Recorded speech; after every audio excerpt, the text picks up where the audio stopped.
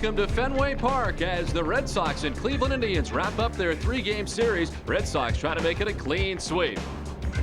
Hi again, everybody. I'm Don Orsillo. Welcome to Red Sox baseball. The Red Sox playing great baseball. In fact, the Red Sox tonight try to make it 6 in a row. The Red Sox wrap up the month of May tonight, and oh, what a month it has been for Boston, as they have played extremely well and are 20-7. The Red Sox first 20-win month since August of 2004, and just the third in the last 8 years. The Red Sox never lost back-to-back games in May. They started the month with a 3.5-game lead over Toronto. Now, into the last game of May, they enjoy a 11.5-game lead over Baltimore atop the division.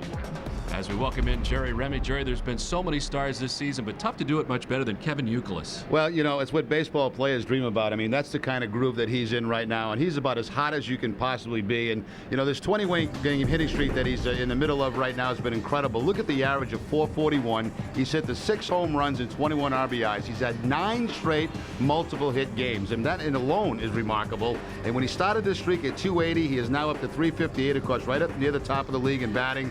And tonight he's going to be hitting in that second position 12 times. Through this, he's hitting the 2 position. Now, what's incredible to me about Youkilis is the fact that he can jump around from the 2 spot to the 3 to the 4 to the 5. It doesn't matter. A lot of players get locked into that 1 spot and they have trouble making the adjustment. He's had absolutely no trouble through this streak. And on top of it, Don, it's not only the offense for Kevin Youkilis. He's played great defense. He has not made an error yet at first base for the Boston Red Sox. So, you know, it's about as good as you can get right now for Kevin Youkilis. You just wish it could last forever.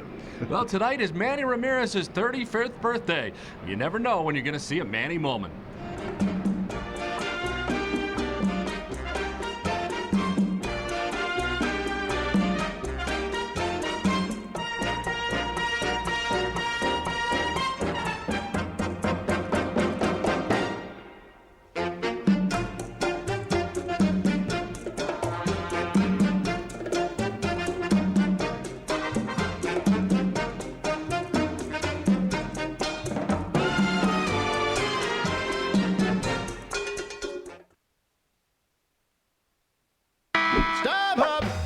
Where should we sit? Right at first base.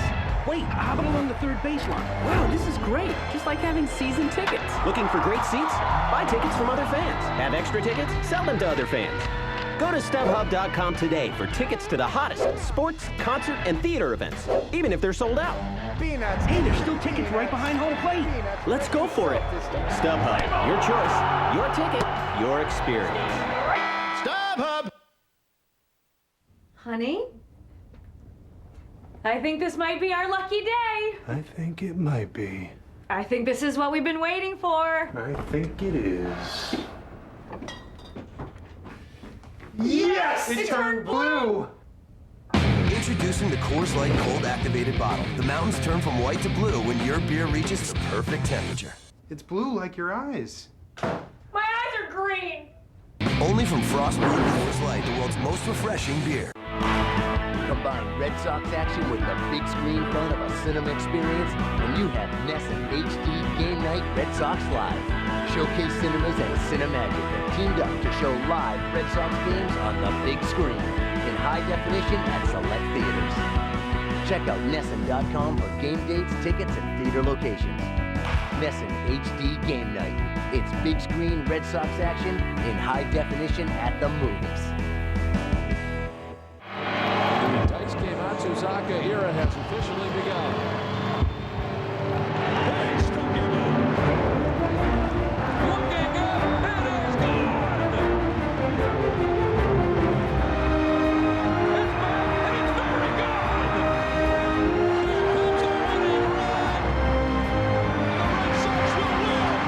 Red Sox Nation's gone global on NESN.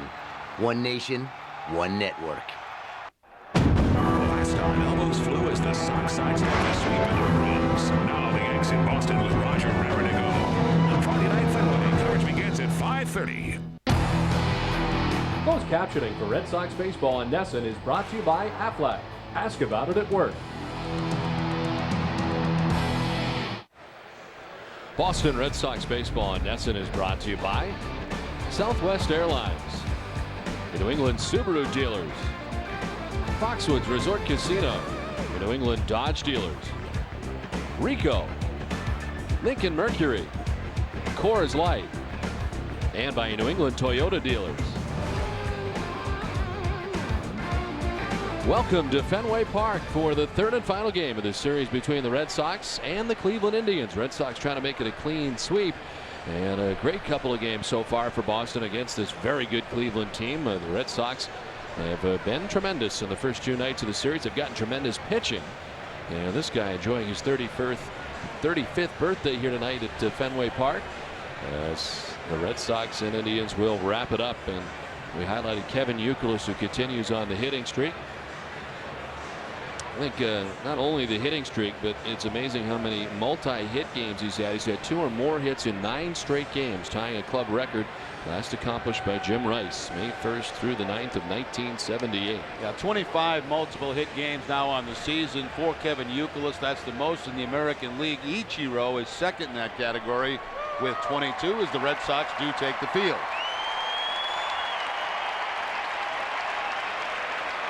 So as the Red Sox take the field, let's check out the Indians starting 9, brought to you by Rico. Grady Sizemore leading it off in center field. Casey Blake at third base. Travis Hafner, the designated hitter, with Ryan Garco at first base. Trot Nixon out in right field. Johnny Peralta at shortstop. Dropping down to the 6th spot, David DeLucci in left. Josh Barfield at second base bats 8th, and Kelly Shopik does the catching. He bats 9th. On the mound tonight for the Red Sox, Daisuke Matsuzaka. Daisuke making his 11th start. He is 7-2 with a 4.43. The 64 strikeouts ranks him 6th in the American League in that category, and he's coming off a gutsy performance against the Texas Rangers. A game that he won. He pitched 5 innings, 7 hits allowed. He did up 5 earned runs, but pitched that game with a stomach bug. You could see if you watch the game how sick he was in the Red Sox dugout, and after 5 innings they had to get him out of the ball game. He has never faced the Cleveland Indians. The Red Sox defense is brought to you by your Boston area Lexus dealers. They are 9th in the league with 33 errors on the season. Mike Lowell will be at third base. Alex Cora at shortstop, giving Lugo the day off. Dustin Pedroia at second, and Kevin Youkilis at first. Left to right, Manny Ramirez, Coco Crispin, J.D. Drew, and Jason Veritek doing the catching for Matsuzaka. And the umpiring crew, Alfonso Marquez has a plate tonight. Tim Timmons at first base, Rick Reed at second base, and Chuck Merriweather is the umpire at third. Where available, this telecast can be heard in Spanish by selecting the SAP button on your television remote. Enjoy the game. Buenas noches, amigos, and for our friends in Japan, Nippon no Minisama, Ohio gozaimasu. What a battle it was last time out for Daisuke just to get through that outing, and remarkable as Terry Francona called it after the outing, as Matsuzaka kind of gutted it out and was able to come up with another victory. 6 straight decisions now for Daisuke. And a look at the numbers from that outing, as it was at Texas, and of course just lasting the 5 innings, giving up 5 runs, all earned. He allowed a season high 2 home runs before leaving with the stomach illness. And a guy who bounced back last night after not missing a beat, 2 weeks on the disabled list. And a fantastic victory here last night for him, and there is his line as part of the victory last night. Well, that was very impressive from Josh Beckett. After missing the 2 starts, coming back, throwing strikes with all of his pitches, showing his curveball, his changeup, and his fastball, and really pitched a beautiful game here at Fenway last night. Good to see for the Red Sox, for the Red Sox fans, and also for Beckett. Well, here's Grady Sizemore, who's had a frustrating series. He checks in at 266 with 8 homers and 24 runs batted in. A 3 strikeout night last night against the Red Sox. That's what happens too when you've been striking out a lot, as Sizemore has. You have a tendency to swing at more first pitches because you don't want to get to 2 strikes. In the series, he's 0 for 7 with 5 strikeouts.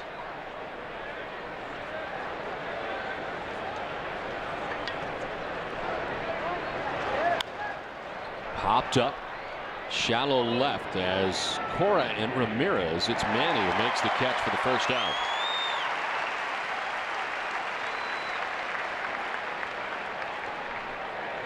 Well, we showed you some of those Manny moments, and of course that's only a fraction of the Manny moments since he's been with the Red Sox. And still my all-time favorite was that cutoff from Johnny Damon. That's one that I don't think I'll ever forget. I think my favorite is when he went into the scoreboard and almost didn't come back. When he thought there was going to be a pitching change and there was not. The pitching coach just went to the mound briefly, and Manny barely got back out there. And I had forgotten about it until we had the open tonight. Him running through the stop sign and almost taking down DeMarlo Hale as part of the stop sign, running into the stop sign. Casey Blake with a swing and a miss, the American League's Player of the Week. They pinch hit in last night's game, starts again tonight. Casey Blake right now on a 9-game hitting streak after that pinch hit base hit last night to extend it to 9 games. 271, 7 homers and 26 runs batted in. Chops it foul outside of third.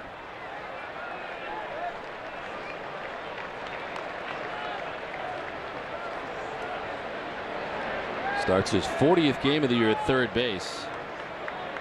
He's seen time at first base defensively and has made 7 starts in right field this season for the Indians.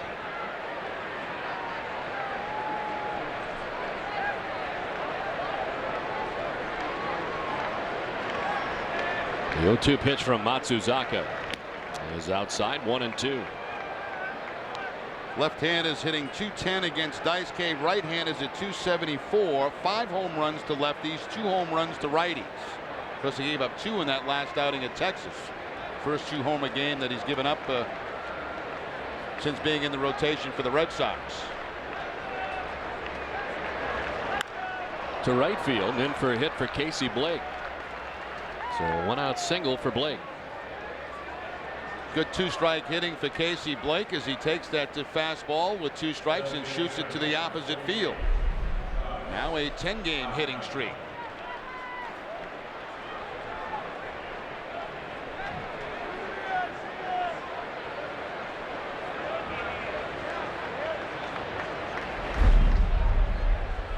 The 10 gamers you mentioned, Jerry, 4 homers, 9 RBIs along the way at .363 for Casey Blake.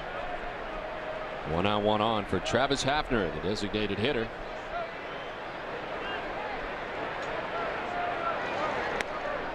Takes strike 1.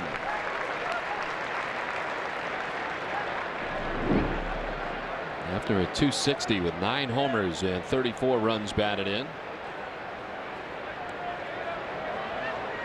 1 for 3 in the game last night. Picked up an RBI. Now 34 runs batted in on the season.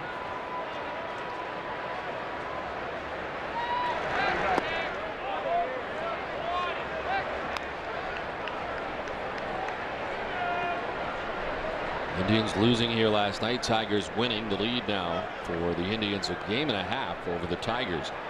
They will return home with the Indians after the game tonight. They got a big home series against Detroit. They just swept the Tigers in Detroit, but now a chance for them to play at Jacobs Field against the Tigers, and that'll be a big intra-divisional game and series.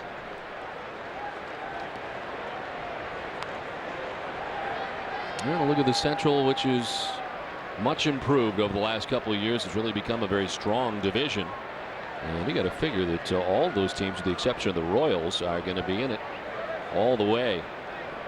The Twins, of course, last year at one point were 14 games behind when they made the run on the Tigers at the time and got the division championship on the last day of the season last year. So you can't count out Ron Gardenhire, even though it's been a slow start for the Twins.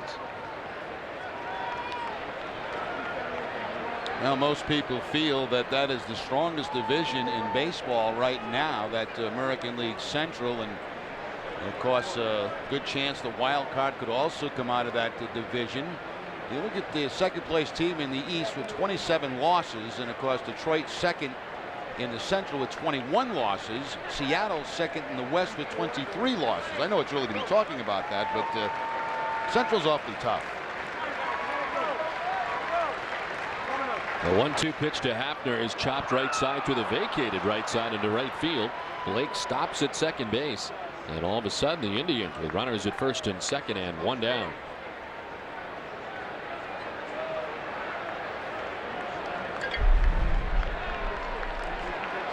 Tough to tell if that was a splitter or a changeup. I believe it was a splitter from Daisuke, and right on top of it is Hafner for that ground ball between first and second. Blake had to hold up at second base as J.D. Drew put a pretty good charge on that ball.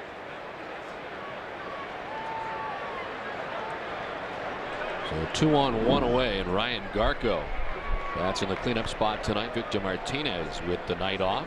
Garko at .329, 7 homers and 20 runs batted in.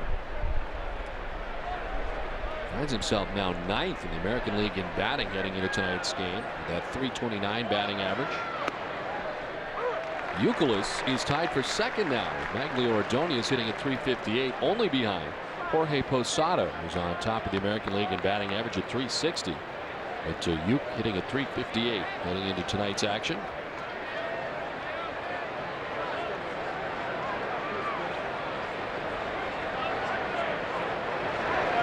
Garko foul tipped it and finds himself down 0-2.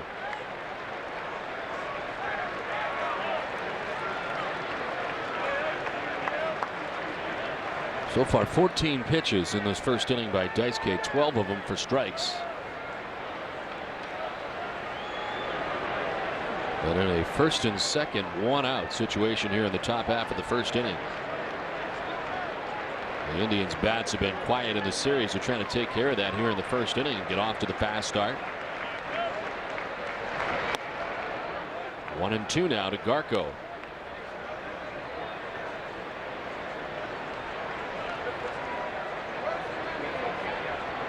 On base percentage leaders, Cleveland is 2nd only to the Red Sox. Red Sox at .360 and on base percentage. Cleveland Indians at .353. These are 2 of the league's best going head to head here tonight in night 3. Runner at 2nd takes off, but Garko's hit by the pitch as Casey Blake was headed for 3rd base. Not going at first was Hafner, but hit by the pitch is Ryan Garko, and it loads him up now for the Indians. And it's night 3 of Trot Nixon, who's back here at Fenway Park in a bases loaded situation.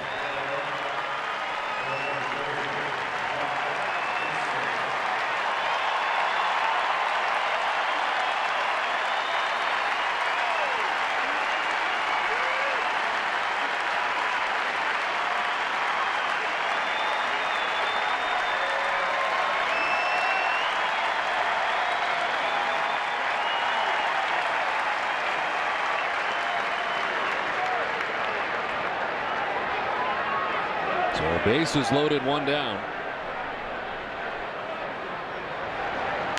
On the ground right side, Pedroia will go to 2nd for 1. On to 1st, big double play. Daisuke gets out of the jam in the 1st. Red Sox coming up. We're going to be learning how to deal with a neighbor's overgrown lawn. Look at that, will you? That really pokes my hive. When working outside like we are, you definitely want the Hager Cool 18 camp shirt. And Cool 18 pants. They're made right to wick away moisture and keep you cool and dry. These gentle grazing animals will keep this lawn neatly trimmed. Oh, I'd be careful walking barefoot out here for a while. All right. See you next time. Till then, we'll be right here making things right. Have you heard about the benefits of a reverse mortgage? If you're a homeowner, 62 years or older, and would like to supplement your monthly income, a reverse mortgage could be the key to living comfortably in retirement. U.S. government-insured reverse mortgages allow seniors to convert the equity in their home into cash without having to move or make monthly loan payments.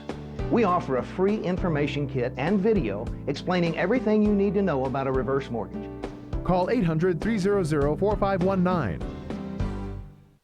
The new luxury crossover, Lincoln MKX. It gets the best-in-class highway fuel economy. The new Lincoln MKZ gets a fuel-efficient 27 miles per gallon.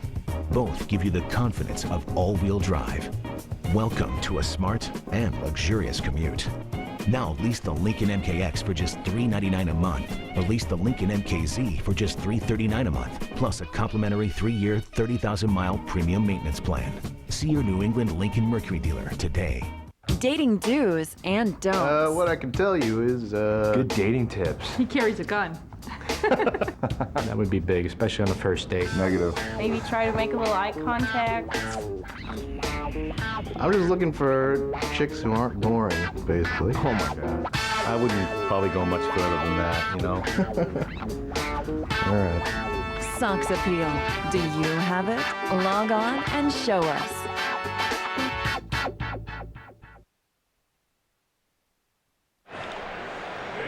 Last half of the first inning, Indians don't score. Red Sox coming up. Their lineup is brought to you by New England Dodge Dealers. Coco Crisp at the top of the Boston order tonight with Kevin Youkilis at first base, David Ortiz a designated hitter, Manny Ramirez in left with J.D. Drew in right, Mike Lowell at third base, Jason Varitek doing the catching, Alex Cora at shortstop bats eighth, and Dustin Pedroia at second base bats ninth. On the mound tonight for the Indians is Paul Byrd. Now the number to look out of the walks. 3 walks for Paul Byrd in 52 innings. He has the 5-1 record. This is start number 9. He just throws strike after strike after strike. A veteran that's been around with a lot of different teams: Atlanta, Philadelphia, KC, the Angels, and the Mets. Coco Crisp leading it off and hitting a ground ball at Barfield, who picks it nicely to his left and throws out Crisp. Now the Indians defense is brought to you by New England Ford dealers. They've made 33 errors in their 50 games. Casey Blake at third base, Johnny Peralta the shortstop, Josh Barfield at second, and Ryan Garco at first base. Left to right, Dave DeLucci, Grady Sizemore, and Trot Nixon. Kelly Shoppick doing the catching tonight for Byrd. One down here in the last half of the first inning, and it brings up Kevin Youkilis. Mentioned Youkilis tied for second now in the American League with his .358 batting average. He's going along with 8 home runs now and 30 RBIs. He's homered in each of the first 2 games of the series. The inside the park home run in game 1, and then the more conventional outside the park home run. And now has 8 on the season. Red Sox will not see overpowering stuff from Byrd, but they will see the fastball, the curveball, slider, and the change. And all around the plate. Now towards right center field. Grady Sizemore with good speed gets over there and sets himself underneath. 2 down. So Bird's got 2 quick outs, and it brings up the return of David Ortiz. Big Papi missing the last 3 games with tightness in his hamstrings.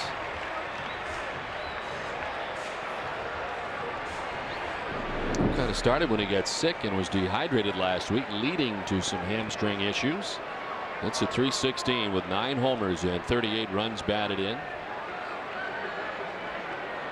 Ortiz had been 2 for 11 in the last 3 games before taking the last couple of days off. The final game of the series against the Texas Rangers in Texas, and then the first 2 games of this series.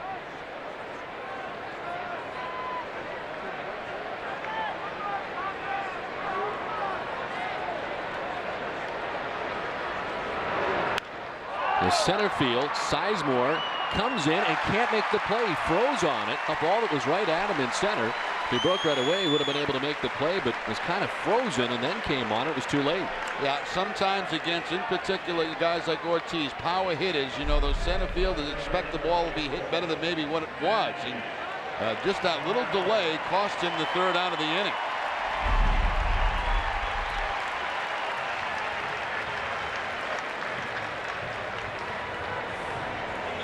Well, Big Papi telling Terry Francona after the game last night he'd be ready to go tonight. We had discussed it during the game last night, Jerry, and it seemed that it made a little more sense perhaps for Big Papi to take off another day and have tomorrow off. But apparently he was all right to go tonight, and in the lineup got himself a base hit right out of the gate. Well, if Big Papi says he's playing, he's playing. That's right. So he's good to go.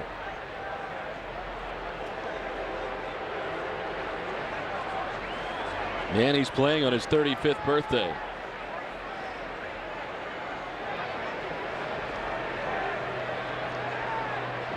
In the last 7 games, Manny hitting at .423.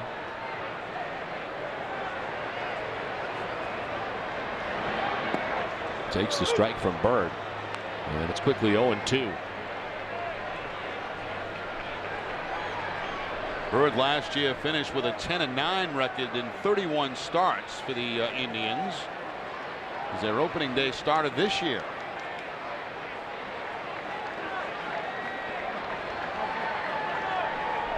He's got more wins than walks as he comes in at 5-1. You mentioned just the 3 walks as the pitch outside to Ramirez. Split Profile is brought to you by Sovereign Bank, the official bank of the Red Sox cable network. Been 5 starts since he's had a walk.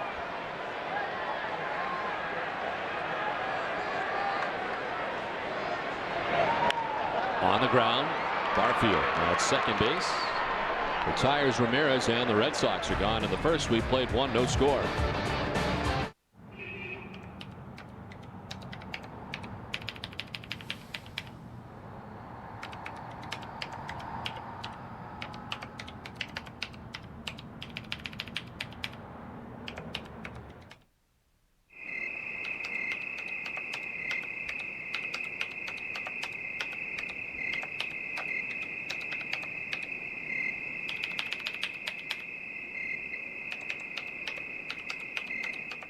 Things we've learned that we hardly ever use. How to tie a barrel knot. The periodic table of elements. The Macarena. How about something we can actually use? Like the fact that a recent test shows Diet Pepsi has more cola taste than Diet Coke. That's information you can use 2 or 3 times a day. Diet Pepsi has more cola taste. Try a refreshing Diet Pepsi today. Now available at Cumberland Farms. I am your idea. Color me. Get me noticed. Make me shout. And stand out. Give me Rico color. That always works. I am your idea. Make me brighter. Make me shine. I am your idea. Get me in there. Make it happen. In flying colors. It's you and me, and here we go. With Rico. The factories are begging for new business. That's why Bob can sell you recliners for only $2.99. Not 1, not 2, not 3, not 4, not 5, but 6 recliners, even in leather. Your choice of 6 styles, only $2.99 each. It's mind-boggling. So buy now while the factories really need the business.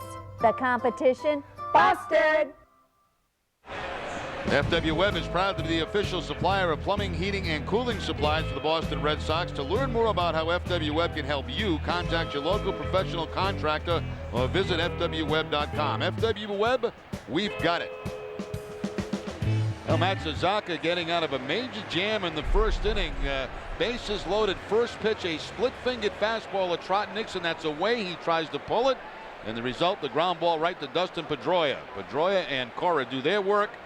And Daisuke gets out of a major jam right out of the chute.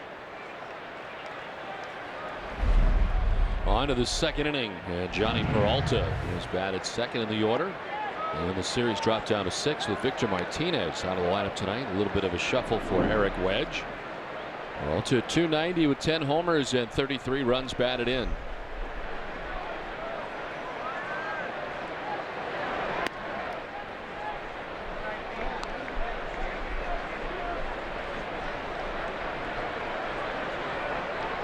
Peralta riding a 7-game hitting streak coming into tonight, 10 for 26 during the streak. The center field off the end of the bat. Crisp on the run, dives and makes the catch in center. Coco Crisp again with a great grab. The former Cleveland Indian robbing another Indian. He's putting on a show in center field defensively this season. He has made a number of great catches, and you know, this ball's a little bit toward the end of the bat for Peralta, but watch where Chris comes from. He got a pretty good jump on it, the dive, and then when he hits the ground, able to close the glove up and hold on to the baseball. I mean, he was actually shading Peralta a little bit toward right field, and Daisuke likes that effort. One down for David DeLucci. DeLucci getting the start in left field tonight at .233 with 2 homers and 9 runs batted in. Signed as a free agent this past offseason.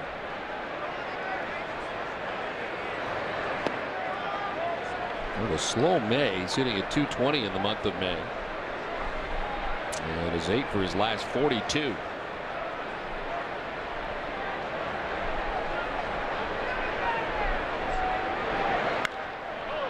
High fly ball out towards left center field. Crisp again. Shy of the track. 2 down. To a non-winning $5 and $10 Red Sox instant tickets from the Mass Lottery into cash with every Red Sox victory in the $1 Million Double Play. Learn how to play at masslottery.com, and once you've entered, check the site after every Red Sox victory to see if you're a winner.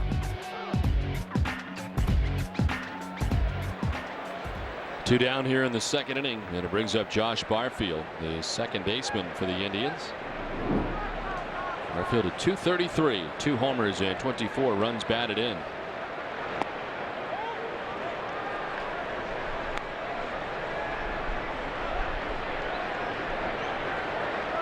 He's hit at .286 in the month of May. He's had 14 RBIs in the month. Was acquired by the Indians from the San Diego Padres during this last offseason. Out ahead, sends it foul down the left field line, back and out of play.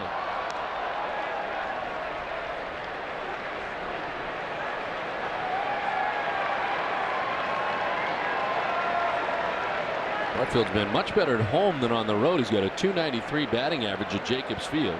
He's hit at just .186 away from Cleveland. A little bit different from last year for him. He hit at .319 on the road as a member of the San Diego Padres last season. And last year was his first year in the major leagues.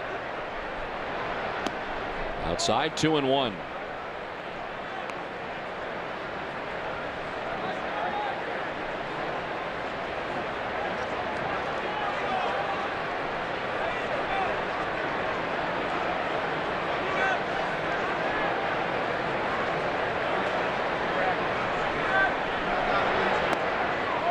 Daisuke does not have a strikeout yet tonight. He has 2 10K games on the season. His major league debut, and he was a 4-1 winner against Kansas City back on April 5th, and then 10K day number 2 was a loss, a 2-1 loser, April 17th in Toronto. He allowed just 3 hits and 2 runs over 6 innings, but had 10 strikeouts. Well, the Red Sox have 2 pitchers in the top 10 in the league in strikeouts. With Schilling's 10 strikeout performance, he moved into the 10 spot. We mentioned Matsuzaka in the 6th spot in the American League. And on the other side, CC Sabathia is 3rd. At least we did not see CC Sabathia in this series. He will be matched up against Justin Verlander tomorrow in the first game of that series against the Tigers. That's a pretty special matchup. Yes. It's the second time they've faced each other in a week. Opposite field and in for a hit. Josh Barfield into right field, a 2-out single.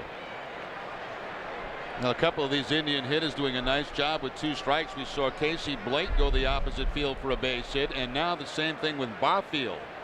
Looks like the cut fastball down and away, a pretty good pitch, and he hits the other way for the hit. Barfield can run. He has 5 steals. He's been caught 1 time. Well, here's Kelly Shopik making his first appearance of the series. The former Red Sox catcher. It's at .326 with a home run and 7 runs batted in.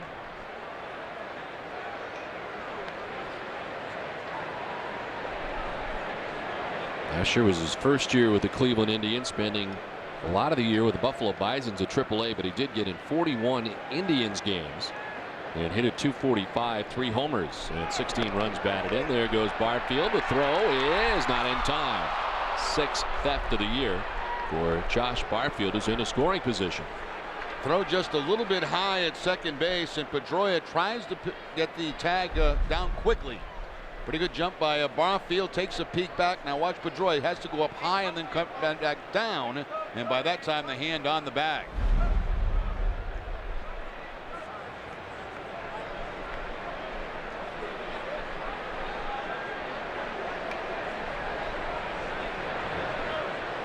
And 1 the count now to Kelly Shopik.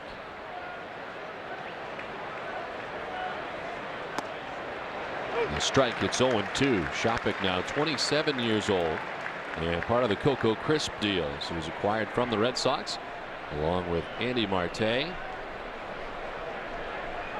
David Risky, and Josh Byrd, all part of that deal. Of course, Risky and Byrd long gone from the Red Sox. Only Coco Crisp remains.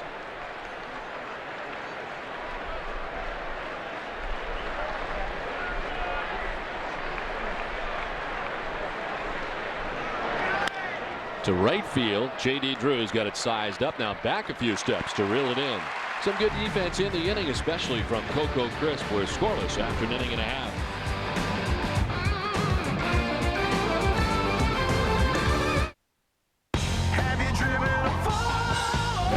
Ford F-Series with the sheer rugged strength of F-150, the unrivaled capability of Super Duty, the most towing, the most payload of any other trucks in their class. No wonder the strongest trucks out there are America's best-selling trucks. Now get up to $5,045 total savings on Ford F-Series. See your local Ford store and get up to $5,045 in savings.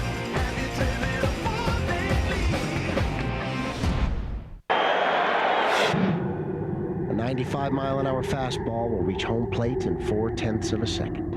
Watch every pitch in clear Panasonic motion. Panasonic Plasma for the speed of sports. Panasonic, ideas for life.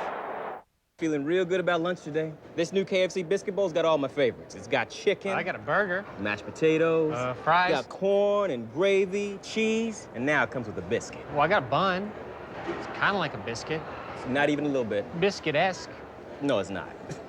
Introducing the new Chicken and Biscuit Bowl from KFC. Layers of mashed potatoes, sweet corn, all white meat chicken, new home-style white gravy, and a 3-cheese blend. And now it comes with a buttermilk biscuit. Dig into great layers of flavor with new KFC famous bowls. Hey, man. Hey. Give you a hand? Sure, yeah. Just take the, No. Hey, guys. Check this out. So you pop the top, little tap action, boom. Get the glass. A little something I like to call liquid gold. Did you see what Mikey brought? Yeah. I brought a sandwich. Okay. It's got Gouda. Smoked Gouda, actually. Back on the runner at first. Swing and a miss to elevate on Swisher. It's the second strikeout for Beckett, 2 down. How about a side order Red Sox? Your breakfast. Breakfast with the Sox. A 1-hour replay of West Coast games. And the San Francisco Giants will play their first ever series at Fenway next month, and you have a chance to witness this occasion from the Green Monster seats like Bob Lobel. The Red Sox Foundation is auctioning off Green Monster ticket packages for the Saturday, June 16th game that include your chance to watch batting practice from the Monster seats, complimentary food and beverages, and much more.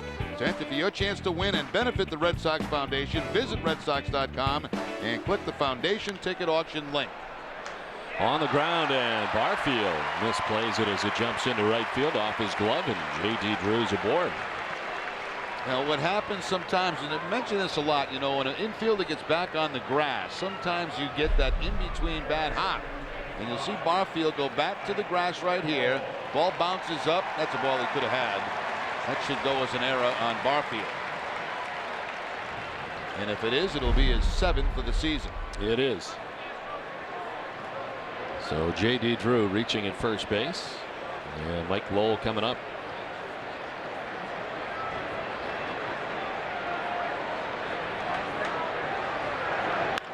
Lowell hits it to left. DeLucci back, going to grab some wall.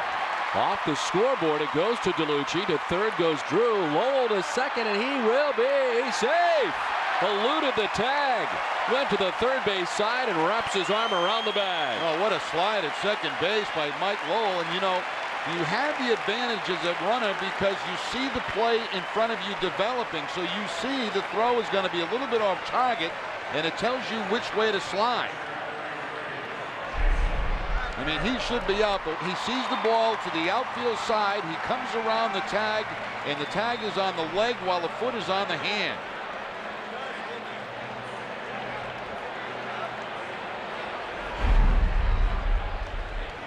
There was a little hesitation out there by DeLucci, too, and he played it off the wall, and I think that helped Lowell get into second base with that outstanding slide.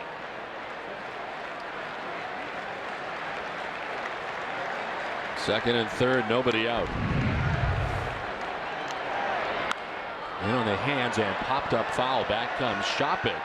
It's coming back for him. No, it's going to land on the screen. Let's take one more look at that play at second base with Mike Lowell. There's a slight hesitation as DeLucci looks toward third base. Now Lowell comes around. Is he safe or is he out? Out. I think. You're making the call. I'm making the call. I think we got a better look at the other shot. Well, regardless, it's one heck of a slide. It was.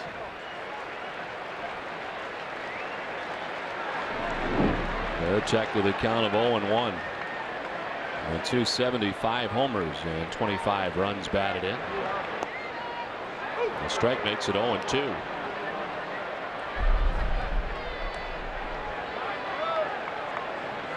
Right there. Looks like he got him. What do you think? I have no comment. I'm not commenting the rest of the game. Just make a lot of people happy. The 0-2 pitch is on the ground at first. Garco will run to the bag himself. Back from third base comes J.D. Drew. And the Red Sox take the 1-0 advantage. I'd have to agree with you. Looking at that 2 or 3 times, it did look like that tag was on Lowell, but he made such a good slide that Rick Reed, whoever with the umpire was out there that was making that call, you get kind of hooked up in watching that slide, and sometimes they go in your favor. Certainly that time it did. And with the infield back and the ground ball, the Red Sox pick up their first run. Now the infield in for the Indians. Alex Cora getting the start at shortstop tonight. Julio Lugo getting the night off. Alex after the first pitch grounding it foul. Hey, we had that shot of Bob Lobel sitting up in the monster seats as I was reading that promo. Bob coming off back surgery. He's got that neck brace on, so that doesn't look very comfortable, does it? Not at all. You're enjoying the game tonight?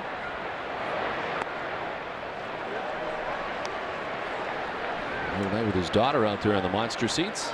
I know a couple of years ago he had a knee replacement because I was in the hospital the same time he was. I was getting my back done. He was having a knee done. Now he's had his back done. I'm not going back. Popped up the shallow left. DeLucci's got himself lined up, makes the catch, and Lowell remains at third base.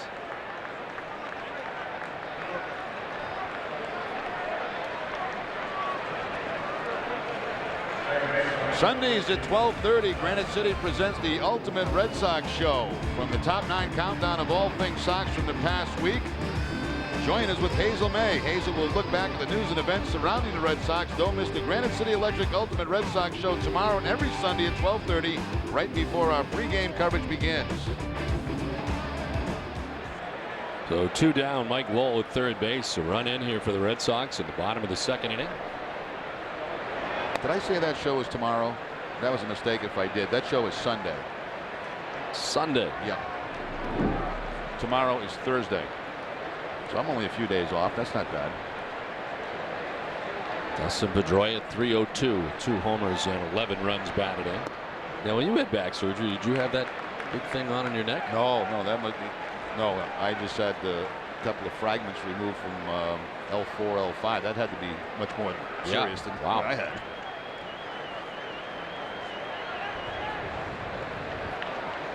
No chance here for the Red Sox to add to their lead on top 1-0. Lowell's 90 feet away as Pedroia pops it up left side. It's the shortstop Peralta who makes the catch that ends the inning. Red Sox get a run in the inning. It's 1-0 Boston after 2. Welcome to Foxwoods. Can I take those for you? Everybody break down. Everybody get loose now. Everyone has a wild side. Let yours out at Foxwoods. Everybody break out. Everybody get loose now. Everybody break out. Would you like these back? No, we're good. Everybody break out. Meet your wild side at Foxwoods.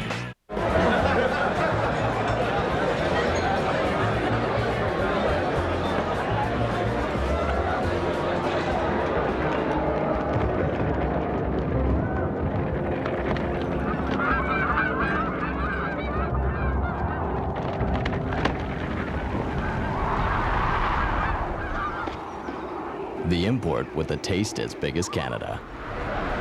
Molson Canadian. Here's to good nature. You think it's not gonna happen to you? Well, take it from me, it can. And whether it's a broken bone or appendicitis or cancer, you can't afford to suddenly pay a huge bill. You need health insurance. That's why Massachusetts is now requiring everyone to have it. And they're making it more affordable and easier to get through the state's health connector. Call them or go online. Get information, compare plans, choose the one that's right for you. Hey, don't wait till it's too late.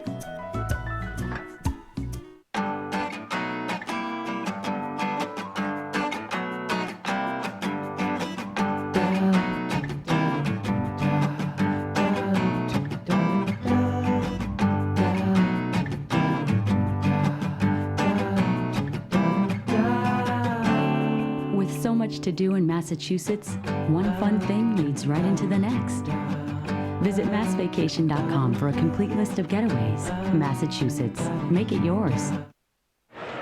Friday night, take the family to Showcase Cinemas for another Nesson HD game night. Red Sox Live. Catch the Red Sox and the Yankees live from Fenway at 7 Friday night in high definition from the comfort of a Showcase Cinema theater. Visit Nesson.com for a season schedule and a list of participating theaters. Top half of the third inning in the top of the Cleveland Indians order. Grady Sizemore, Casey Blake, and Travis Hafner with the Red Sox on top 1-0.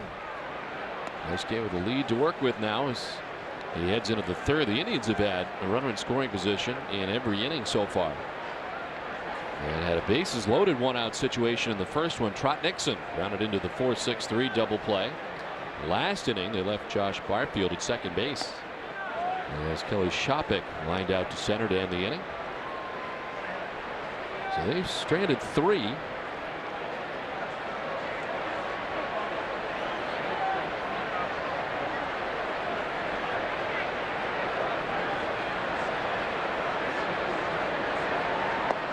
You know, Don, in the past we have worn those Daisuke headbands.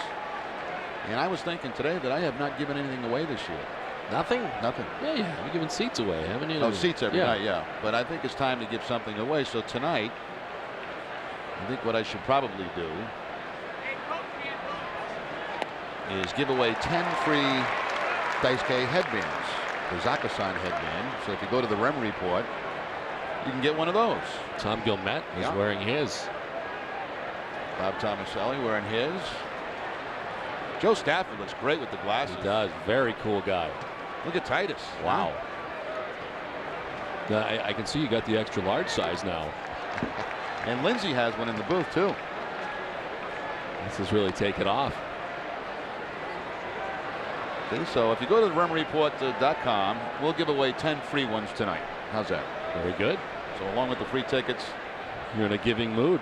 I'm going to be in a giving mood a lot, I think. Just kind of a giving kind of guy. You are a giver.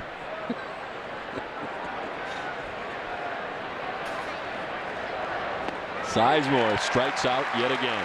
6th time of the series. And there's one down here in the third inning. Fastball from Daisuke as he goes down and away from Sizemore to pick up the strikeout. So his first of the night.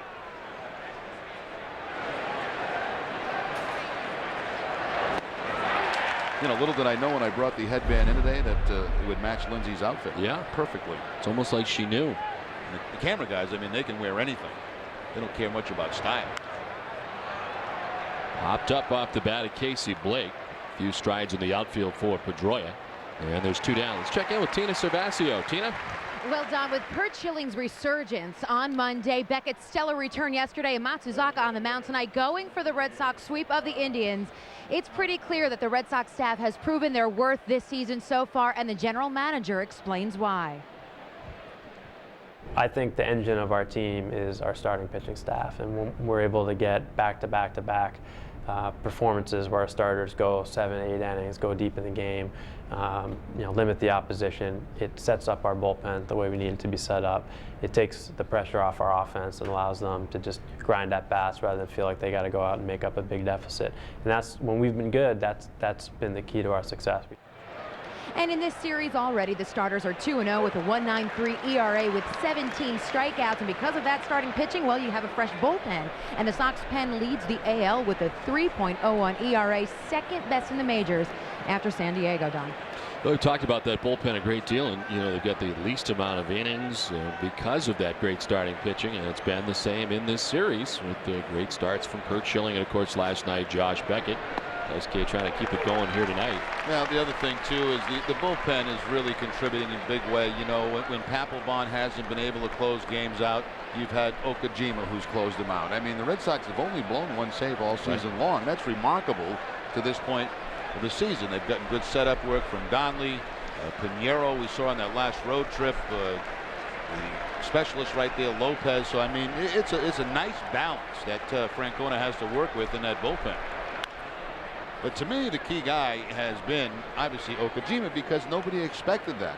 And here's a guy that walks in and he does it in the 8th inning to get to Papelbon, or when Pap's not available, he's been there to close games. Able to finish it off here last night with a strikeout of Trot Nixon. Of course, picked up the same on Sunday in the final game of the series against Texas. So, and I think the Red Sox are surprised at that, because I don't think coming out of spring training, quite honestly, they knew exactly what that role was going to be for him, because he didn't have a great spring. You heard about all the plans for all the relievers, and his name was really not in that mix. It's almost like he was going to be the extra lefty down there, and all of a sudden he's played a major role.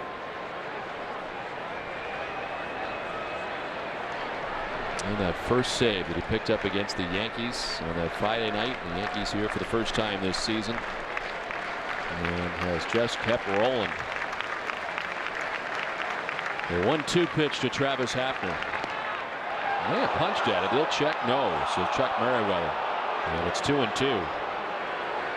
Well, remember, Chuck was at first base in game 1 of this series on that ball that hit Casey Blake in the hand. And he called it a swing. This time, no swing by Hafner. So he's had some tough ones to deal with, either at first base or third base.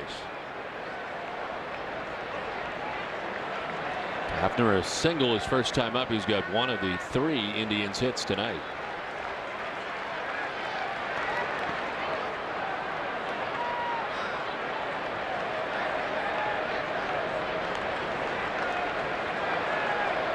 Well, I also have to thank David and Karen Bloomberg of Wayland, Mass. They also made a Zaka-san headband for Wally in his chair. Oh, very nice. That was very nice of them to do that. I saw us in we have him on Toronto. Yes.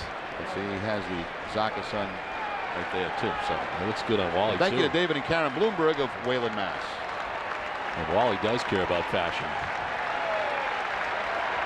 The 3-2 to Hafner. And is chopped out towards Cora. Plays the high hop.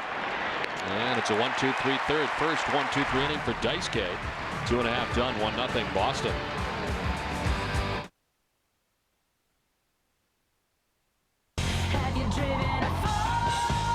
Have you driven the all-wheel drive Fusion? It beat out Camry and Accord in performance, handling, and styling. No wonder it's the fastest growing car in its segment. How about Ford Edge, the coolest crossover to hit the streets, with a class-exclusive Vista roof and best-in-class horsepower. Right now, lease a Ford Fusion for just $199 a month or an Edge for just $269. See your local Ford store today. Because Geico sounds like gecko. That's it. That's the only reason I'm here. The fact is, if Geico sounded like some other animal, like, I don't know, a puma, sure enough, there'd be some adorable little cat sitting here talking about Geico's low rates. 15 minutes could save you 15% or more on car insurance. You can't even imagine the pressure. I mean, I've literally got like 2 seconds to capture your attention while simultaneously informing you that you could save hundreds on car insurance by switching to Geico. Quite frankly, I don't think it's even possible. 15 minutes could save you 15% or more on car insurance. We're America's largest refiner, and some of the vehicles we fuel don't travel on roads. For those that do, we make some of the cleanest gasoline on the planet, and every drop is performance guaranteed. And our employees contribute over 200,000 hours a year in our communities. We know you probably don't think about these things when you think of Valero. That's okay, just as long as when you do think of us, you think of this. Valero, the energy to take you anywhere. Hi, Lisa. Honey. What's that? Oh, it's a smoothie from Dunkin' Donuts. It has low-fat yogurt, vitamin C. It's a snack you can feel good about. Oh, you're right. I do feel good. I feel so good, I don't even mind that you stole my smoothie. I feel so good, I don't even feel awkward about taking it. Delicious Dunkin' Donuts smoothies, now in tropical fruit. America runs on Dunkin'. Stop by Dunkin' Donuts and try the new tropical fruit smoothie and pineapple. Boston Red Sox baseball on NESN is brought to you by Honda. Olympia Sports, the official sporting goods retailer, the New England Sports Network, and by Dunkin' Donuts. Happy birthday, just like Manny. Yep, same day as Manny Ramirez. Coco Crisp leading it off and sending a fly ball. DeLucci back to the warning track to make the catch right in front of the scoreboard for out number 1. Now the first 2 games of this series, the wind has been blowing left to right. Whatever breeze there is tonight is more towards center field and left field. Not much going on right now. But again, another beautiful day here in Boston. If they could all be like these 3 days. Oh, jeez. Real estate prices would go way high, wouldn't they? Yes. A lot of people would be moving here. Kevin Youkilis fly to center field first time up.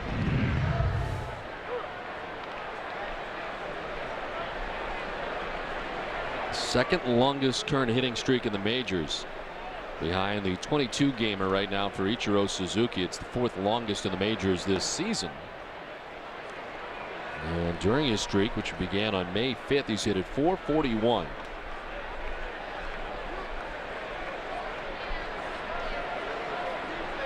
He's played at first base in 19 of the 21 games during the streak. To left center field, and speaking of the streak, it's now 22 games for Kevin Youkilis. Wide turn at first, he'll head back to the bag, but the streak continues. Well, in 19 of the 22 games that he's now hit, and he's done it within the first 2 at-bats of the game, so he's got it out of the way very quickly. And I'm so glad he got this hit, because we did the open on him tonight, and usually that's a curse, you know, when a guy's in a hitting streak. But you couldn't, you had to do it. You couldn't ignore this thing, and Youkilis picks up the base hit in his second at-bat. Well, this is updated now, 22 games, and it's .442 with 13 doubles along the way.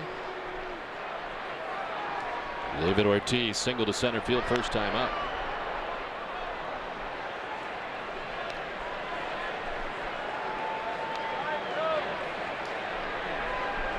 What was the longest hitting streak you ever had? You know, I'm going to guess that it was somewhere around 19. And for that, in that streak, I got to about 10, and there was a song out, Boogie Oogie, whatever the name it was.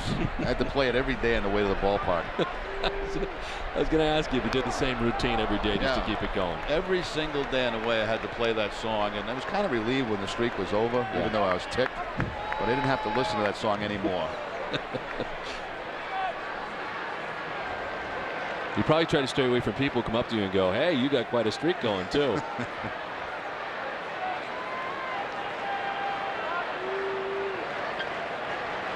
Youkilis at first with 1 away.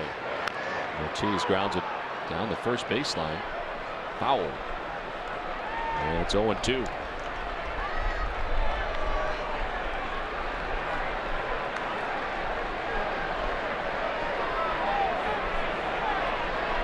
A costly error last inning by Josh Barfield to start the inning. J.D. Drew reaching on that error. He would come around and score. So far, the only run of the game.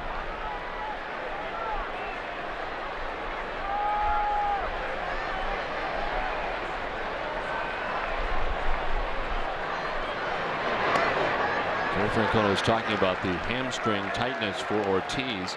He's been battling it for a while, Terry said, but it really became tough for him to get into his stance. It was painful for him to be in his stance and was not able to use his legs as much as he normally does.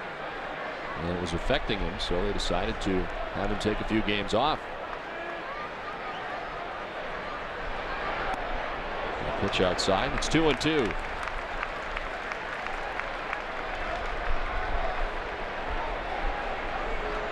They've been missing the last 3 games.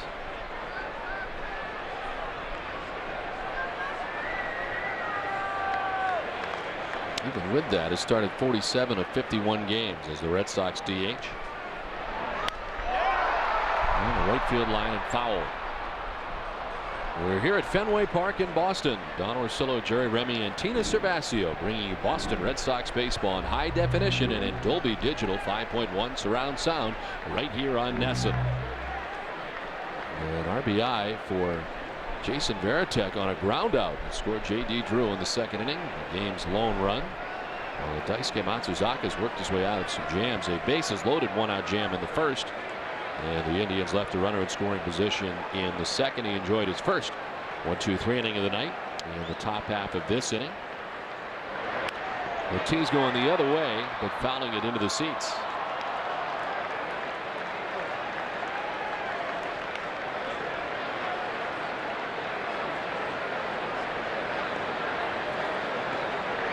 He's thrown 32 pitches, 25 of them for strikes.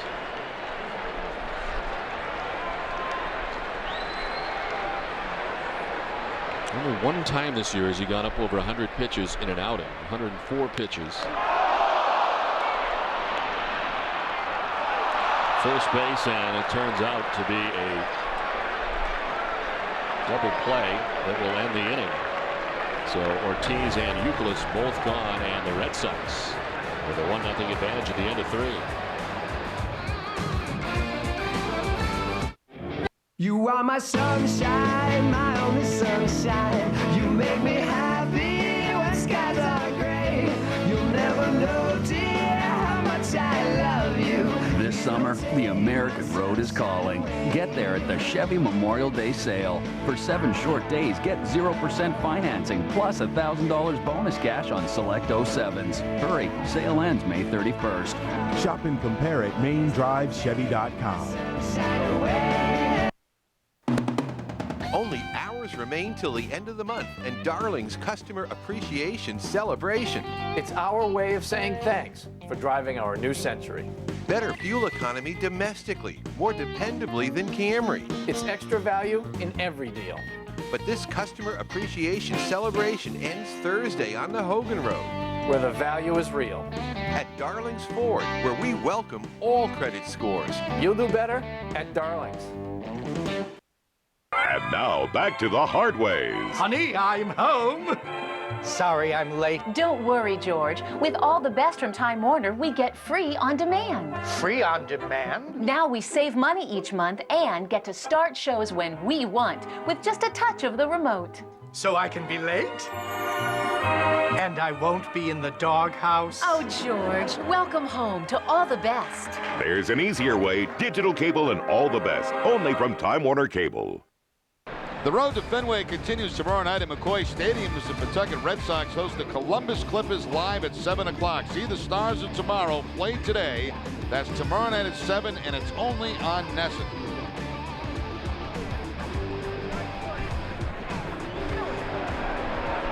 And what a play by Paul Byrd as he took the line shot here from David Ortiz and gets it across his body.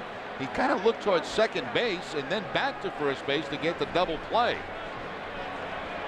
But that's a pretty impressive play because he's falling off toward first base and he had to go across his body to make the catch on a line shot. And then, of course, they double up Youkilis. Top half of the 4th inning, and it's Ryan Garco to lead it off here for the Indians. Garco, Nixon, and Peralta. Daisuke enjoying his first 1-2-3 inning of the night.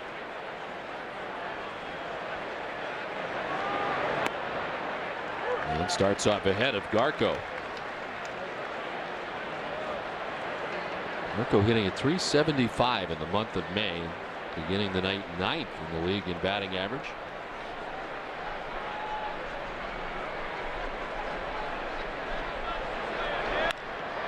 To left center field, and it's in back towards the track and the wall. Coco Crisp will run it down as Garco's into second base with a double to begin things here in the 4th inning. Well, Garco takes that low fastball from Matsuzaka and finds that gap in left center field. They say keep the ball down. Well, he did keep it down, but Garco goes down to get it and puts it on the line in the gap. So the leadoff double. 4 hits now for the Indians.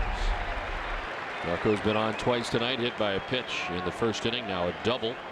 It's the first time the Indians have had the lead runner on tonight. And here's Trot Nixon. Grounded into the double play in a bases loaded 1-out situation in the first inning.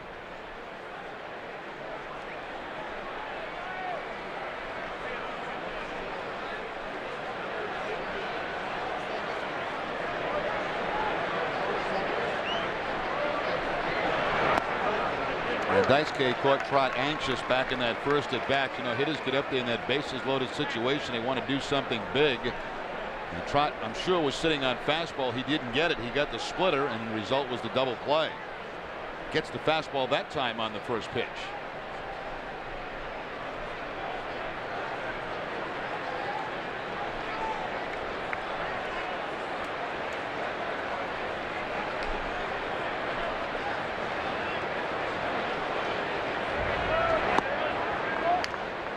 Ball and a strike now to Nixon.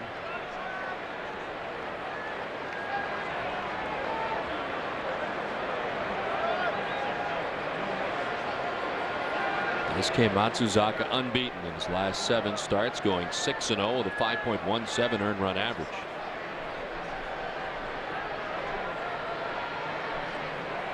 He's received 63 runs of support in 10 starts. It's his second most in the majors to Dontrell Willis, who's received 70 runs of support. Daisuke has averaged 8.46 runs per 9 innings, 63 runs in 67 innings pitched.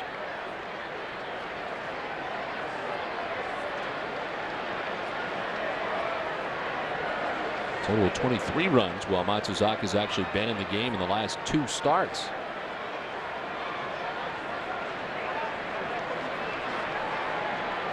Garko at second, nobody out, and the 1-2 pitch to Nixon.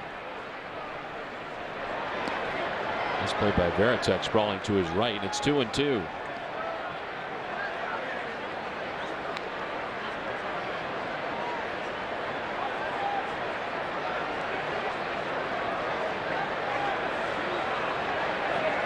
Daisuke with a record at Fenway Park of 3-1 with a 5.00 earned run average. His road record is 4-1 with 3.77 earned run average. It's 6 starts now here at Fenway, 5 on the road. His 2-2 pitch to Nixon. Jumping back out of the way for ball 3, full count.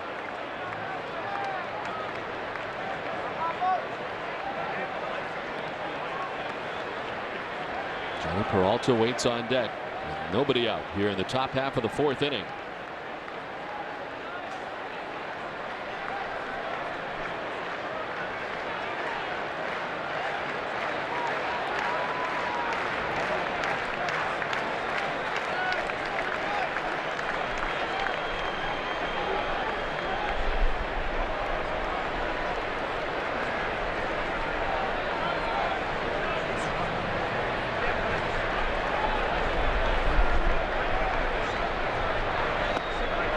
Strike 3 call.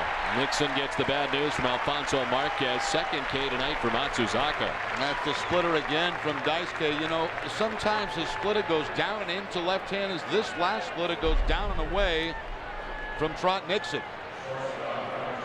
Picks up the outside corner.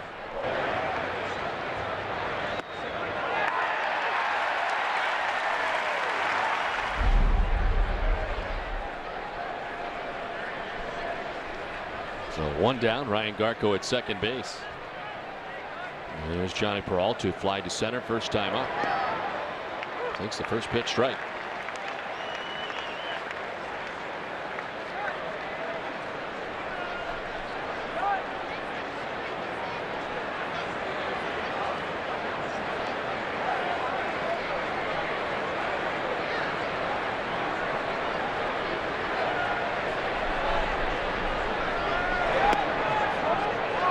By Varitek, but it's a ball, 1-1. Chance here for Peralta with the runner in scoring position. He's been very good.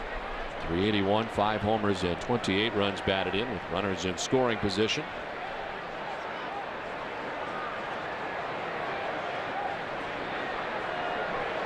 Garko led off the inning with a double. Nixon strikes out. Now a 1-1 pitch to Peralta. Fouled off, and it's 1-2.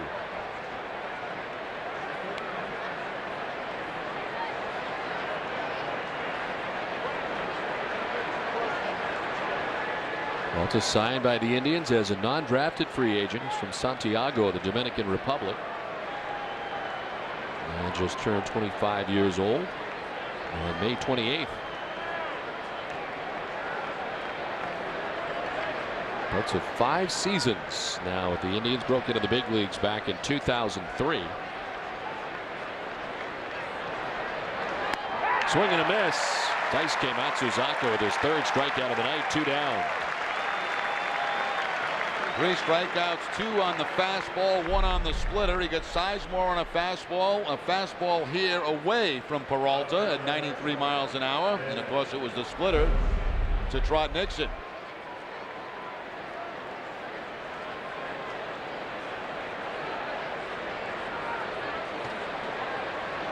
So 2 down. Garco, who started the inning with a double, still standing at second base. Here's David DeLucci.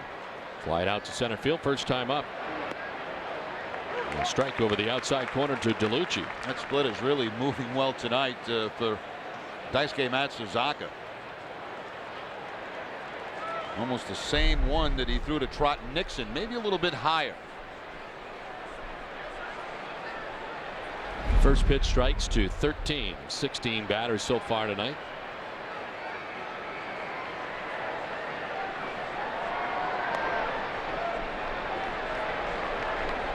David DeLucci in his first season as a member of the Cleveland Indians. Spent last year in Philadelphia with the Phillies.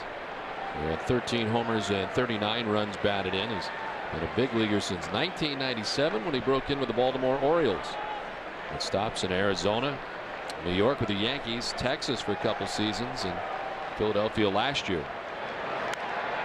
Battles it foul, and it's 1-2.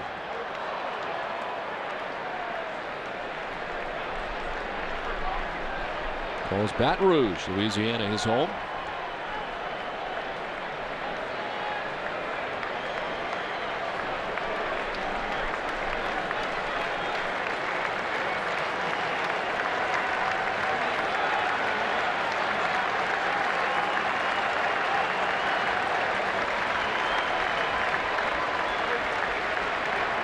Garco at second, 2 down. The 1-2 pitch. Inside, now it's 2-2. After a number of pitches away, Daisuke trying to catch DeLucci, looking on the inside corner and just missed the inside corner. See Veritek try to pull it back a little bit.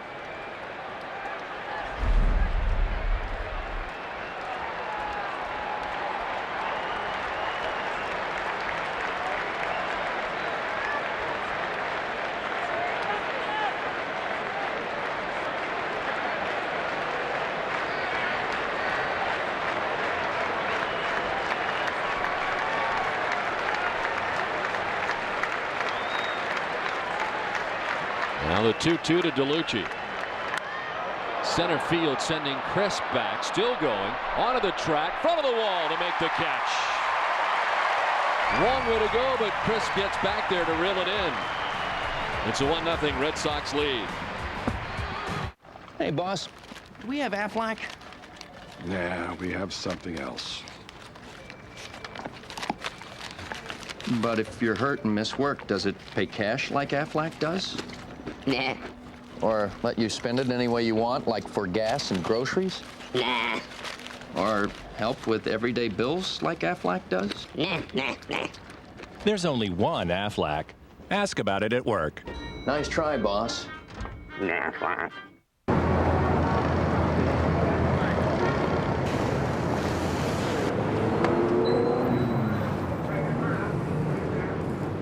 Hey.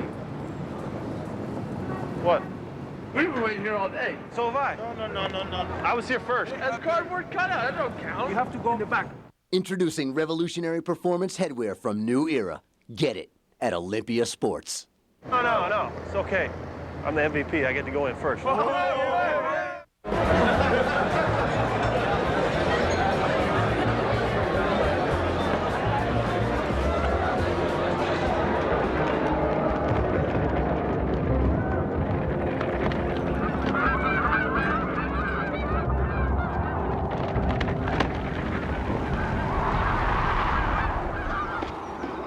The import with a taste as big as Canada. Molson Canadian. Here's to good nature. My neighbor drove all over town to find the best deal on a cell phone. I just logged on to Let's Talk. They make it easy to compare plans from all major carriers and find cell phone deals that are much cheaper than retail. Like the hot BlackBerry Pearl with music and video player, a $369 value, yours free after mail-in rebate and new calling plan. Let's Talk has the best prices, the best plans, and the most free phones guaranteed. Log on to 25letstalk.com or call now to order your BlackBerry Pearl. Let's Talk, the smarter way to shop for cell phones. So log on or call now. The New York Yankees come back to Boston this weekend for a 3-game showdown at Fenway. NESN's continuing rivalry coverage kicks off with Friday Night Fenway presented by Team Sully Mack live at 5:30. Start your weekend early with Friday Night Fenway because the earlier you turn on NESN, the sooner we can get you into the big game. The birthday boy, Manny Ramirez, leads it off, fans out ahead. Oh, wow. Look out, Tom. Tom Gilmet. Left field camera. The cameraman taking a hit. Yeah, that got the camera.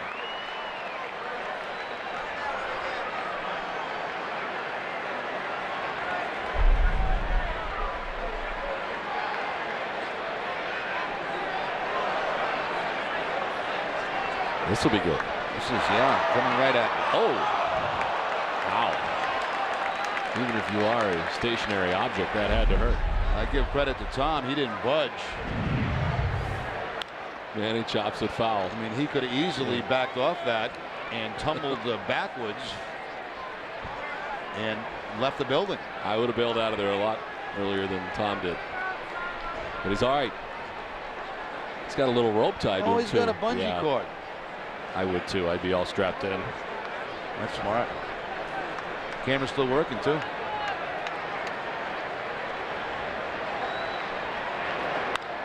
To right. Down the right field line towards the corner. Over is Nixon to play it. And Ramirez cruises into second base with a double. Now, Manny's had problems in his career against Byrd. He'd only had one hit prior to that one. That hit was a home run, but he was 1 for 12. This time takes that, looks like a cut fastball to the opposite field for the double. Trot Nixon, of course, knows how to play this wall out here as he waits for it to kind of just roll down to the corner and then gets it back in, holding Manny to the double.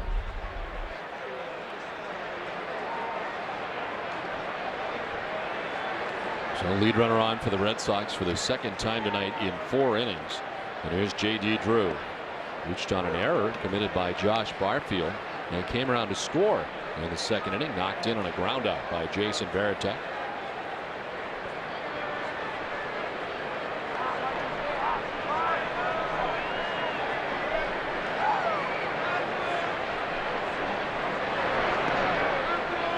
Ball and a strike now to J.D. Drew. See that Yankees score that just popped up on the Ford scoreboard. They had a 5-0 lead. Now it's 5-2 over Toronto. Alex Rios with a 2-run home run tonight for the Blue Jays.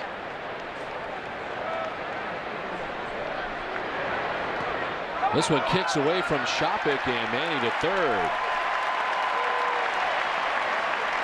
Wild pitch charged to Paul Byrd. Well, now the changing can think for J.D. Drew. You know, with the man at second base and nobody out, you're thinking about just pulling the ball to get him over. That ball bouncing, Shopik off the heel of the glove, and Manny moves to third now. J.D. Drew just trying to drive him in. Infield remains back, with the exception of third base for Cleveland.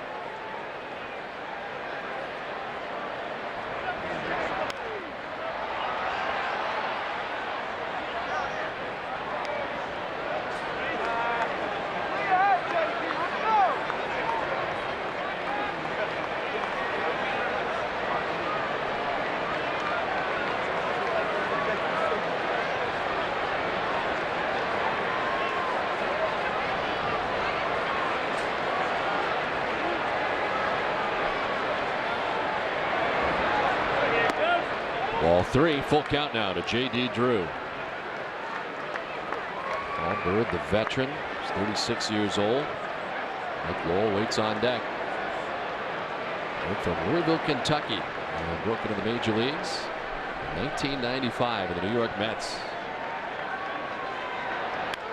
On the ground, to the backhand goes Peralta. Manny scores as Drew is out at first base, but the run in, the Red Sox take a 2-0 advantage. Yeah, good job by J.D. Drew. They had that infield back, and that's a pretty tough pitch. That pitch was on the corner and away, and he just reaches out, makes contact, and drives it to shortstop. Very close play at first base.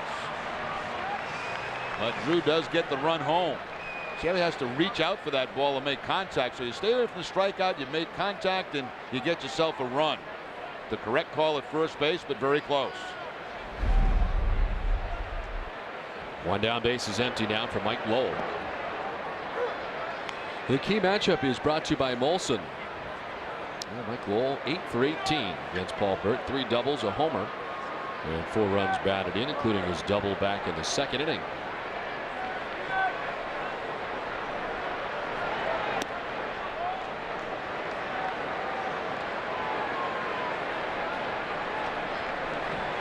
Paul Byrd, a 17-game winner with the Kansas City Royals back in 2002, the most victories he's ever had. And 15 and 99, the Philadelphia Phillies in his first stint. He has that old-fashioned windup too. You know, you see from a lot of the players in those old black and white films, you just see where the hands swing to the side and then he goes up over the top.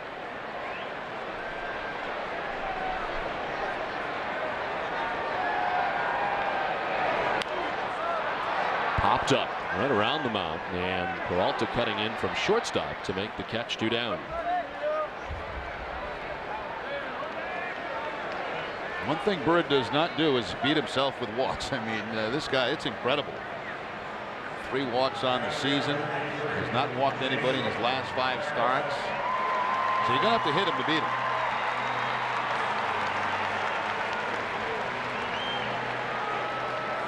Two down, bases empty for Jason Varitek. Grounded out to first base to drive in a run in the second inning, as J.D. Drew scored from third. Well, I had a real thrill tonight down at Rem Dogs on Yorkie Way in the pregame show. I got to meet Ray Barr for the first time. First time you remember? I have never met him.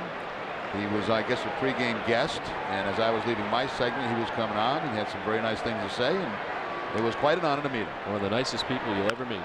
As Varitek lines this one down the right field line. Fan grabbed it, it appeared, as to second base goes Varitek.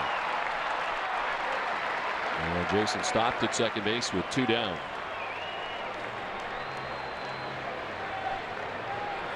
So the second double of the inning. Manny started the inning with a double and scored. Now 3 doubles for the Red Sox in the game. Manny, Lowell back in the second inning, and now Varitek with a 2-out double.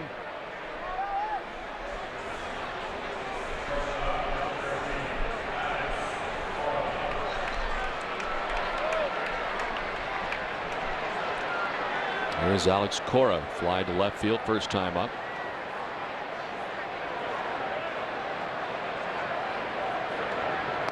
I was wondering about that when you were back playing.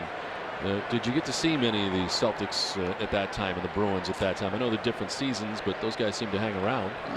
Yeah, not a lot, you know, but more so since I've been finished playing.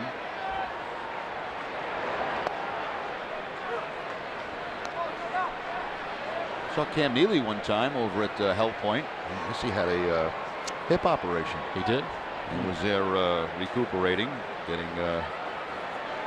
physical therapy. That's a big dude. Yes. Sizemore in center puts it away. The Red Sox add a run to their total. We played 4. It's 2-0 Boston.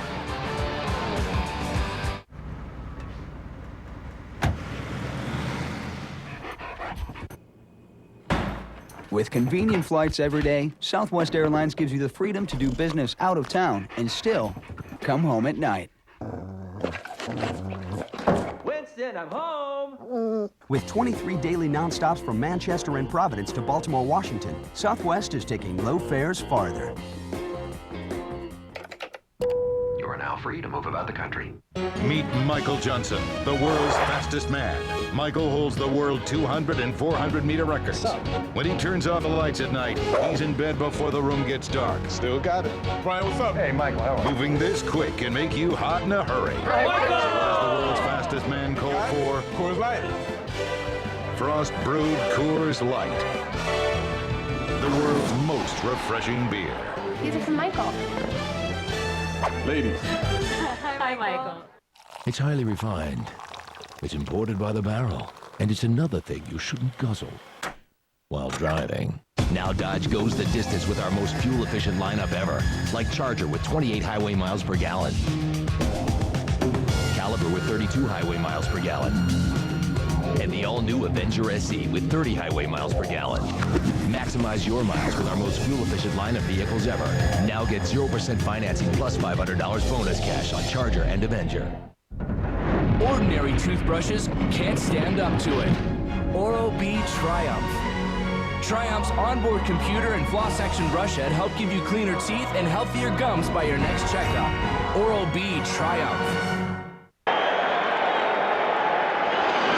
Curveball will spin up to 30 times a second and break as much as 17 inches. Watch every pitch in clear Panasonic motion.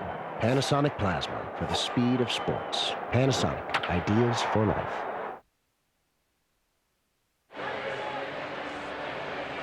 Covidien is a proud sponsor of the Boston Red Sox and the Red Sox Foundation, helping to raise money for life-saving cancer research. Well, Coco Crisp has made a couple of nice defensive plays tonight to help out Daisuke Matsuzaka. The best coming earlier in the ball game on this diving catch coming in towards center field.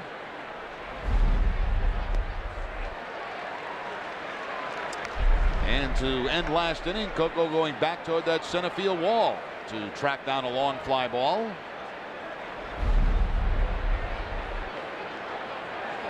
Josh Barfield leading it off here for the Cleveland Indians. And taking strike two, it's 0-2. The pitching line is brought to you by Nissan. 65 pitches for Daisuke. Got a jam right out of the gate as the Indians had the bases loaded with one out in the first. You got Nixon to ground into a double play. Indians have left a runner in scoring position in the second. And in the fourth, after that bases loaded situation, they've had some chances, leaving four through the first 4 innings. This case had only one 1-2-3 inning. That was the third inning. They got Sizemore, Blake, and Hafner in succession.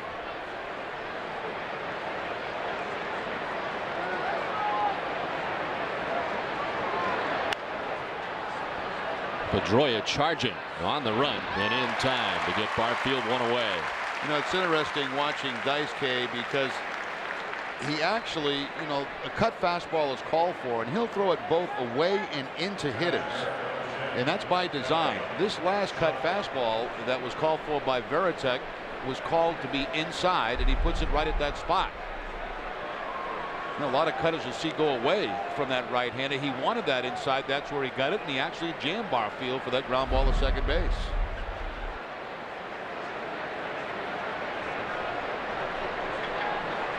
One down for Kelly Shopik.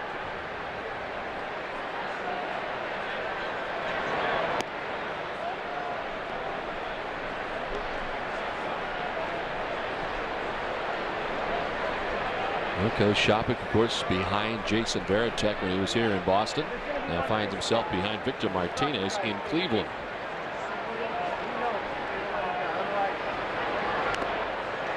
In 41 games last year for the Indians, hit 3 homers and 16 runs batted in. While a member of the Red Sox, he was not able to pick up his first major league hit. He was 0 for 15 in a Red Sox uniform after coming up in the 2005 season. And then traded away prior to 2006.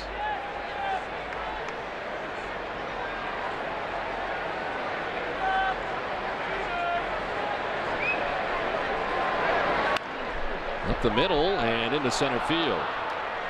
He's got a hit against the Red Sox. A 1-out single this time, and it's the 5th hit of the night for the Indians. That's one of the few curveballs that Matsuzaka has thrown tonight. And Kelly Shopik, who was 6 for 11 coming into the ball game, takes the curveball and drives it right back up the middle for the base hit. So 1 out. Shopik at first base, held on by Youkilis, and it brings up Grady Sizemore. Sizemore has flied to left and struck out swinging.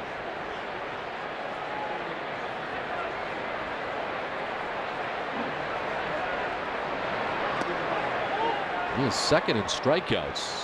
As with his strikeout tonight back in the 3rd inning, he moved ahead of another leadoff hitter for the Tigers, Curtis Granderson. It's only behind B.J. Upton, the Tampa Bay Devil Rays, who has struck out 58 times. But neither one of them are close to the leader in the National League. Let me guess, Adam Dunn? You got it. 70 strikeouts on the season for Cincinnati. Did he go down over 200 times last year? I think he did, as I recall. Let's check that out, but I seem to remember that he did. But he can strike out with the best of them. Andrew Jones is second in the National League. We saw him strike out 5 times here in Game 2 of the doubleheader. Adam Dunn went down 194 times last close. season. 1-1 pitch is outside. 2-1. And along with those strikeouts, he walked 112 times too. Oh.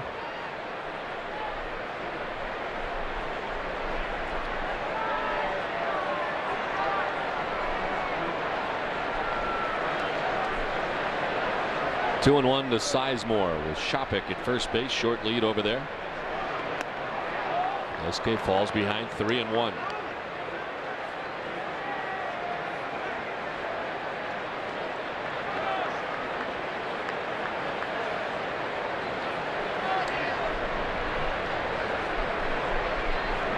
Sizemore growing up in Everett, Washington, just outside of Seattle. Mariners fan growing up.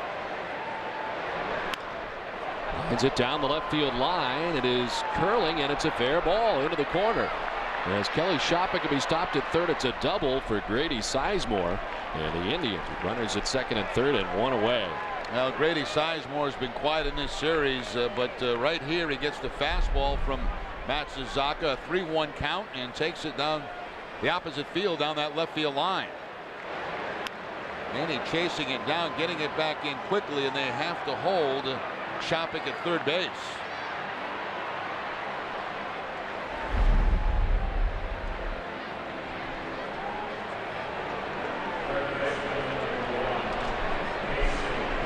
Here comes Casey Blake, who was 1 for 2 tonight. He singled back in the 1st inning.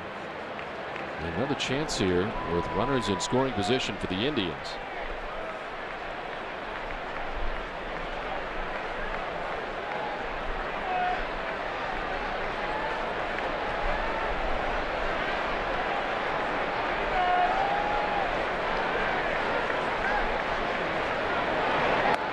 Inside, twisting Blake out of the box. Indians are 0 for 5 tonight with runners in scoring position. As they bat here in the 5th inning, having left 4 men on through the first 4.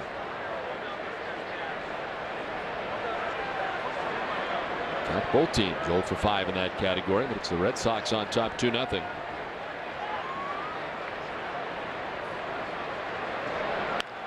On the ground at Cora, who throws to first after looking homeward, but in from third comes Shopik with the first Indians run of the night. And it's now 2-1 Boston as Casey Blake picks up his 27th RBI of the season.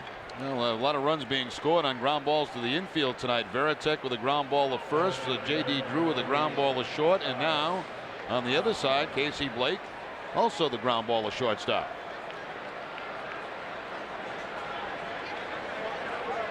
Two down in the inning for Travis Hafner, who singled in the 1st inning, grounded out to short in the 3rd.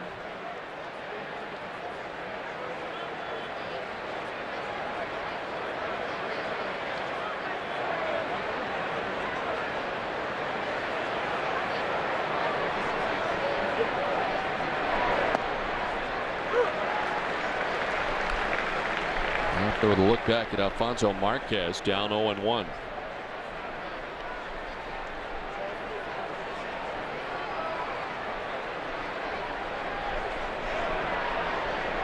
Sizemore's got very good speed in scoring position at second base, representing the tying run.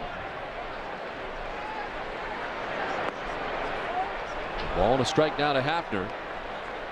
Indians got Hafner from the Texas Rangers along with Aaron Mayette in exchange for Ryan Dries, a right-handed pitcher, and the former Indians catcher Einar Diaz.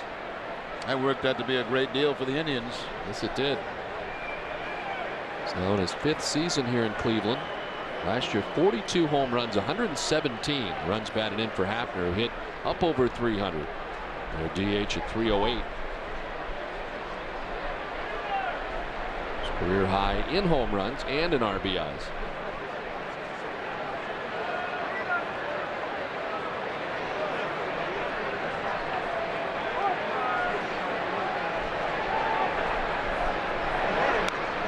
Sliced foul to the backstop. He's a 31st round pick by the Texas Rangers back in 1996.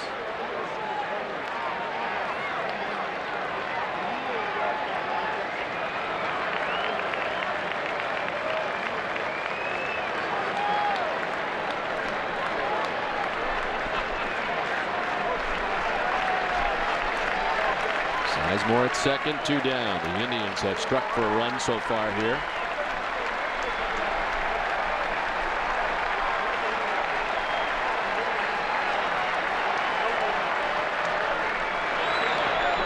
In the dirt gathered by Byrd. And it evens at 2-2. First off-speed pitch that Hafner has seen in this bat.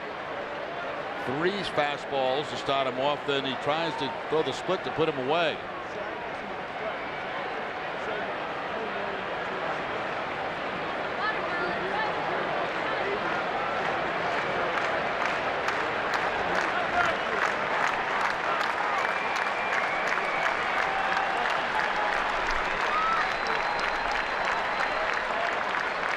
Now the 2-2 to Travis Hafner.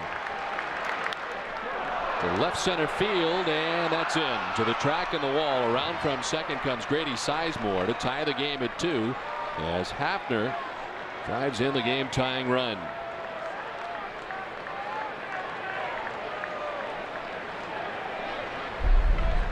Another off-speed pitch from Daisuke. Looks like it might have been the changeup. And that ball right there rifles quickly past Manny Ramirez, who tried to go straight across.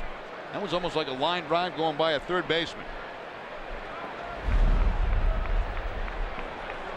So his second hit of the night and a 2-out RBI this time for Travis Hafner. We're tied 2-2. And it brings up Ryan Garco, who's been hit by a pitch and has doubled.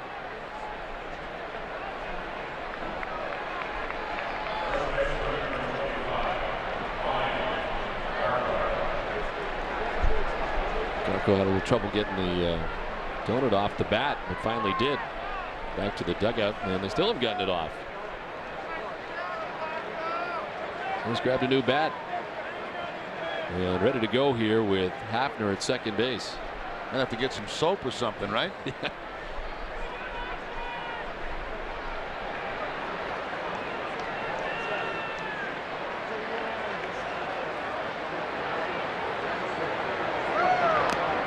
Foul tipped into the mitt of Jason Varitek.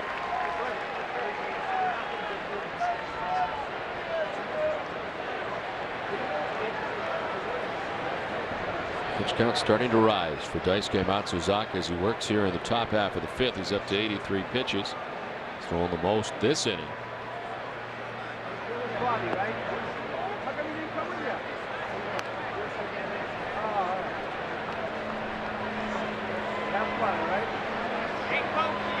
Well, they finally did get the weight off the bat, and it's now in the hands of the bat boy as the extra bat for Garco out there.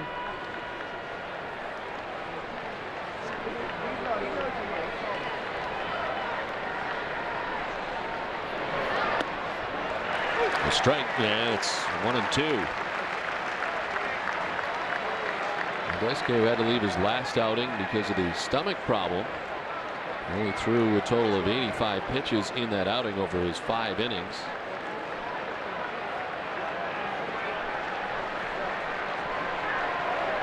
The most he's thrown in any outing this season, 124. He did that in the win against the Tigers back on May 14th. 2-2 now to Ryan Garco. He has not been exceptionally sharp in this game tonight. as some of the games we've seen in the past.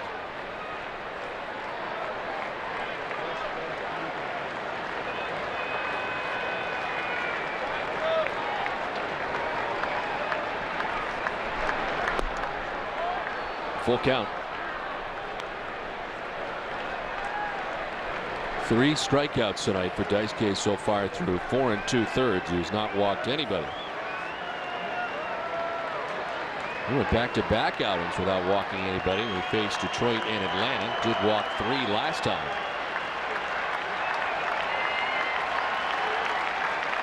Two down, Hafner at second. And a 3-2 pitch. Garko grounds it foul.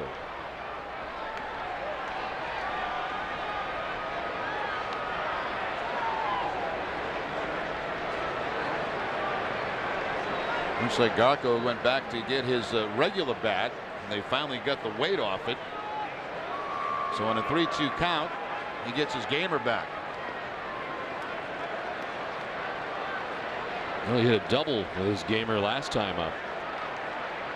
Hafner's at second, 2 down.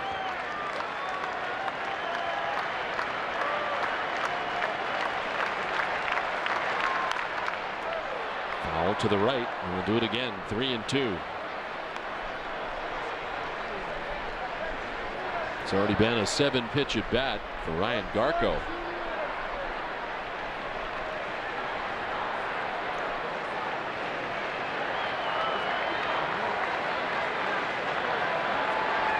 Rick Wedge and the Indians came into Boston red hot, and they had swept the Detroit Tigers.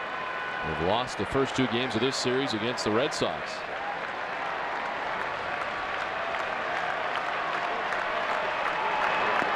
Struck him out. Daisuke picks up his 4th K. However, the 2-run inning for the Indians has tied the game at 2. Toyota's 50th anniversary celebration is on now with the biggest Toyota selection in history. Check out the fuel-efficient Prius or the stylish Camry. Camry, Motor Trend's 2007 Car of the Year. You can lease one now with the lowest payment ever, just $199 a month for 36 months with $19.99 due at signing. Or you could save on a spacious Sienna with $1,250 cash back.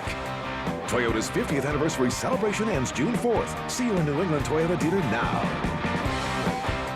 Is it time to replace that old lawnmower? If so, here are some tips from Briggs & Stratton on how to select the right mower for your lawn. First, the engine is the most important part of your lawnmower. Look for a reliable engine that starts easily and has the power you need. When comparing engines, the higher the torque rating, the more powerful the engine. Whether you have a small flat yard or a large yard with uneven terrain, select a push mower for more exercise or a self-propelled mower with the engine and features you need. For more information, visit briggsandstratton.com.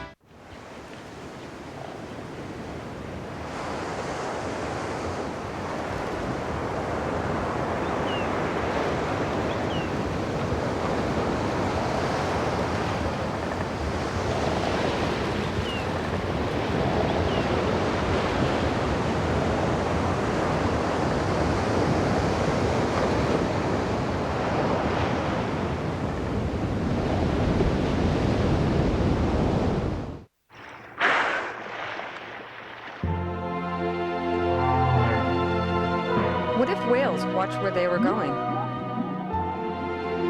They don't. That's why Irving does. We moved the shipping lane to avoid endangered right whales. Working with the New England Aquarium to find a safe solution. Giving nature the right of way. That's my what if.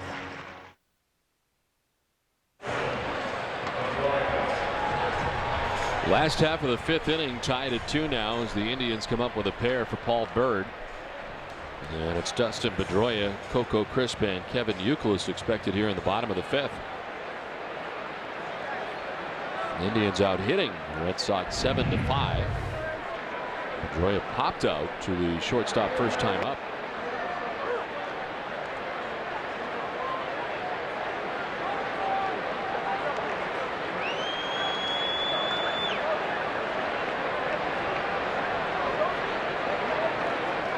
Pedroia's hit safely in a career-high 9 straight games. As it's grounded foul, it's 0-2. The league leaders are brought to you by Olympia Sports. heading into tonight's action for Dustin Pedroia at 302 on the rookies. Set it to 410 in the month of May to get that average up where it is right now at 302. Even more of the third baseman for Tampa Bay spending time on the disabled list. Popped up foul off to the right.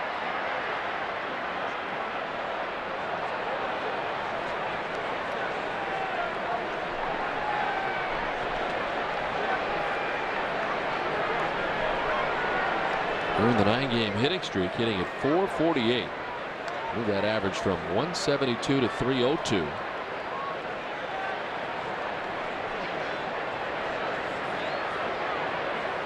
He was 3 for 3 in the first game of the series against these Cleveland Indians. Line into center field, make it a 10-game hit streak now for Pedroia. A leadoff ringing single as we check back in with Tina Cervasio. All right, Don, let's look back to Sunday when Pedroia had a 12-pitch at-bat versus Eric Gagne, which resulted in a home run. Pedroia thinks the way he battled and succeeded in that at-bat has carried over to the series, giving him confidence at the plate, but there's even more to this current 10-game hitting streak.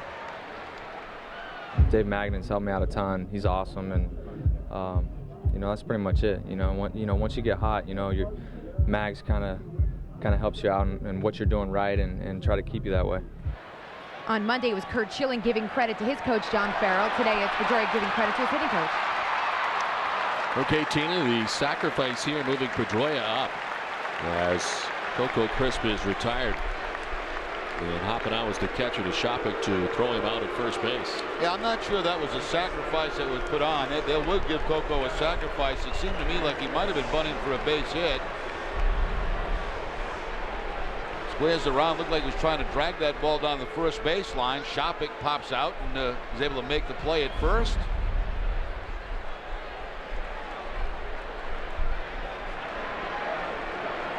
So Pedroia in scoring position, and Kevin Youkilis, who is 1 for 2 tonight.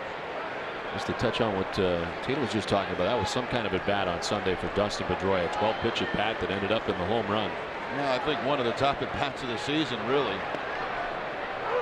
And to have it culminate in a home run off Eric Gagne, that's pretty impressive.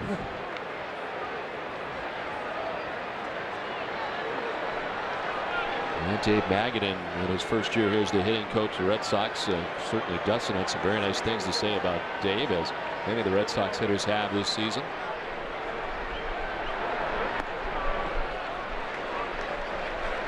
Byrd missing here, and the count is 1-1 as out goes the catcher Shopik to talk to Byrd. A tough adjustment when you're a new hitting coach coming in, new pitching coach, obviously, that you have to learn these guys, learn what they do when they're swinging the bat well, when they're not. And also know their personalities, how to go about approaching them, and when is the right time to do so. It takes a long time to develop those kind of relationships and trust. Swing and a miss for Youkilis, and it's 1-2. The core guys were here last year and certainly relied so heavily on Ron Papa Jackson. The guys like Ramirez and Ortiz, your big guns, have already been around the hitting coach for the last few years. I think once he got the job, probably watched a lot of tape of the Red Sox hitters and had some type of idea. But until you go to battle with them day in and day out. Center field, Sizemore moves over and makes the catch. For the second out of the inning, Pedroia back to the bag at first or second, so 2 away.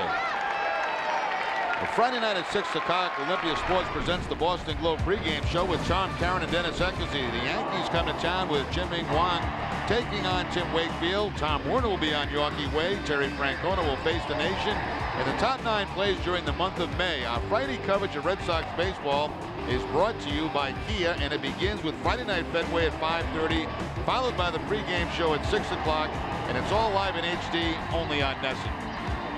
And Kevin Youkilis will be sitting down with Tom Caron live on Friday Night Fenway. We look forward to that. We look forward to the series. Tim Wakefield will be matched up against Chien-Ming Wang in the first game, then Schilling and Mussina. And Beckett and Pettit in the 3-game series here from Fenway Park. How about this problem here, this dilemma that Willis has with Byrd? Who would you prefer to face? Ortiz with first base open, the left-hander, or Ramirez, the right-hander? This is a problem for a lot of managers. Now, based on the numbers, you would think that they would prefer to face Manny because he's 2 for 13, yes, in his career against Byrd. Let's see what Byrd decided on.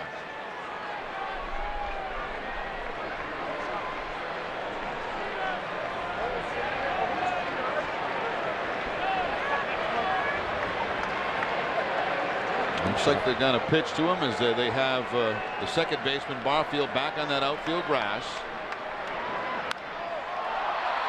Fly ball to left. It's going to work out for the Indians as DeLucci's there to make the catch. The Red Sox leave Pedroia at second base. Played 5. We're tied at 2. When you're on the go, you need the convenience, quality, and pricing that you'll always find at Extra Mart. Convenience. Everything you need is priced right and ready to go. Quality. Extra Mart has their own extra cafe gourmet coffee, delicious Deli Joe sandwiches, and extra fuels gasoline. Great prices. Extra Mart features everyday low prices and value specials. All this month at Extra Mart, 32-ounce vitamin water is specially priced at just $2 for $3. In every corner of New England, Extra Mart is just around your corner. Hey Jen, how's the banking business? You mean cashing other people's big paychecks? It's depressing. I can't believe how much some people make, including you. I make good money because I went back to school and got my degree. You can do the same thing. I've been thinking about it, but I have no idea where to start. My husband used this great new service called Education Connection to find an online master's program. It is so fantastic. They do all the work for you and it's free. They help you choose a program and even match you to the best schools. Education Connection's amazing free service does all the work for you. We search hundreds of accredited colleges and universities and thousands of programs so you don't have to. We can even help match your personality to the right career. We make finding the best schools easy. Hey Karen, you're so right about Education Connection. They're great. You'll be cashing your own big check soon. Let Education Connection find the right school for you. It's free, so call 800-220-3034 or log on to oneeducationadvising.com now. Welcome to Foxwoods. Can I take those for you? Everybody break out. Everybody get loose now. Everyone has a wild side. Let yours out at Foxwoods. Everybody break out. Everybody get loose now. Everybody break out. Would you like these back? No. No, we're good. Everybody break out. Meet your wild side at Foxwoods. All tied at 2 at Fenway. The pitch sequence is brought to you by the Health Connector. Cover your bases, connect to health. And in the Travis Hafner at bat, starts him with a fastball away, another fastball away for a ball. Try to come inside with the fastball, and now back-to-back splitters. One in the dirt, and the one that he hits for the double with 2 outs to drive in a run.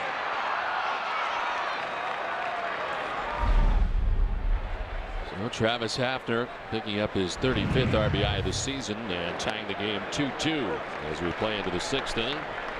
Trot Nixon is 0 for 2 tonight. He's grounded into a 4-6-3 double play as he came up in a bases loaded 1-out situation in the 1st inning. Grounded into that double play, struck out looking in the 4th inning. Hard hit and a foul ball. Wow, indication. No, he turns around now. He's going to say it's fair. And a ground rule double. He was pointing in the wrong direction. He's going to bring Francona out. He got spun around and pointed the wrong way. Did Timmons. He's going to tell Terry now that he meant it was fair. Yeah, there's no question the ball was fair, and I was stunned to see him pointing in foul territory. He got a little disoriented there in the spin around, I think. No doubt that it was fair, but he initially pointed foul.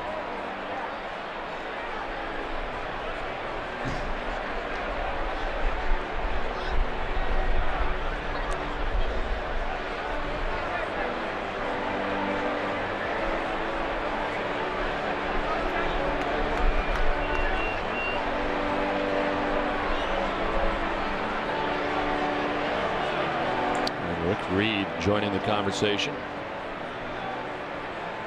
Now, I don't think there's much, Tito can say, because I'm quite sure Timmons, the umpire, explained to him that I made a mistake. Right. I turned the wrong way and pointed the wrong way.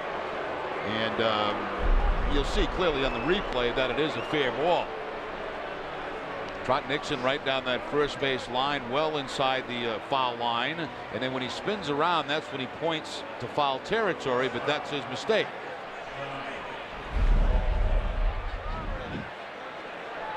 Still pointing over there just to make sure. The thing too, from a manager's point of view, you have to go out and question that. But I'm sure that he said, "Look, I made a mistake. I just pointed the wrong direction." And not much you can say after that. So now Nixon in scoring position. It is the third straight inning of the Indians. Check that. 2 out of the last 3 innings they've started an inning with a double. Ryan Garco doubled to begin the 4th, could not score. Nixon starts with a double here in the 6th inning. Peralta sends one out towards deep center field. Back goes Crisp into the triangle to make the catch. Tagging at second and heading to third is Nixon.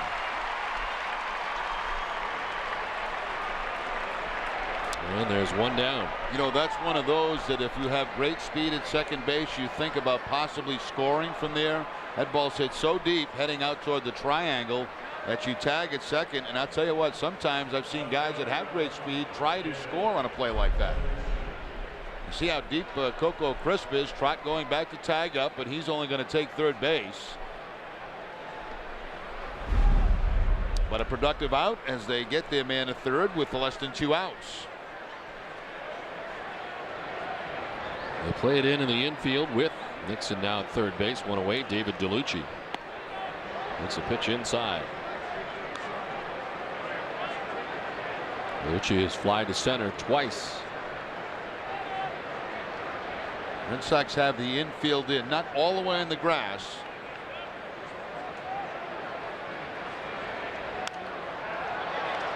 But that should be enough to hold Nixon at third base unless they're playing contact with 1 out.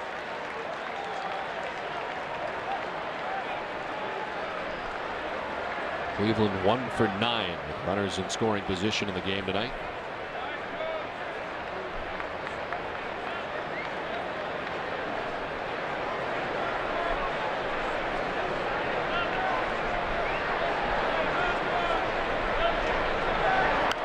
Lucci fouls it off to the left and is down now 1-2.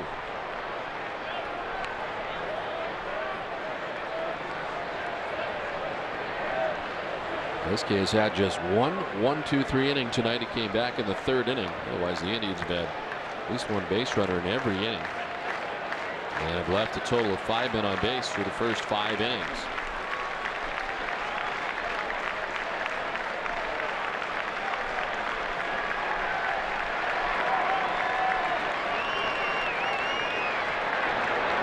DeLucci rolls it foul down the first base line. Action in the Red Sox pen for the first time tonight. It's Kyle Snyder starts to warm up here as Daisuke about to get to that 100-pitch plateau.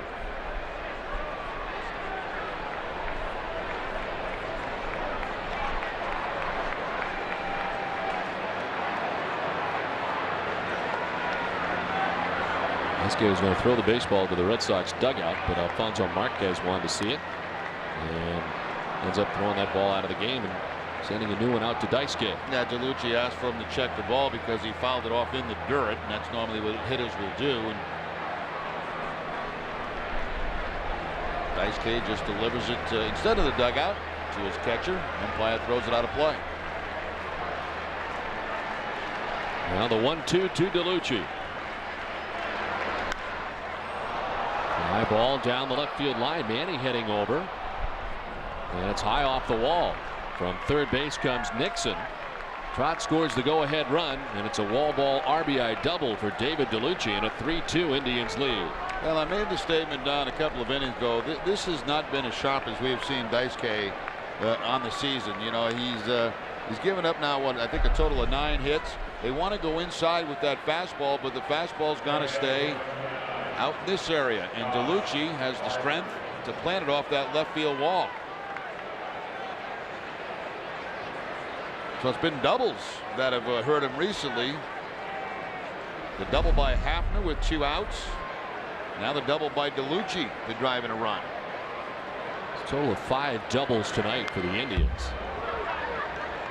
As Barfield sends it foul to the backstop. 2 of those 5 coming in the inning. Leadoff double by Nixon. RBI double now for DeLucci.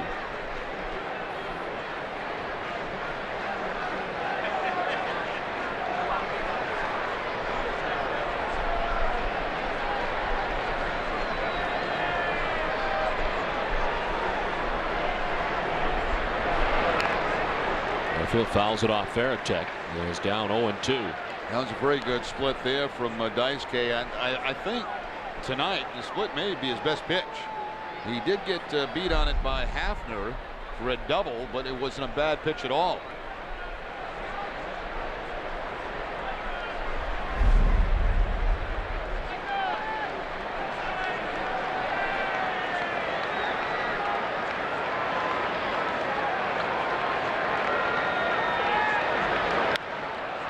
Line to left. That gets down in trouble as around from second base comes DeLucci to score.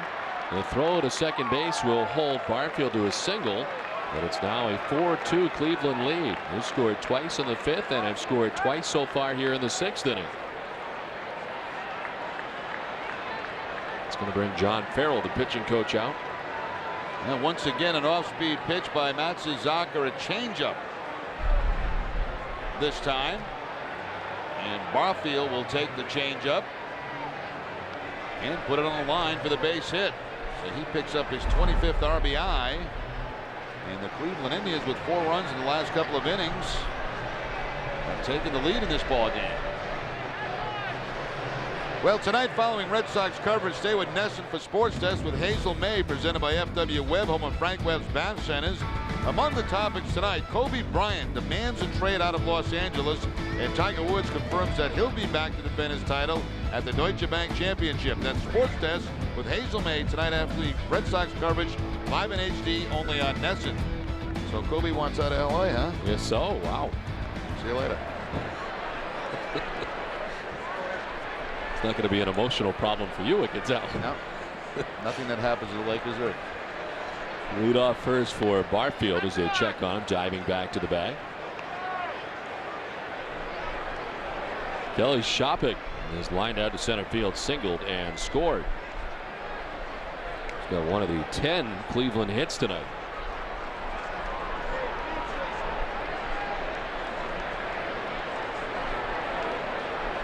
Barfield at first base already has a steal tonight. That coming back in the 2nd inning, 6th on the season.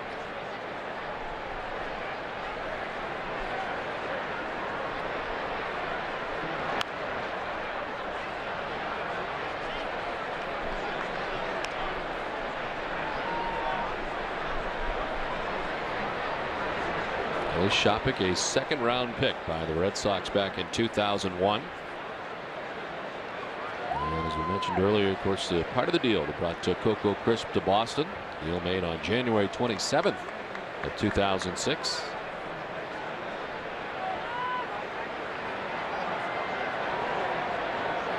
There goes the runner at first, and it's grounded through the left side of the left field for a base hit. Barfield will stop at second base, throw behind him, and he's out.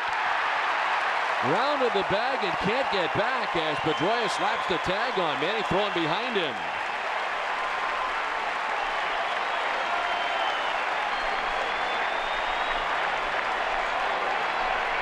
Well, again, you know, because Manny plays so shallow in left field, you have to be careful as a base runner when you round second base because he's not that far from you. Almost looked like he faked him like he was going to third. I'm not sure Pedroia ever tagged him. One more look as he puts the brakes on now, realizes he's going to get back in a hurry. And that's an air tag right there. Huh? Yeah, he never touched him. He sold it well anyway. I don't think he ever got a piece of him. No. Barfield's reaction immediate too. Well, you see what happens is the umpire is inside, right? He's on the infield side, so he really can't see the backside. So he doesn't know if he tagged him or not. But that was an air tag. Red Sox get a break there. So no runner in scoring position now. Kelly Shopik is at first base with 2 down. One thing about Pedroia, when you do air tag somebody, try to sell it, and he did.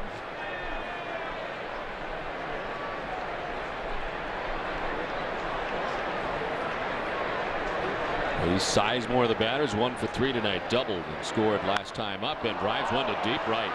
Back goes Drew at the wall. It's over his head and into the bullpen. It's a 2-run home run for Grady Sizemore, his 9th home run of the year. And the Indians now take a 6-2 lead.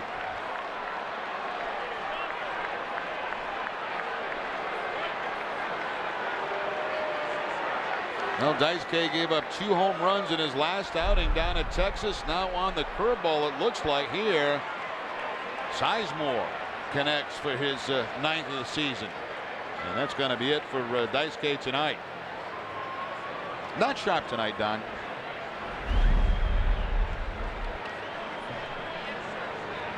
Well, for Matsuzaka, battled the stomach flu last time, kind of gutted his way through that outing. Some very good outings prior to that, back-to-back outings, but a tough one tonight as he is touched for 6 runs. And the Red Sox making the pitching change with Kyle Snyder coming on.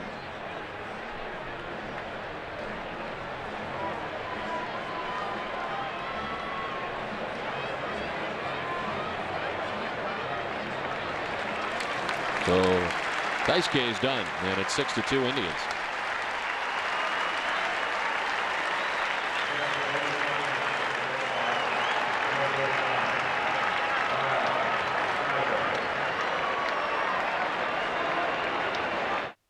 If you owe over $10,000 to the IRS or state, call American Tax Relief for a free consultation.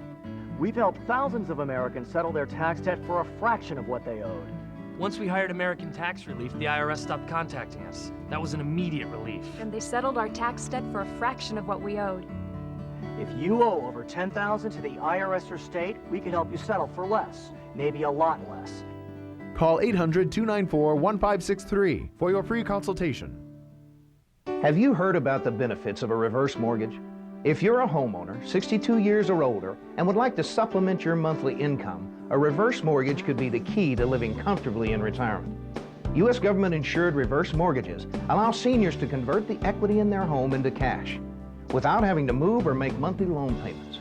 We offer a free information kit and video explaining everything you need to know about a reverse mortgage. Call 800-300-4519.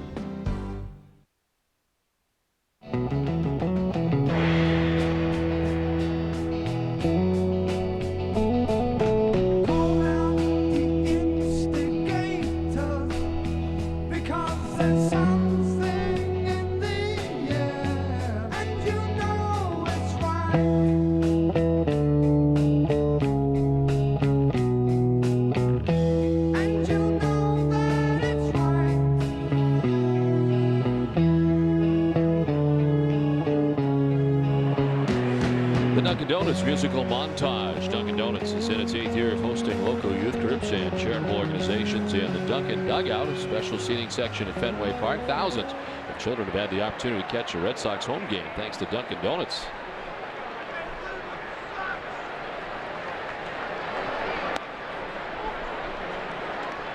Now it's been a long time between appearances for Kyle Snyder.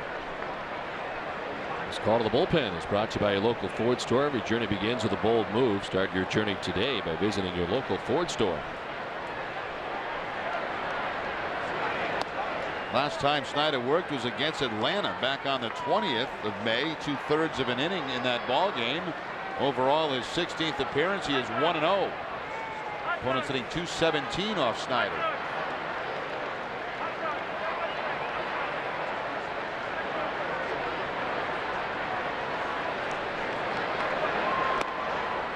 Casey Blake batting with the bases empty. It's been a 4-run inning so far for the Indians. A 2-run home run for Grady Sizemore, the last batter that Daisuke Matsuzaka would face tonight.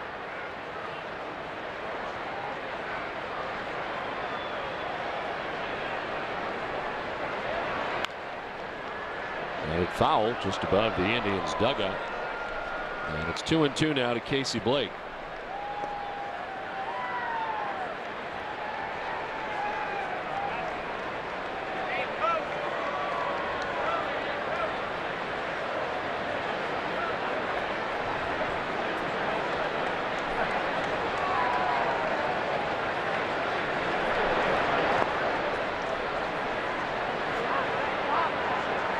Well, Daisuke worked his way out of some jams through the first 4 innings, including a bases loaded situation in the first, unable to work through those problems in his last inning in 2/3 to the tune of 6 runs and 8 hits. Indians had left 4 men on through the first 4 innings. They finally get to him for a couple in the 5th and 4 so far here in the 6th, as this one is grounded foul outside of 3rd.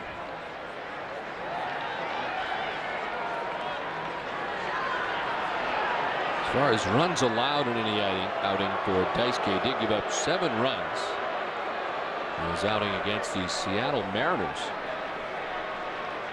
back on the 3rd of May. And that one turned out to be a no decision. Manny Ramirez breaking a 7-7 tie in the 8th with a solo home run. Now to first base goes Blake. The Indians with yet another base runner.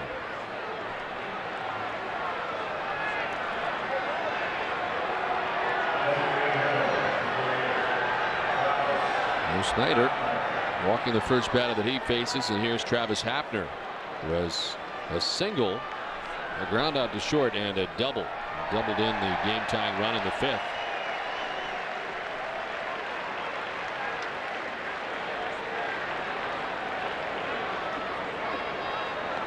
A quick check at first base on Casey Blake.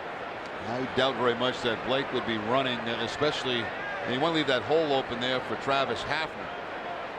If he gets down 2 strikes, that might be a different story. Blake with a couple of steals on the season. He's been thrown out 3 times.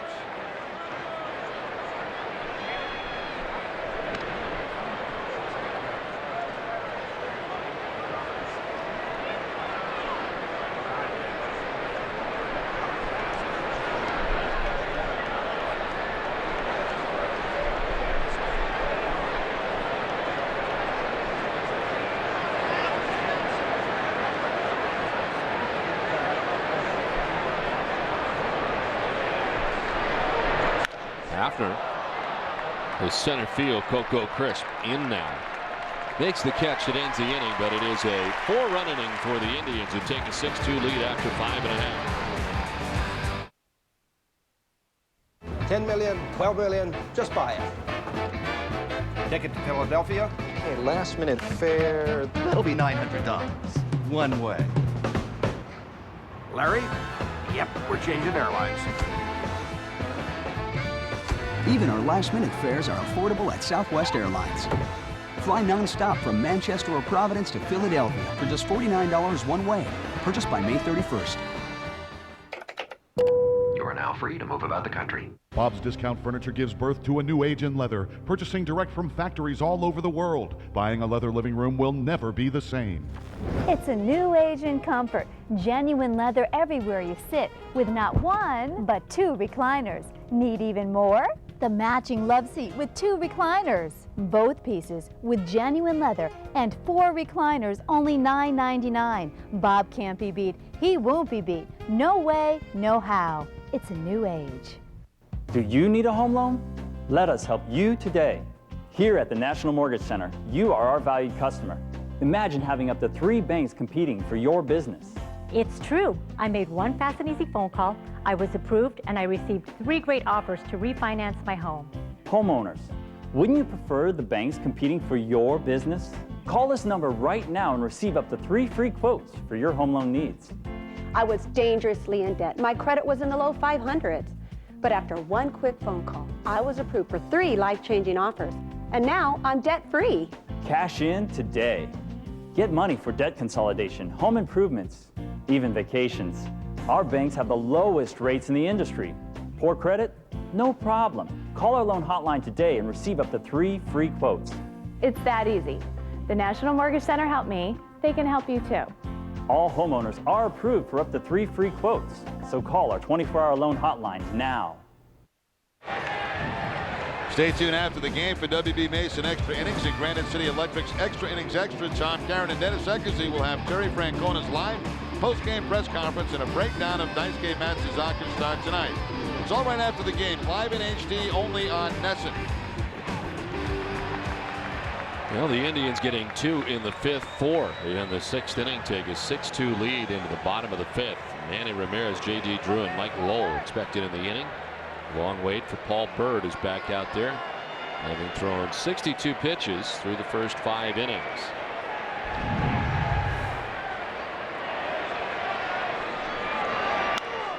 And he after the first pitch to right field and Trot Nixon for the first out of the inning.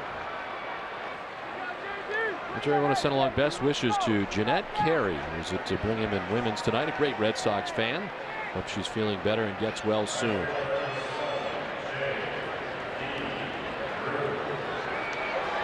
One down and J.D. Drew coming up.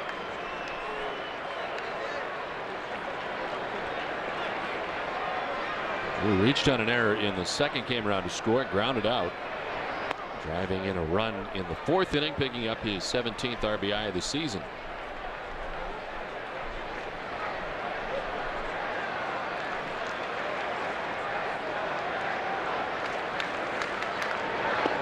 Byrd has gone at least 6 innings in every one of his starts this season. 3 times he's gone 7 innings.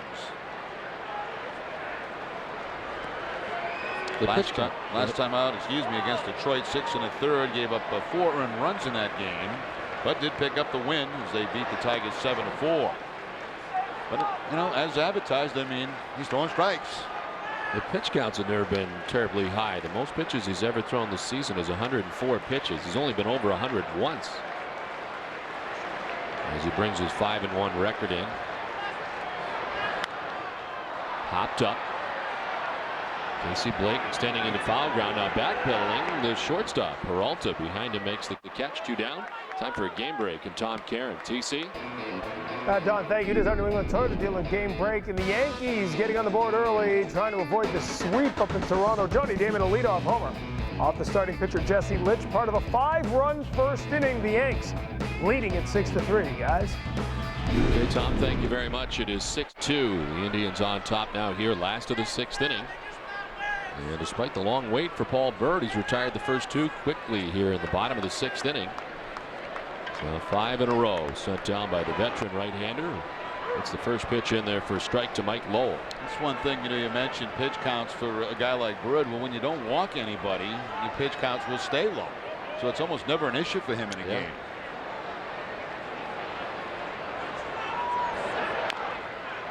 Oh, again. Yeah, same foot, I think, too, as last night. Twice in the same at bat last night, too. Somehow when that happens, it just seems to find you, doesn't it? That time right off the toe, it looks like.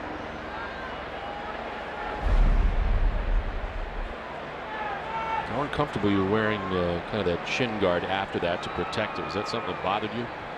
I never really liked it, dude. Yeah. You know, some guys wear it all the time, doesn't bother them at all, but it just felt unnatural to have something on like that. Extra gear. Yeah, really. Yeah, especially like when you're running down that first base line.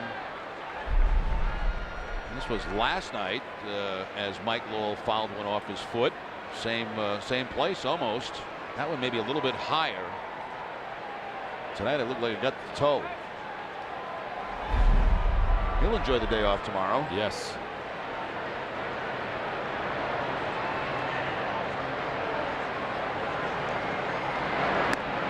Lowell strikes out Byrd with a 1-2-3 6th inning. We played 6 and it's now 6-2 Indians.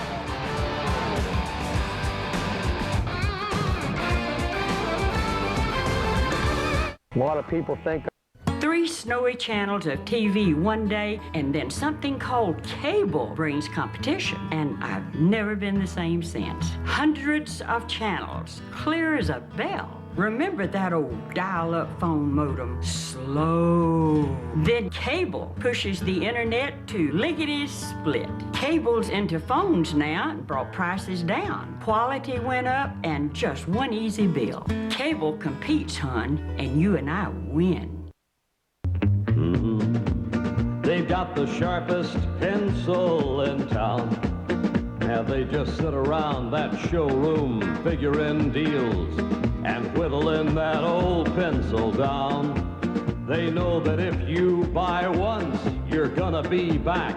So instead of buying one, you're buying 2, and that's a fact. They've got the sharpest pencil in town. So come on down, neighbor. The coffee pot's on.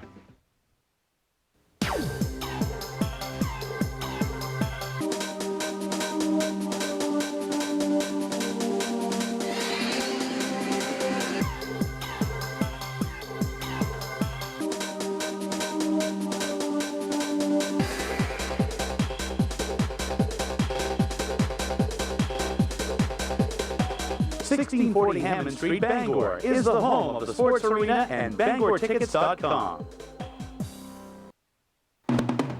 Only hours remain till the end of the month and Darling's Customer Appreciation Celebration. It's our way of saying thanks for driving our new Century. Better fuel economy domestically, more dependably than Camry. It's extra value in every deal. But this Customer Appreciation Celebration ends Thursday on the Hogan Road, where the value is real. At Darling's Ford, where we welcome all credit scores. You'll do better at Darling's. Baseball on Nesson is brought to you by New England Chrysler Dealers, Aflac, and by LP Weatherbest.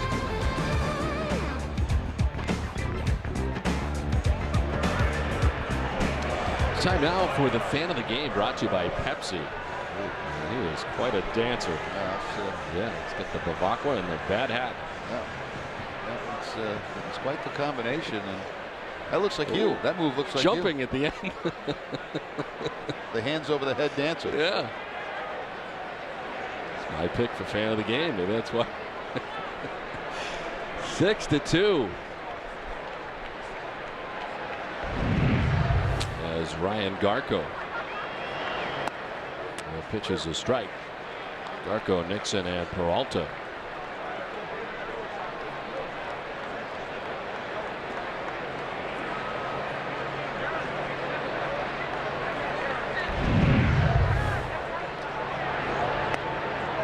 Snyder came into the game last inning, walked Casey Blake, then got Travis Hafner to fly out to center field. This is his third batter since coming in.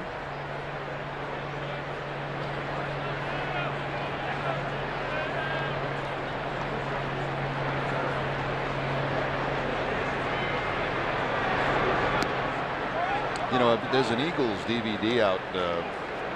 It's a concert they got together in Australia. I happen to have that. And there's a guy in there that dances. It looks just like you. Really? So he's a good dancer? No, he looked like a real weirdo. With his hands above his head, kind of like the way that guy finished. Yeah. But facially, he looks just like you. And every time I see that song, or I listen to that song and I watch the DVD, I know exactly when it's coming on, and I say, that's Osola. That's good. I'm glad you're thinking of me then when you see this guy. I didn't realize you had gone to Australia to see the Eagles in concert. Quality dancer, good-looking gentleman that he is. Or not. Looks just like you.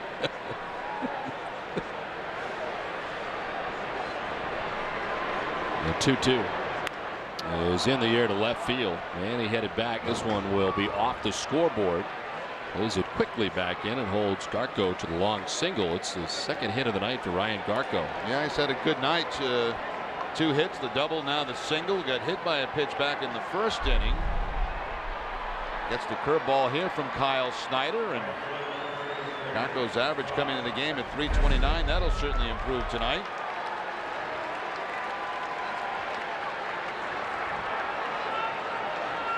So Garco will be held on by Euclid at first base. Brings up Trot Nixon, who's 1 for 3 tonight, a double in the 6th inning.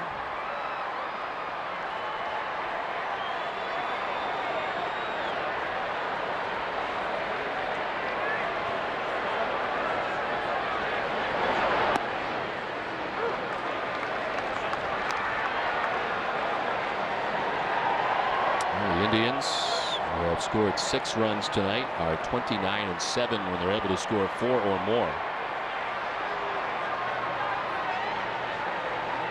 The 2 losses in this series, they've scored 3 runs and 2 runs. And tonight out to the 6-2 advantage on the benefit of 13 hits. Nixon tried to hold up and did. It's a ball outside, 1-1. No, he didn't. Merriweather called a strike on that.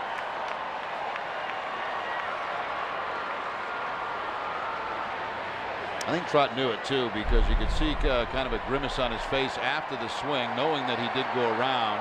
And there's Merriweather get him the strike call after they finally did ask for help.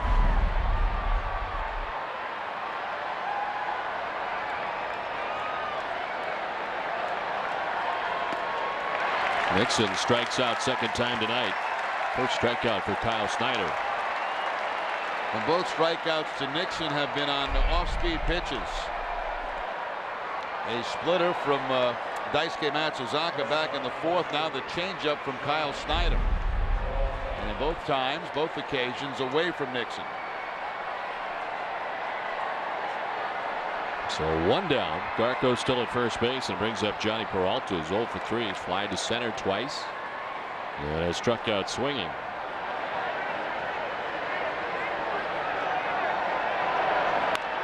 To left field. Peralta's got himself a base hit, man. He plays it on a hop. And now everybody in the Cleveland Indians order has at least one hit. Peralta was the last guy to pick one up.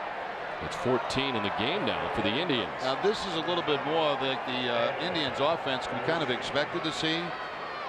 Certainly shut down in the first couple of games of this series, but you know, they're second in the league in runs scored. They actually started #1 in the league before this series started. Piling up some hits tonight.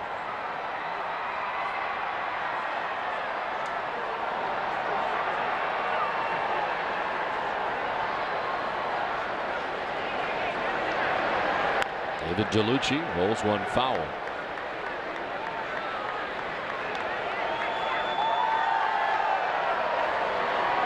DeLucci tonight has fly to center twice and doubled. Knocked in a run with that double back in the 6th inning. Picking up his 10th RBI of the season. Bats with Garco at second base, Peralta at first, one away. In the Cleveland 7th inning.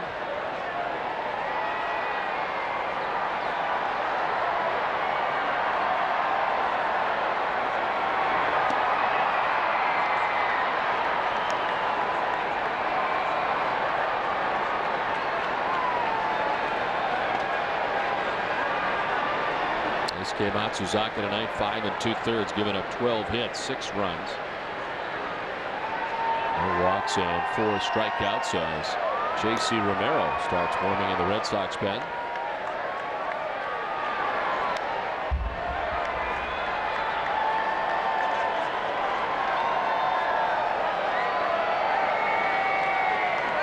Well, J.C. has seen action in this series against the Cleveland Indians.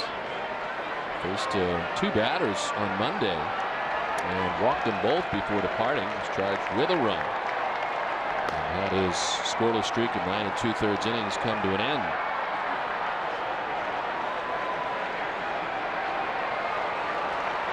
One, 2 from Kyle Snyder. DeLucci strikes out. Second strikeout of the inning for Snyder, and there's 2 down. And both strikeouts coming on the changeup. The changeup to Trot Nixon. Now the changeup away to DeLucci.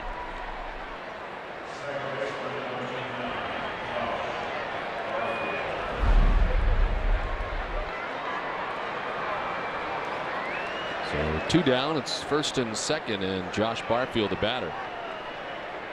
A couple of singles tonight. 1 to right, 1 to left.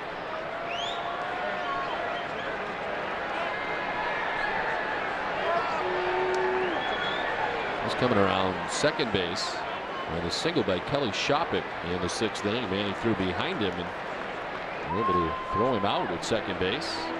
But still, the Indians came with 4 runs in that inning. Well, stay tuned after the game for WB Mason's Extra Innings. Tom Caron and Dennis Eckersley will break down the Red Sox month of May. They'll have Daisuke Matsuzaka's live post-game press conference. It's all right after the game, live in HD, and it's only on NESN.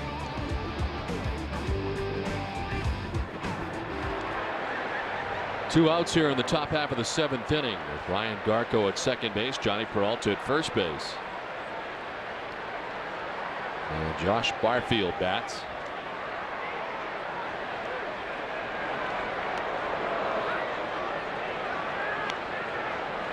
Josh is the son of former major leaguer Jesse Barfield, who hit 40 home runs for the Toronto Blue Jays back in 1986. Ended up with a career 241 home runs in his major league career between the Toronto Blue Jays and the New York Yankees.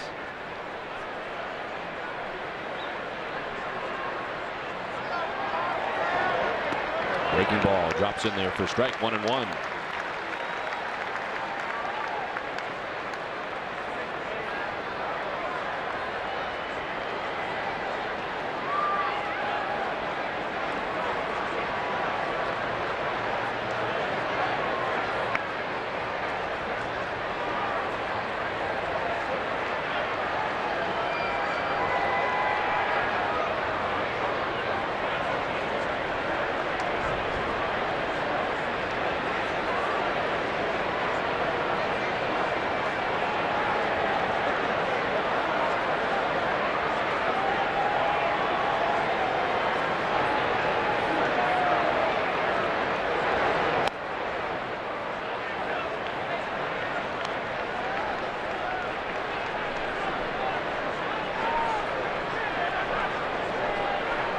Garco at second base.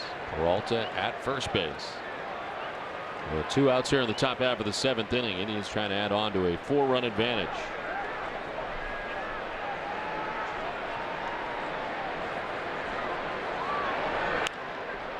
One hop. Lowell's got it and he'll tag the bag to end the inning, forcing out Garco. Indians are gone. It is 6-2 Cleveland. Timeout for a Sports Desk update with Hazel May. Thanks very much. Hi, everybody. Tiger Woods has confirmed he will defend his title at the Deutsche Bank Championship at TPC Boston over Labor Day weekend. Coming up tonight on Sports Desk, presented by FW Webb, home of Frank Webb's Bass Centers, we'll tell you why this year's tournament will have more of the top players in the world and when you can get tickets to the event. I'll see you post-game. Back to Fenway Park after this. Hello? Mrs. Anderson, this is Mark Brown. I'm from the collections department of... Hi. Listen, I'm sorry I haven't made my payment yet. I'll get it in as soon as I can. Maybe you should call In Charge. They'll work with you and come up with a solution that's right for you. When life hands you a little more than you can manage, call In Charge Debt Solutions. We're a nonprofit company that puts people back in control by helping them manage their debt. We'll stop the collection calls and we'll help lower your interest rates so you'll have one affordable monthly payment. Call In Charge today.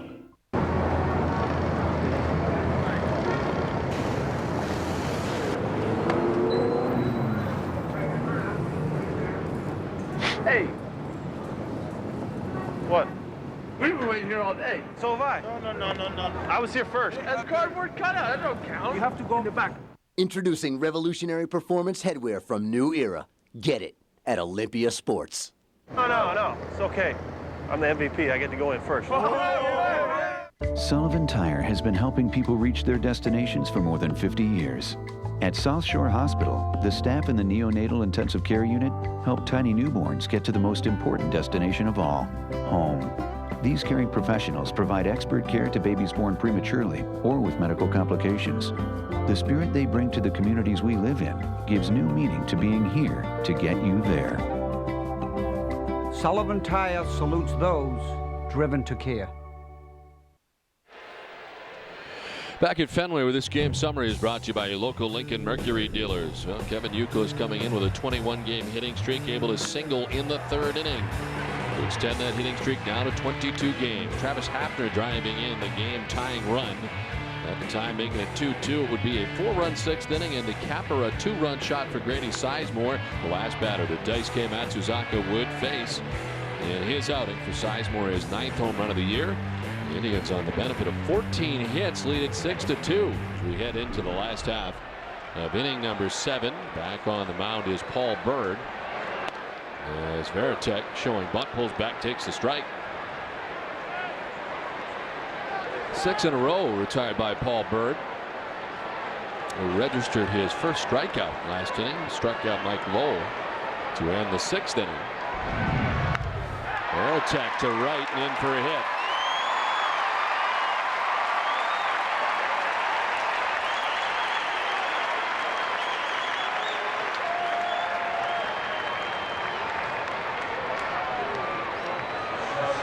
Don't miss the new collection of Red Sox posters in the Boston Globe. Pick up a copy of this Sunday, and inside you'll find a free poster of Sox captain Jason Veritek. That's this Sunday, June 3rd, only in the Boston Globe.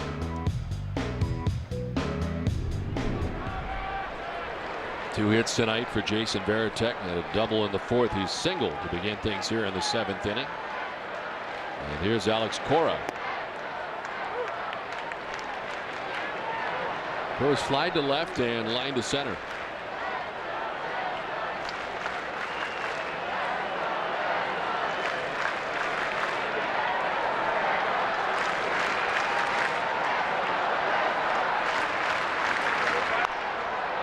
And off back into the seats beyond the Red Sox dugout. It's 0-2.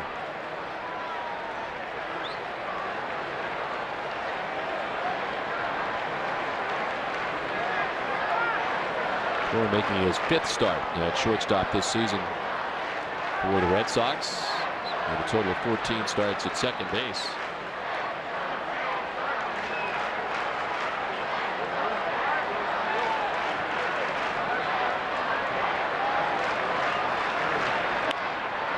Lined in to left center field, a base hit. Just up and over the outstretched glove of Johnny Peralta at shortstop. First two of reach. On base hits here in the bottom of the seventh off Paul Byrd.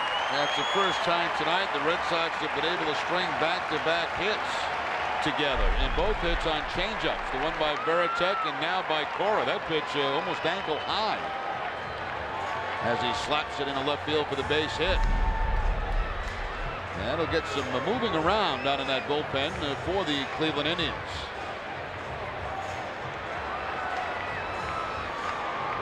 Byrd had retired 6 Red Sox in a row coming into the inning. Still just thrown 76 pitches, but back-to-back base hits to Veritek and to Cora. And here's Dustin Pedroia as Carl Willis, the pitching coach, is headed out there to talk to Byrd. And the action of the pen is Tom Masney and Aaron Foltz.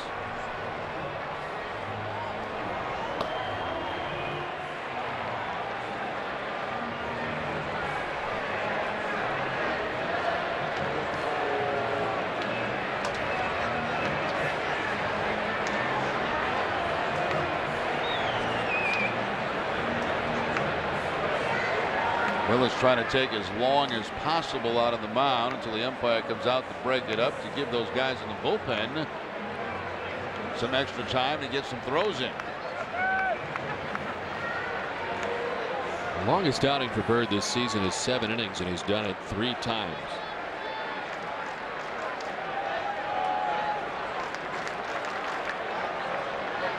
Here he is in the 7th inning, having given up back-to-back base hits. Dustin Pedroia bats now 1 for 2 tonight. A single in the 5th to extend the hitting streak now to 10 games.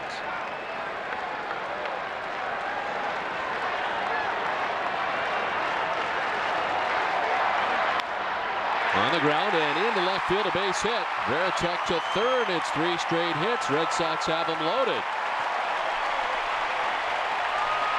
And why wait around against a guy like Byrd? You know he's going to be around the strike zone. He's going to throw strikes, trying to get ahead. Pedroia jumps on the first pitch, picks up his second hit. He's 2 for 3.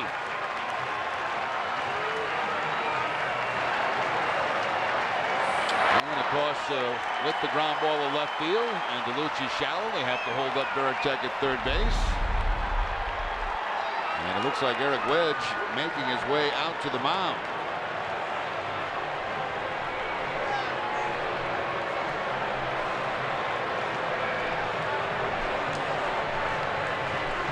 So 3 straight hits here for the Red Sox, and it spells the end here for Paul Byrd in the bottom of the 7th inning. His night is done.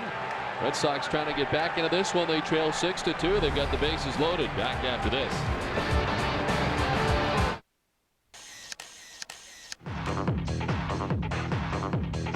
Before I started taking H57 Hoodia, I didn't want anyone taking my pictures, not even at family functions. Now look at me. In just 16 weeks, I lost over 35 pounds with H57 Hoodia. Now, not only do I look like a model, I am a model. Look for my ad in Cosmopolitan magazine. That's right. It worked for Kathy, and it can work for you too. And you can become the next H57 national model. To find out how, just call 800-796-8093. And for a limited time, you can try H57 Hoodia free. No obligation. Call 800-796-8093 to find out how to get your original South African H57 Hoodia absolutely free. Call 800-796-8093. H57 Hoodia is available at these fine retailers. Remember that if you need medical care while at Fenway, visit the Beth Israel Deaconess First Aid Stand behind Section 12. Beth Israel Deaconess Medical Center is the official hospital of the Boston Red Sox. Well, the Red Sox trailing 6-2, but they've got them loaded right now with nobody out here in the last half of the 7th inning. Paul Byrd, the starter's gone. Here's Tom Masney. First look we've had of Masney in this series, making his 20th appearance in 21 1/3, 18 hits allowed, only 5 walks and 20 strikeouts. Opponents hitting .225.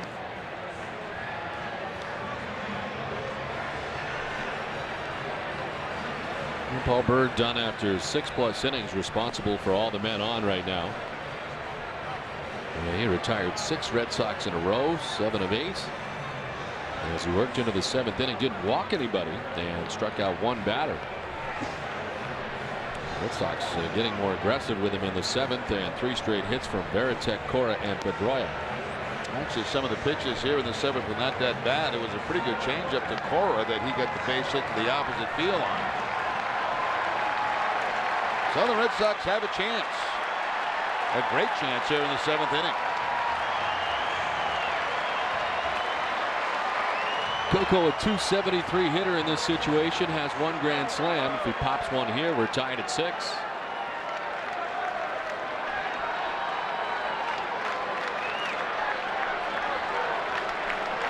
Coco without a hit tonight, is grounded out, flied out, grounded out. Actually, sacrifice bunt he was given credit for last time up. So 0 for 2 in the game tonight. And a pitch outside for ball 1.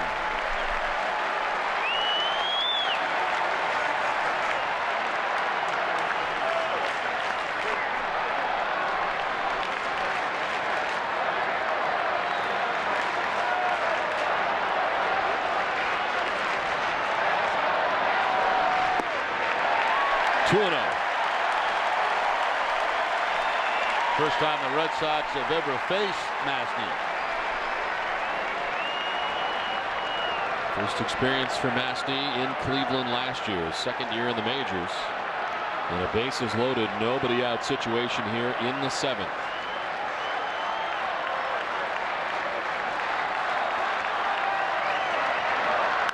Coco pops it up, foul ground. Over is Blake towards the seats, and the dugout leads and makes the catch. It's an out as he fell forward but made the grab first, then fell into the dugout. Oh, what a nice play there by Casey Blake as he tiptoes his way toward the open end of the dugout. It's to some of it screened in, but not the section he goes to. Just leans, make the catch, and then into the dugout.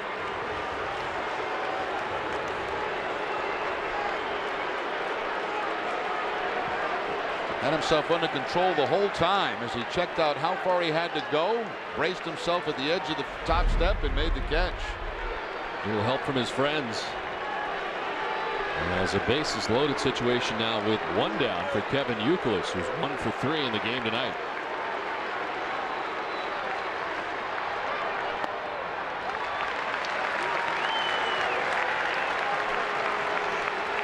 Youkilis flying to center in the 1st, singling in the 3rd, and flying to center in the 5th. Extended the hitting streak for 22 games with that base hit to center in the 3rd.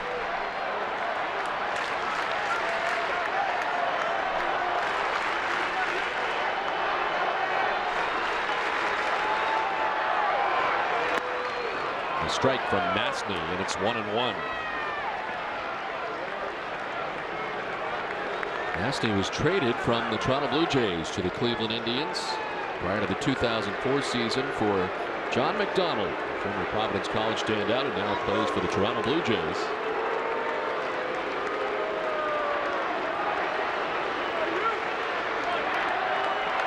A chance here for the Red Sox in the last of the 7th. The 1-1. Youkilis one around, and it's 1-2. Yeah, so far we've seen a pretty live fastball at about 92 and that big breaking ball. What is Matsy, about 6'6", 6'7"? He looks tall on that mound. Listed at 6'6".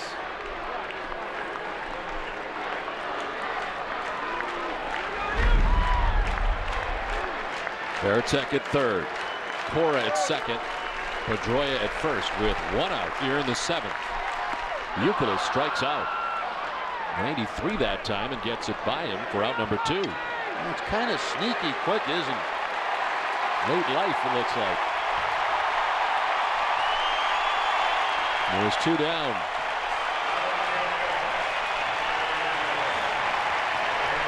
Chance for Big Papi.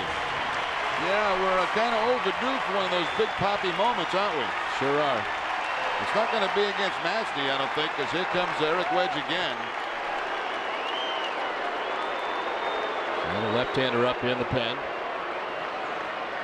But a nice job by Masny, who faces 2 batters, gets crisp to foul out. Little help from Blake, and then the strikeout of Youkilis.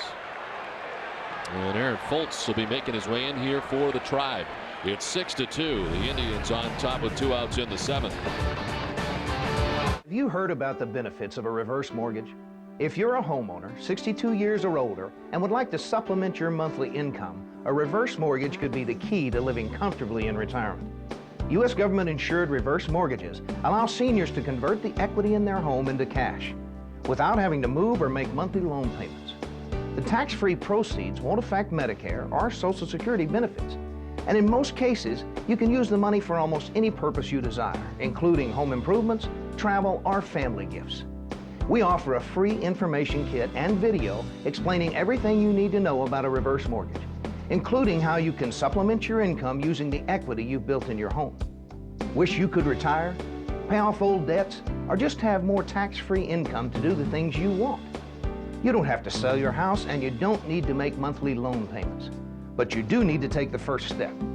Call 800-500-9796.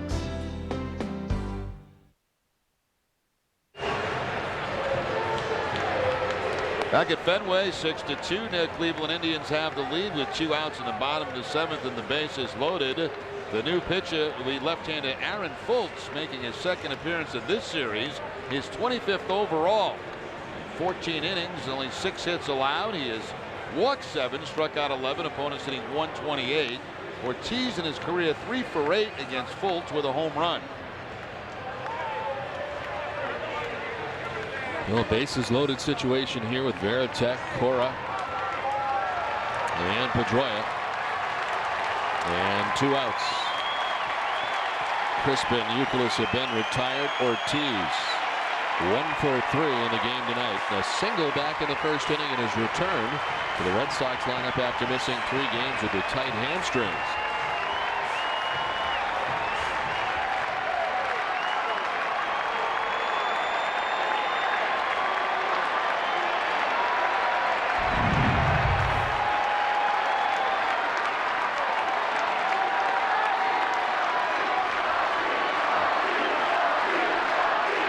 Ortiz with a swing and a miss.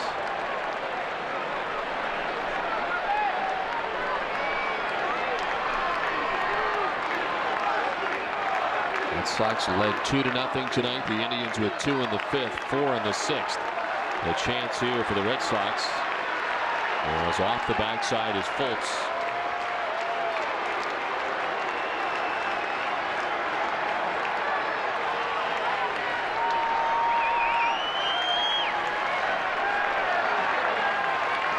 Now the 0-1. Ortiz squibs it foul off the end of the bat, and it's 0-2. Back-to-back sliders from Aaron Fultz. And keeping the ball away from Big Papi.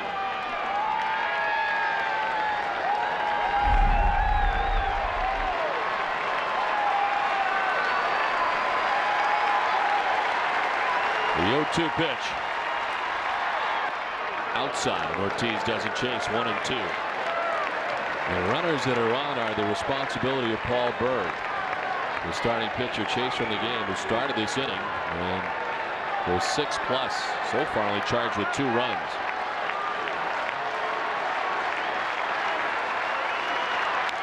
In on the hands and popped up foul, back and out of play. After 3 breaking balls away, tries to sneak the fastball by Ortiz inside. Ortiz fouls it off.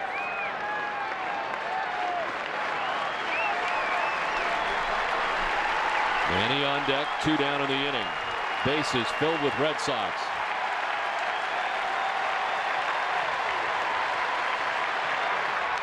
Ortiz gets a piece, and it's 1-2 still. Well, almost every slider that he's thrown to Ortiz, which has been 4 of them, have been almost in the exact same spot.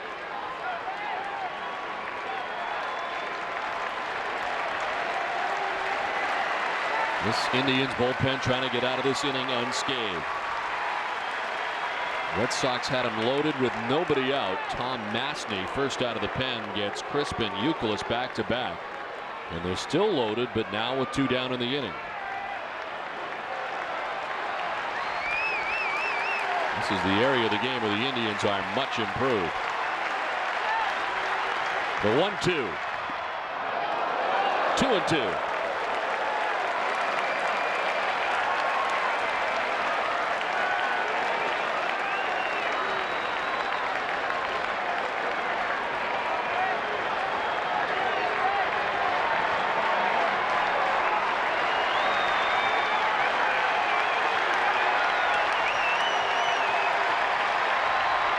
Ortiz taps it foul.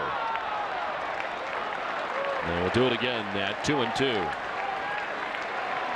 A 7-pitch at bat so far for Big Papi.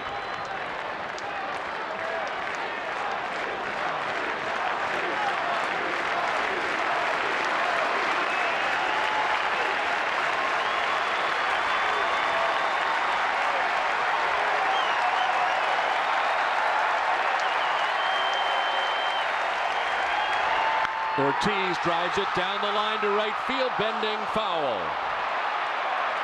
Out ahead and crushed, but a foul ball. Yeah, it's the first time he left the breaking ball inside to David Ortiz, and Ortiz hits it hard, but foul. Every other breaking ball has been away. This one was flat. It stayed inside. A mistake, but Ortiz pulls it foul.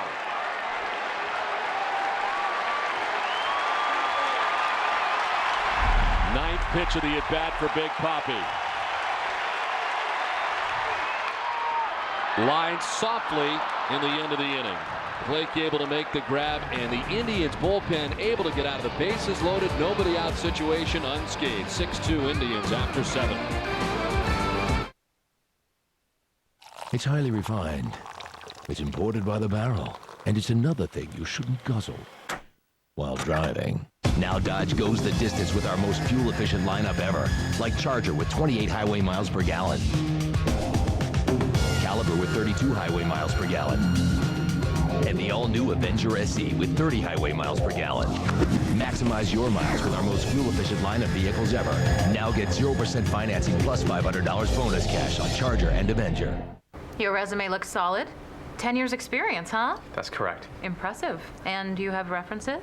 Millions. Nice. Well, I'd say you've got all the qualifications we're looking for. Does everyone agree? Looks good to me. So I can make all the calls I want? Sweet. With 10 years of experience and over 2 million customers, Comcast is ready to be your phone company. Sign up for Comcast Digital Voice with unlimited nationwide calling. Plus, add Comcast high-speed internet and get both for just $69 per month for 1 year. So call today. When it comes to repairs, VIP always tells you up front what's wrong, when it'll be fixed, and we'll do it for less. At VIP, we shoot straight, always. We'll never leave you in the dark. Our qualified techs will tell you what your car needs and what it doesn't in plain English. Our full 1-year nationwide warranty on parts and labor means we stand behind everything we do. And we'll always let you know exactly when your repairs will be done. When you need service, head to VIP. A little love goes a long way.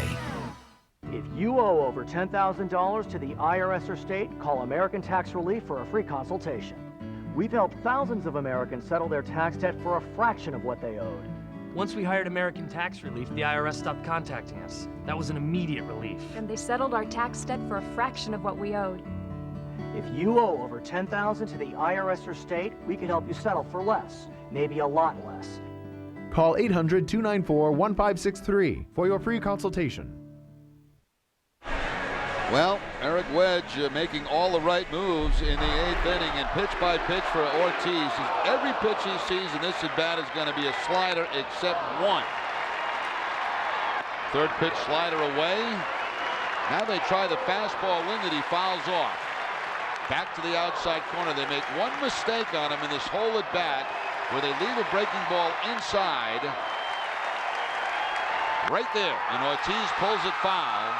And then back to the breaking ball again, and the line drive to third base. So a bases loaded situation with nobody out. There's the action from Byrd, and he will leave this game with a 6-2 lead. Now Kelly Shopik hits one high and deep and gone as he greets J.C. Romero to the game. The very first pitch, the Red Sox left-hander throws, ends up in the monster seats. Second home run for Kelly Shopik.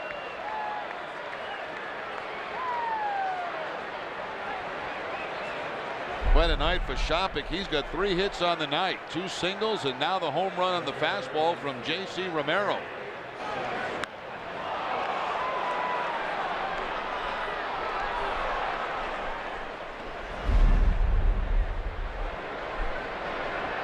Grady Sizemore, who homered off Daisuke Matsuzaka in the 6th inning. He flied to left and struck out first 2 at bats, been much more productive over the last 2. A double and a 2-run home run.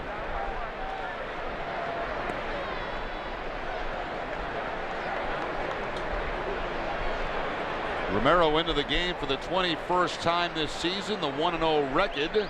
That home run was the 2nd he's allowed on the season. And as Don told you earlier, his 2nd appearance of this series, walked a couple of guys in that last outing on the 28th, 2 days ago.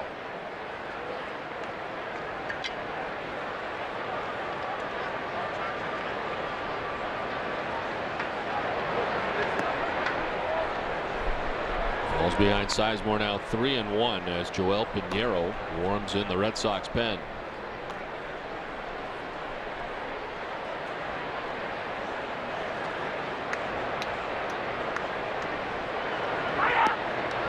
Ball 4, and he walks Sizemore.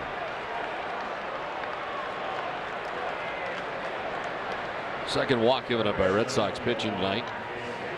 Kyle Snyder with the other one. Snyder tonight, incidentally, an inning into 3rd, 2 hits, no runs. He walked 1, struck out 2 in relief of Daisuke Matsuzaka, who until this home run by Kelly Shopik had given up all the runs to the Cleveland Indians. Well, what a job by the Indians bullpen, which is much improved from a year ago. Well, that was a major issue for them last season in a bases loaded situation and getting to the top of the lineup, getting the pop up, the strikeout, and the soft line drive to third base.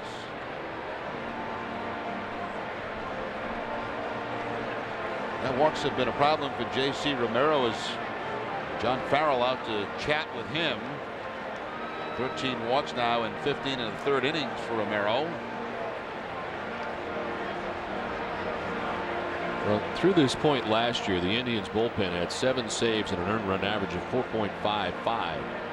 This year, they got 17 saves. And Sporowski is 4th in the American League. They're 4th in the American League, I should say. He's tied for 1st in the American League and a relief ERA of 4.07.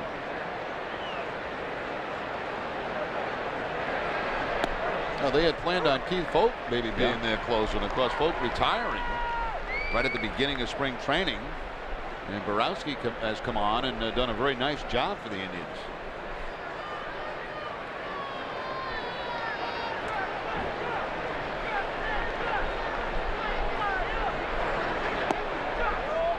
Pitch outside to Casey Blake, and it's 2-1.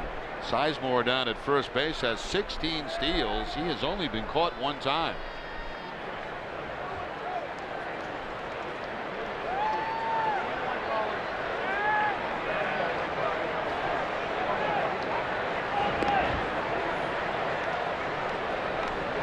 The leader in stolen bases in the American League, Brian Roberts of Baltimore, he has 19. Then it's Sizemore and Lofton, both with 16. Sizemore has been incredibly consistent. He had 22 in 2005 and 22 stolen bases last year, but off to the fast start this season. 2-2 now to Casey Blake.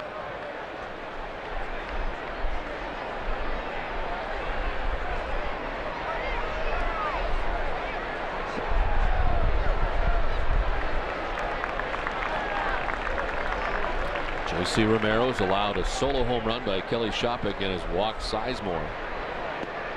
Now falls behind Blake 3-2.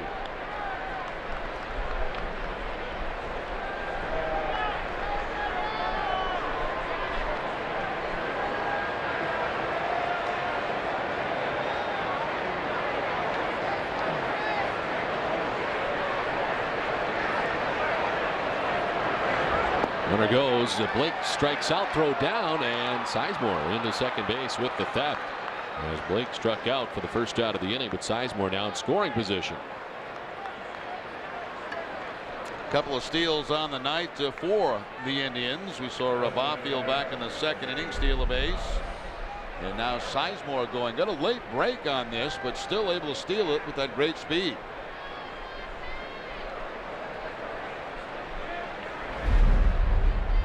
So one down, Sizemore at second base, and it brings up Travis Hafner, who's got a couple of hits tonight, single and a double. Also driven in a run, now 35 RBIs on the season.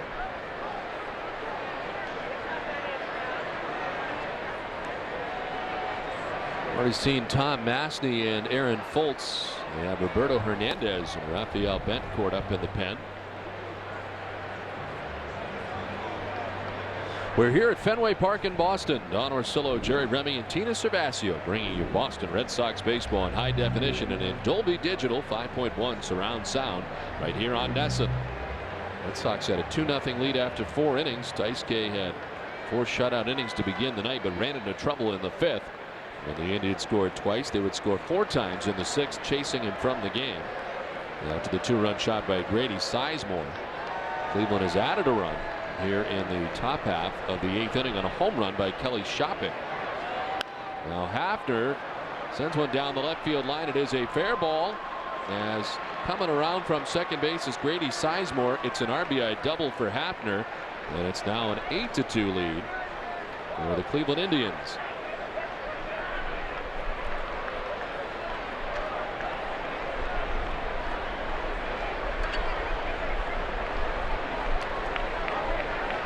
Well, quite a difference tonight in the 3rd game of this series.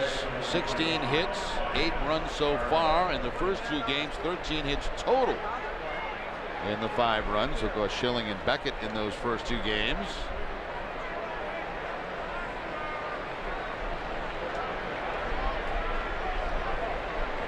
Here's Ryan Garco now, still just 1 out in the inning, and Hafner at second base. Hafner with 2 doubles in this game, both doubles driving in runs. 36 RBI now in the season for Travis Hafner.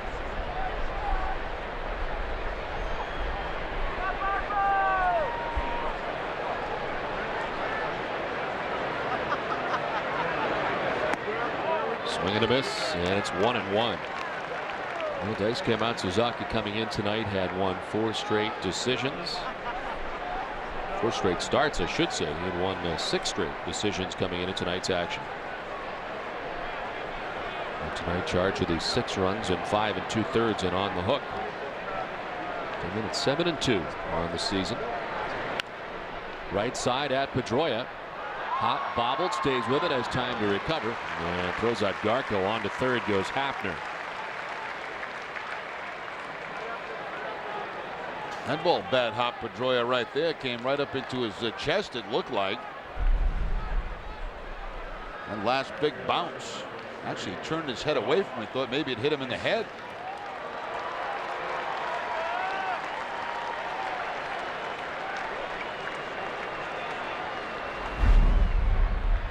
So 2 down here in the 8th. And here's Trot Nixon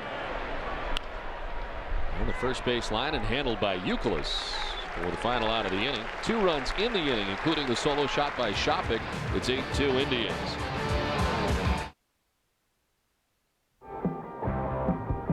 Toyota's 50th anniversary celebration is on now with the biggest Toyota selection in history. Check out the Tundra Double Cab, a true workhorse, and the Tundra Crew Max has arrived. It's the most spacious Tundra yet. Right now, you could save with a special Toyota 50th anniversary lease on a Tundra Double Cab. Just $289 a month for 36 months with $19.99 due at signing. Toyota's 50th anniversary celebration ends June 4th. See your New England Toyota dealer now. A splitter looks like a fastball until velocity is lost and the bottom drops out. Watch every pitch in clear Panasonic motion. Panasonic Plasma for the speed of sports. Panasonic, ideas for life.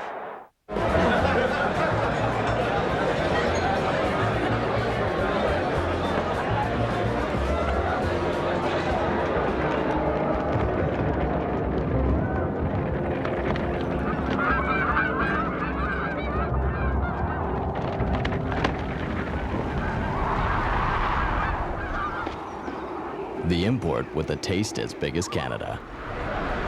Molson Canadian. Here's to good nature. Have you heard about the benefits of a reverse mortgage? If you're a homeowner, 62 years or older, and would like to supplement your monthly income, a reverse mortgage could be the key to living comfortably in retirement. U.S. government-insured reverse mortgages allow seniors to convert the equity in their home into cash without having to move or make monthly loan payments. We offer a free information kit and video explaining everything you need to know about a reverse mortgage. Call 800-300-4519.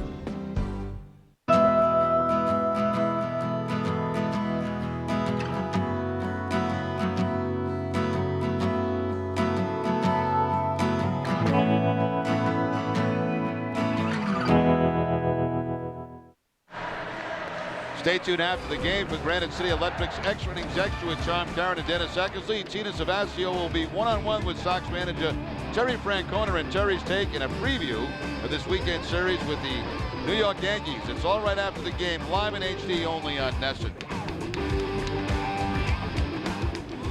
8-2, Sweet Caroline here at Fenway Park as we head to the last half of the 8th inning. New pitcher on now for the Indians. It's Roberto Hernandez.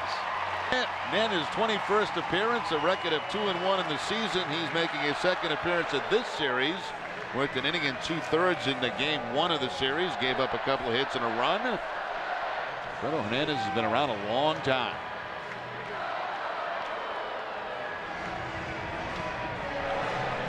We'll deal with Manny Ramirez. J.J. Drew and Mike Lowell expected here in the last half of the 8th. Red Sox had a fantastic opportunity, trailing by 4 runs in the 7th inning. They had them loaded with nobody out. And this Indians bullpen, Masny, Fultz, able to get out of that inning unscathed.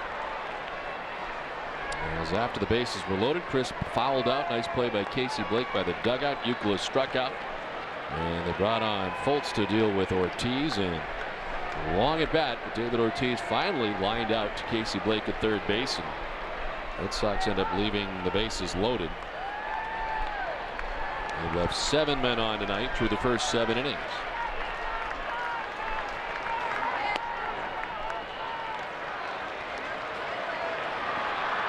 Fan running onto the field from right field.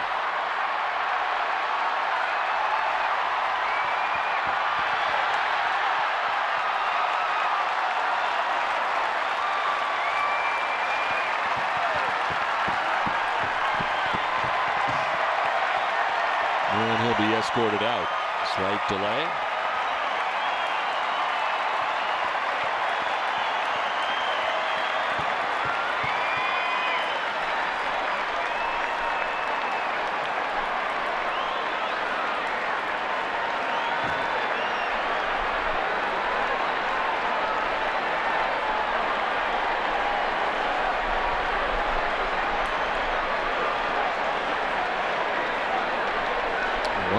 To Manny Ramirez.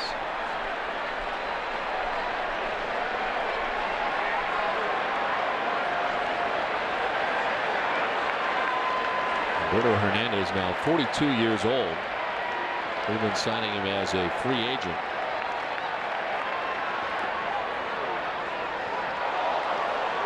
Well, 2 strikes to Ramirez. Hernandez breaking into the big leagues back in 1992 with the Chicago White Sox. Big save numbers with the Tampa Bay Devil Rays, a total of 43 saves for Tampa Bay back in 1999. But in the 30s a couple of times in saves, first with the White Sox and then the Devil Rays.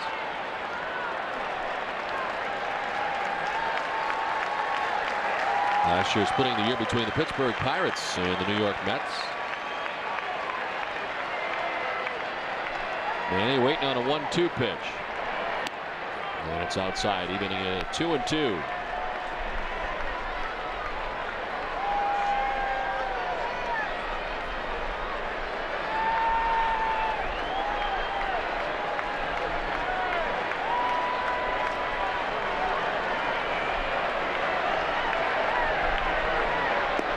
Full count to Ramirez. And he doubled back in the 4th inning, came around to score. Drew waits on deck, and then Lowell expected in the inning.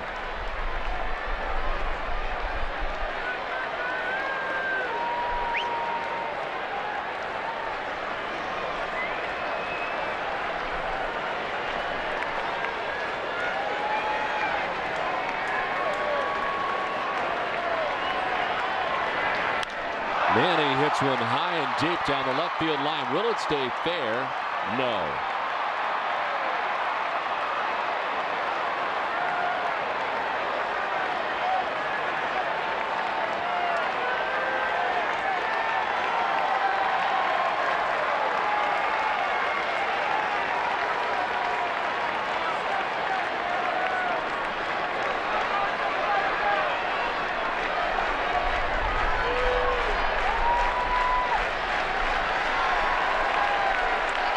Full count to the birthday boy. Manny Ramirez turns 35 today. And takes ball 4. Red Sox getting their first walk tonight. And you knew that would come after Byrd left the game. Byrd, who started this game, is now going 6 games in a row without allowing a walk. The Indians pitching staff has walked the fewest batters in baseball coming into the game. 132 walks in 50 games. Only walking an average of 2.6 batters per 9 innings. And the Indians starting pitchers have walked 2 or fewer batters in 15 straight games. And of course, she mentioned all the great numbers for Paul Byrd, just 3 on the year.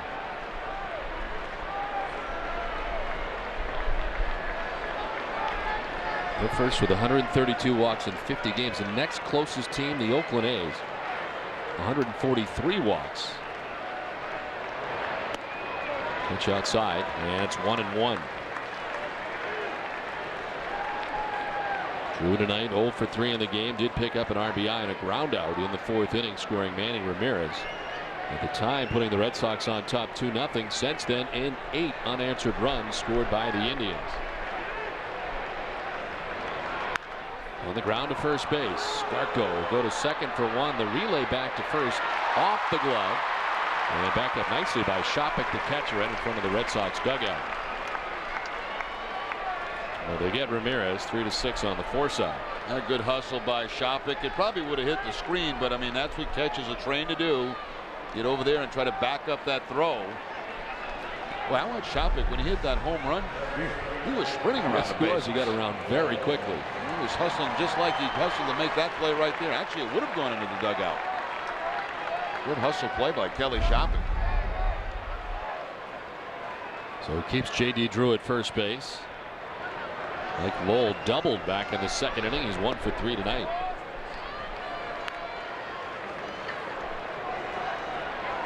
Well, the Indians will be headed home after the ball game tonight to get ready for their series against the Tigers.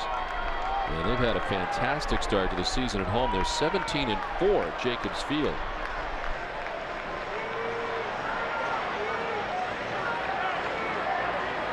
It was the best start in a 107-year history of the Cleveland Indians franchise.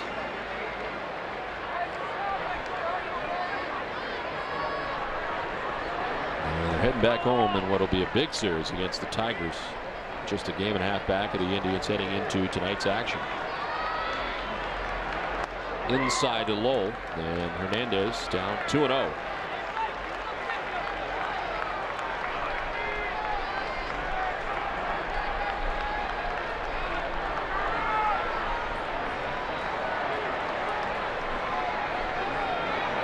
Of course, here the Red Sox will be hosting the New York Yankees in a 3-game series beginning on Friday night after the off day tomorrow. Jin-Ming Wong will be matched up against Tim Wakefield in the first one. Mike Mussina and Kurt Schilling, Andy Pettit on Sunday against Josh Beckett. No Roger Clemens in that series. And no Julian Tavares, as he's been moved back to Monday. That Francona said the reason for that is try to keep everybody else in their slots, and that's what happens a lot of times with the number 5 guy in the rotation, the other guy that gets moved around a bit.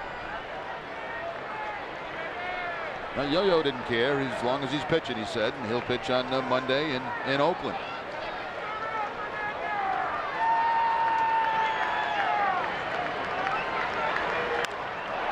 Lowell hits a fly ball to left, sending DeLucci back at the wall. It's gone. Mike Lowell hits his 10th home run of the season. It's a 2-run shot. It's now 8-4. You know, the last couple of nights that may not have made it in left field because the wind was blowing left to right. Hardly no breeze tonight, and Lowell finds the monster seats. A double and a home run tonight for Mike Lowell. 2 more RBI. That gives him 41 now in the season. And that ties him for 5th in the league in RBI.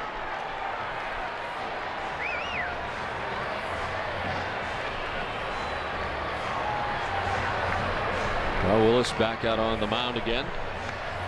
Pitching coach for the Indians. Hernandez, the 4th pitcher used tonight. And for their starter, went 6+ and gave up 2 runs.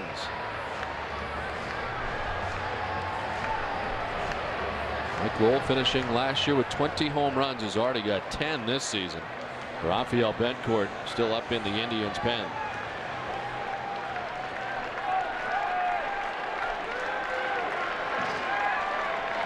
Nice night tonight for Jason Varitek, who's 2 for 3 with an RBI, double and a single.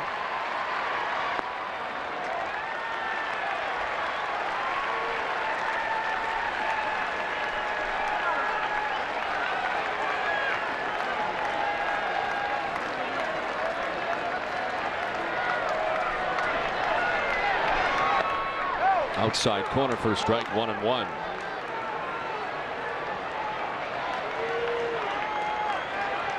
Red Sox able to beat Cliff Lee in the first game of the series. Jeremy Sowers in game 2. With Schilling and Beckett getting the wins in the first 2 games. But tonight the Indians getting to Daisuke Matsuzaka.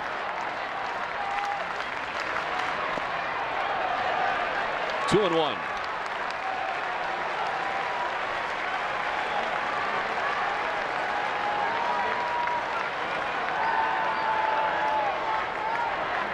Last game the Red Sox will play in the month of May.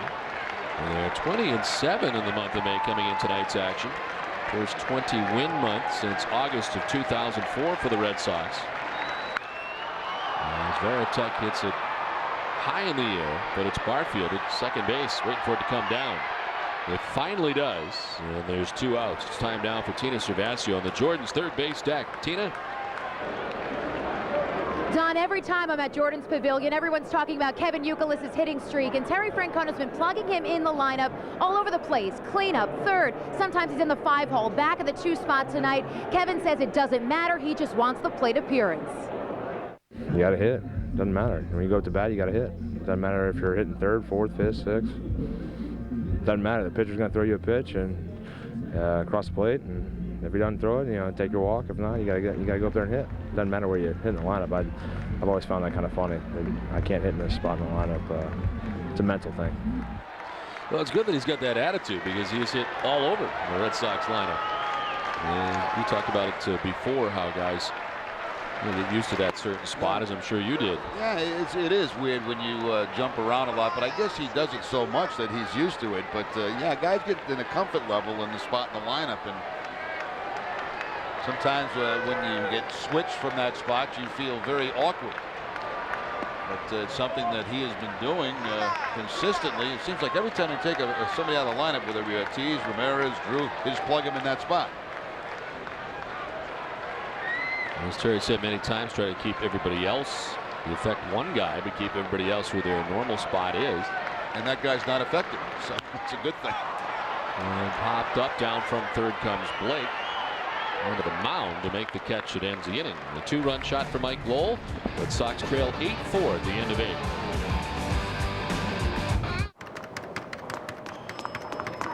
Thank you. How you doing? Oh, fine, thank you. 9, please.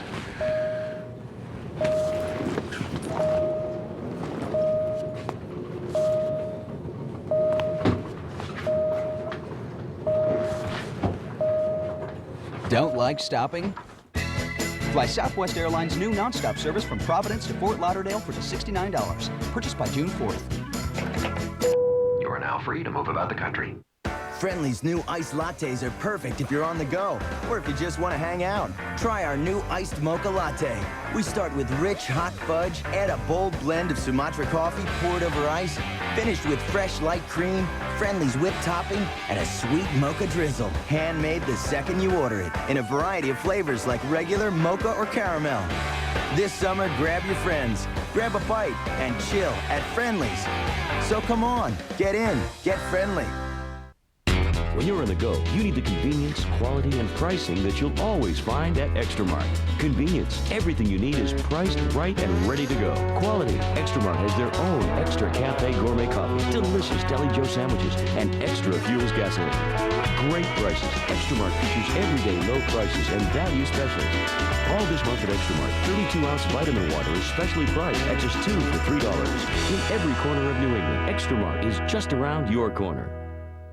My neighbor drove all over town to find the best deal on a cell phone. I just logged on to Let's Talk. They make it easy to compare plans from all major carriers and find cell phone deals that are much cheaper than retail. Like the hot BlackBerry Pearl with music and video player, a $369 value, yours free after mail-in rebate and new calling plan. Let's Talk has the best prices, the best plans, and the most free phones guaranteed. Log on to 25letstalk.com or call now to order your BlackBerry Pearl. Let's Talk, the smarter way to shop for cell phones. So log on or call now.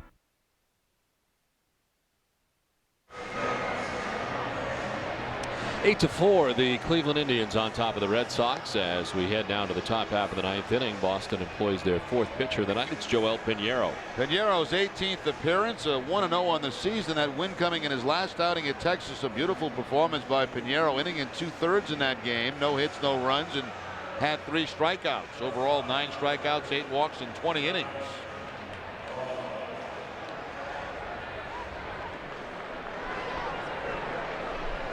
Johnny Peralta will lead it off for the Indians here in the top half of the ninth inning. Everybody in the starting 9 has at least 1 hit for Cleveland. They've banged out 16 hits in the contest.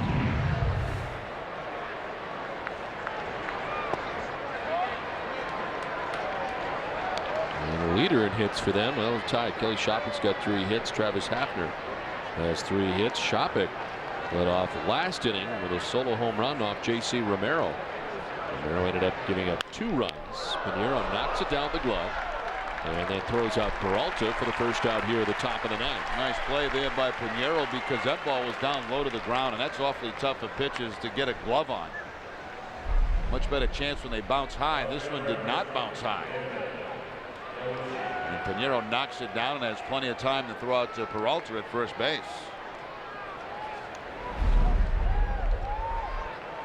So 1 down here in the ninth, and it brings up David DeLucci. Double knocked in a run in the 6th inning. Out of a 4-run 6th inning for the Indians tonight.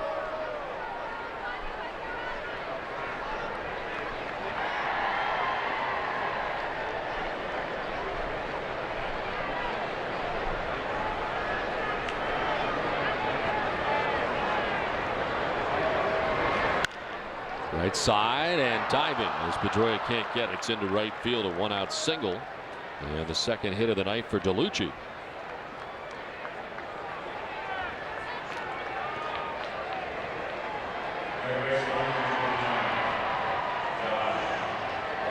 So 1 out, 1 on, and it brings up Josh Barfield.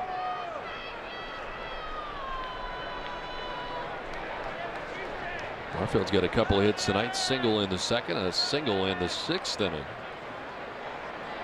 Also a stolen base tonight.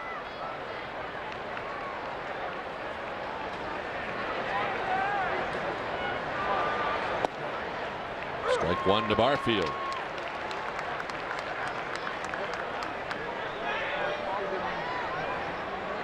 Red Sox will be going to Jacobs Field in Cleveland July 23rd through the 26th. It'll be a 4-game series at Jacobs Field.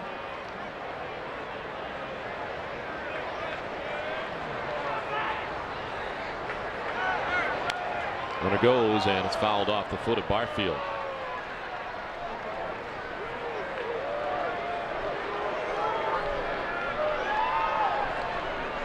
Well, these 17 hits compiled tonight by these Indians ties a season high for them. They were able to get a total of 17 hits back on May 15th against the Minnesota Twins.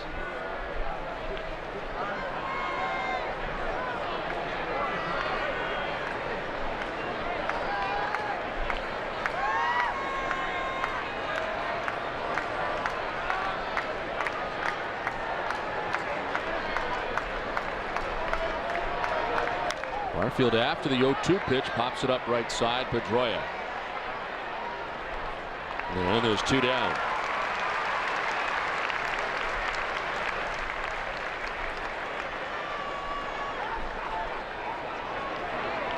So 2-away, and it brings up Kelly Shopik, who's had a great night from his number 9 spot in the order. Did not play in the first 2 games of the series. Victor Martinez, regular catcher for the Indians, but Shopik in there tonight, a 3-hit night. He scored 3 runs and hit a solo home run last time up, his second round tripper of this season.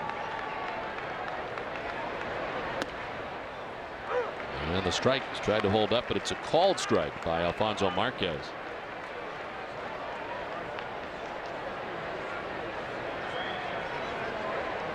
Boston will be expecting Dustin Pedroia, Coco Crisp, and Kevin Youkilis in the last half of the 9th, trailing by 4 runs. And on the right field line, over is Drew towards the pole, and it is a foul ball.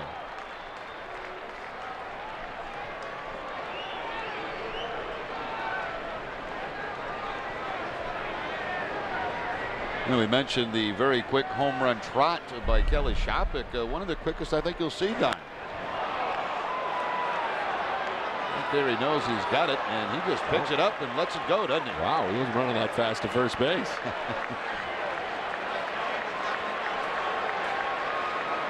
Shopik gets his share of home runs. He's done that in the minor leagues. It's usually the guys that never hit home runs that kind of sprint around the bases. They don't know how to go in a trot.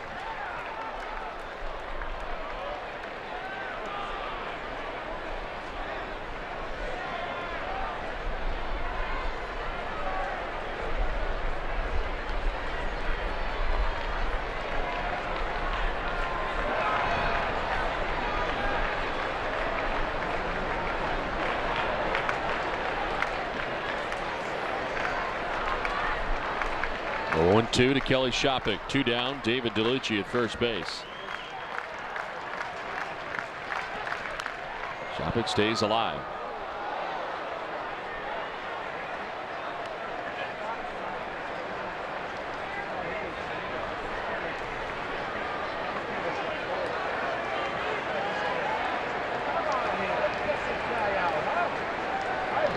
The Indians closer has 17 saves. He's tied with Frankie Rodriguez. The Angels was able to pick one up last night. The dive at short. Cora can't get it. It's into left field. And a season high in hits now for the Indians. It's a 4-hit night tonight for Kelly Shopik. 3 singles, and of course the home run back in the 8th inning. Came into this game 6 for his last 11 and 4 for 5 tonight. So it's first and second, 2 down, and Grady Sizemore coming up again. He's been on base 3 times tonight. A double, home run, and a walk after going the first 2 at-bats without a hit.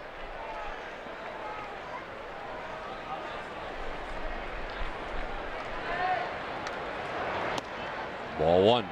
And for Kelly Shopik, his first ever 4-hit night in the major leagues. So you get Victor Martinez out, give him a rest for a night, and Shopik comes up big time.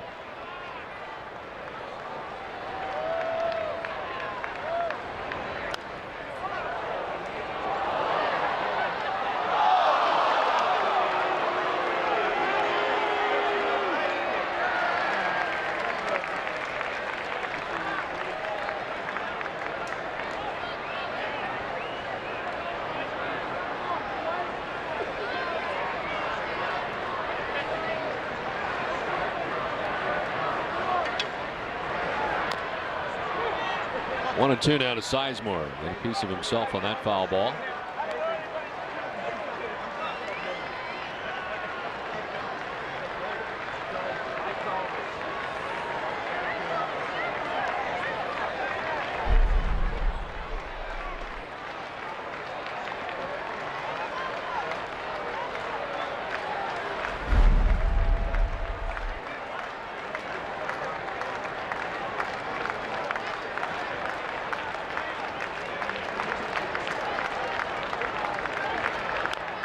Rolls it foul, still 1 and 2.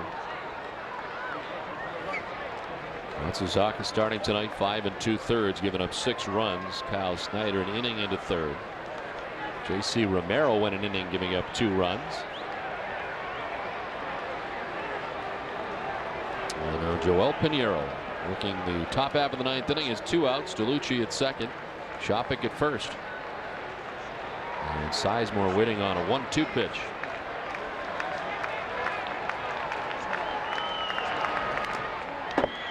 And for the Red Sox offense, for the first time in the night that they were able to string hits together was in the 7th inning, and it was 3 hits in a row.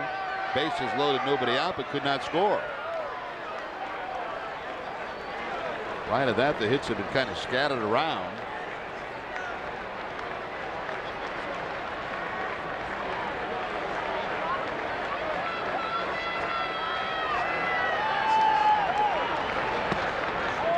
Ball 2, 2-2.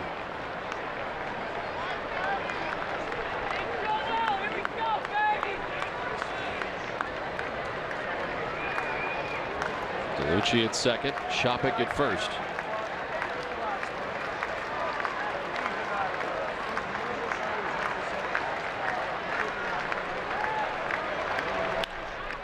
Picked nicely by Pinheiro, who flips to first and gets out of any further trouble as the Indians strand 2 but take an 8-4 lead to the bottom of the 9th.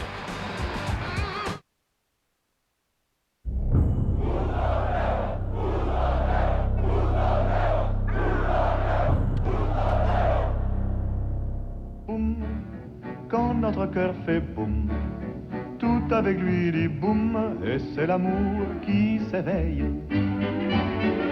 Boum, il chante Loving Bloom, au rythme de ce boum, quand notre cœur fait boum, boum, boum, c'est notre boum. The Oral-B experts know nothing replaces flossing, but what if you could get some of the benefits of flossing from a toothbrush? Oral-B Advantage Glide. Unique glide bristles go up to 35% deeper between teeth for a thorough clean. Oral-B, brush like a dentist. Hello. In a summer of sequels, Mr. Brooks stands out. Rolling Stone raves. Mr. Brooks is a mind-bender of a thriller. Tell me who you are. With twists you don't see coming. If I were here to kill you, you would already be dead. Mr. Brooks, rated R. In theaters everywhere this Friday. Toyota's 50th anniversary celebration is on now with the biggest Toyota selection in history. Check out the rugged FJ Cruiser or the spacious Tundra Crew Max. Or Tacoma with its bulletproof reputation for reliability. And right now you could save on a fuel-efficient Tacoma with $500 cash back. Or you could save on the adventure-seeking Go-Anywhere Toyota 4Runner with $1,500 cash back. Toyota's 50th anniversary celebration ends June 4th. See your New England Toyota dealer now. Hello? Mrs. Anderson, this is Mark Brown. I'm from the collections department of... Hi. Listen, I'm sorry I haven't made my payment yet. I'll get it in as soon as I can. Maybe you should call In Charge. They'll work with you and come up with a solution that's right for you. When life hands you a little more than you can manage, call In Charge Debt Solutions. We're a nonprofit company that puts people back in control by helping them manage their debt. We'll stop the collection calls and we'll help lower your interest rates so you'll have one affordable monthly payment. Call In Charge today.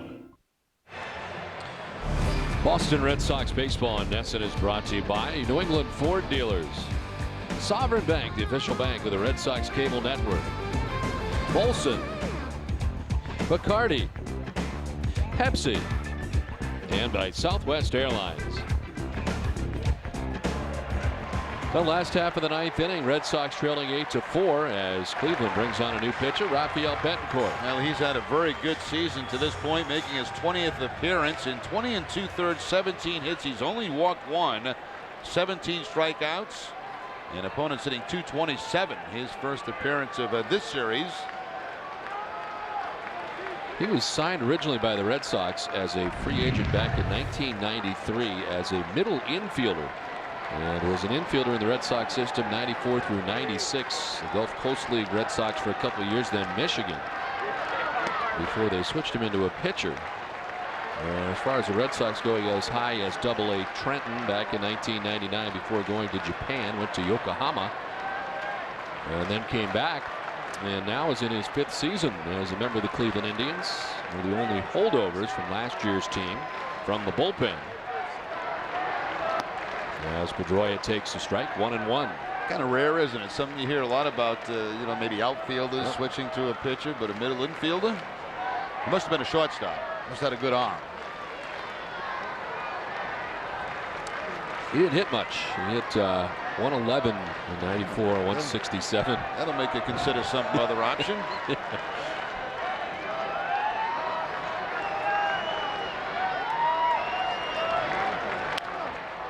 Fouled off to the right, 1-2 to Dustin Pedroia, who's had a 2-hit night tonight. Extended that hitting streak into double figures now. 10-gamer going.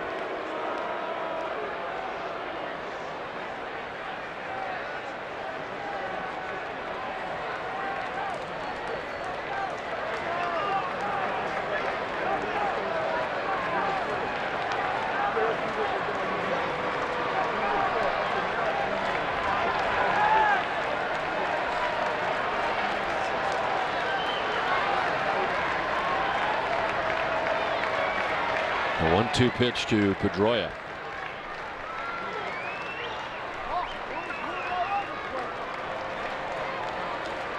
Betancourt from Venezuela. Pitched for Venezuela in the World Baseball Classic last year.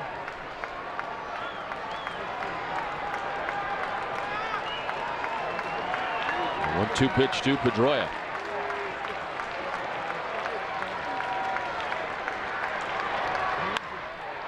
One hot to the backhand at first for Ryan Garko, as covering Betancourt for the first out of the inning.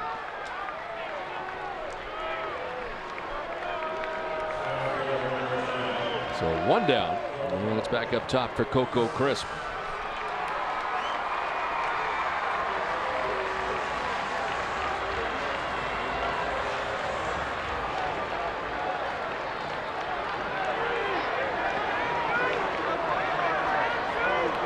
Now the Yankees had a 5-4 lead as Toronto was getting back into that game, but the Yankees have opened it up as they have now got a 10-5 lead.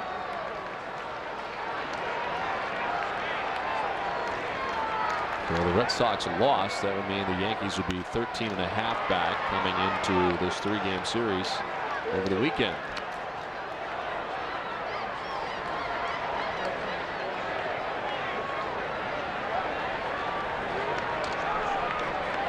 We talked a lot about the month of May off the top tonight. The Red Sox started the month with a 3.5-game lead over Toronto.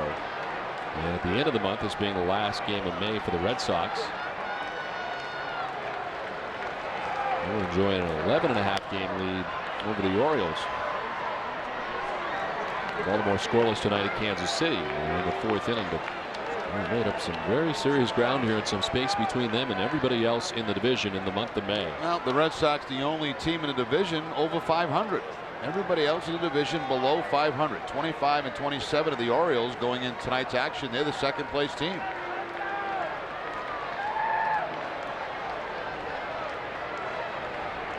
The 0-2 pitch coming to Crisp. And the check swing foul.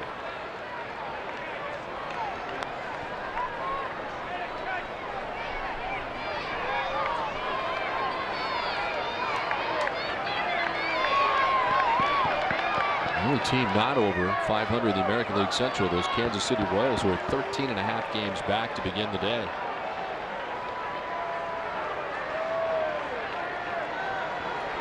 A 1-2, the count to Crisp. Youkilis waits on deck.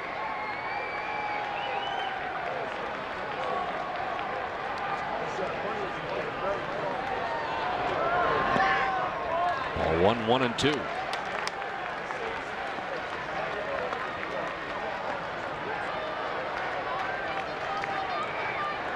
What are you going to do on your off day, Don? Get a little fishing plan? Yeah, a little fishing tomorrow. Good. You going with Narachi or no? By yourself? By myself.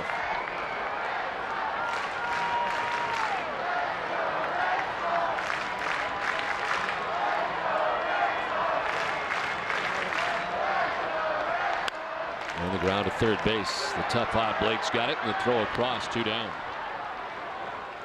I'm sure it'll be a day welcome. You don't get too many days off at home. I imagine there'll be a few guys playing golf tomorrow. What do you got going? I got to get a blood test, get my cholesterol checked. Nice. Get a big day. Have a good time. Pretty exciting. That'll be a lot of fun. Going right out of the chute, right away at 9 o'clock in the morning, though. So to get that out of the way. And Get out of the way, and then I got the whole day to myself. Big day planned, I'm sure. 2 down for Youkilis. He was 1 for 4 in the game tonight. A single back in the third to extend that hitting streak to 22 games.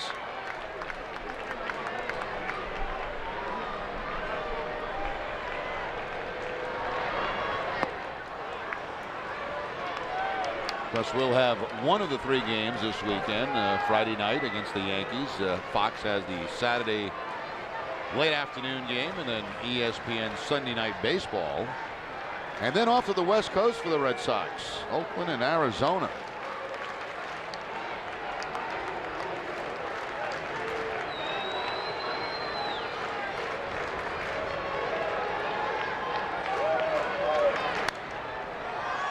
A lot of rough travel coming up in the month of June. A lot of West Coast action for Boston.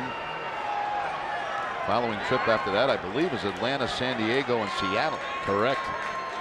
So we're up there twice in the month of June, 2 different trips.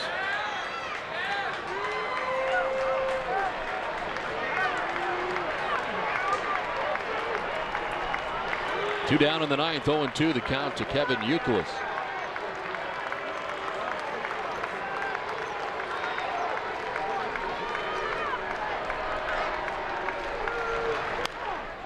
Popped up foul. Should get back in the seats as Shopik gives chase.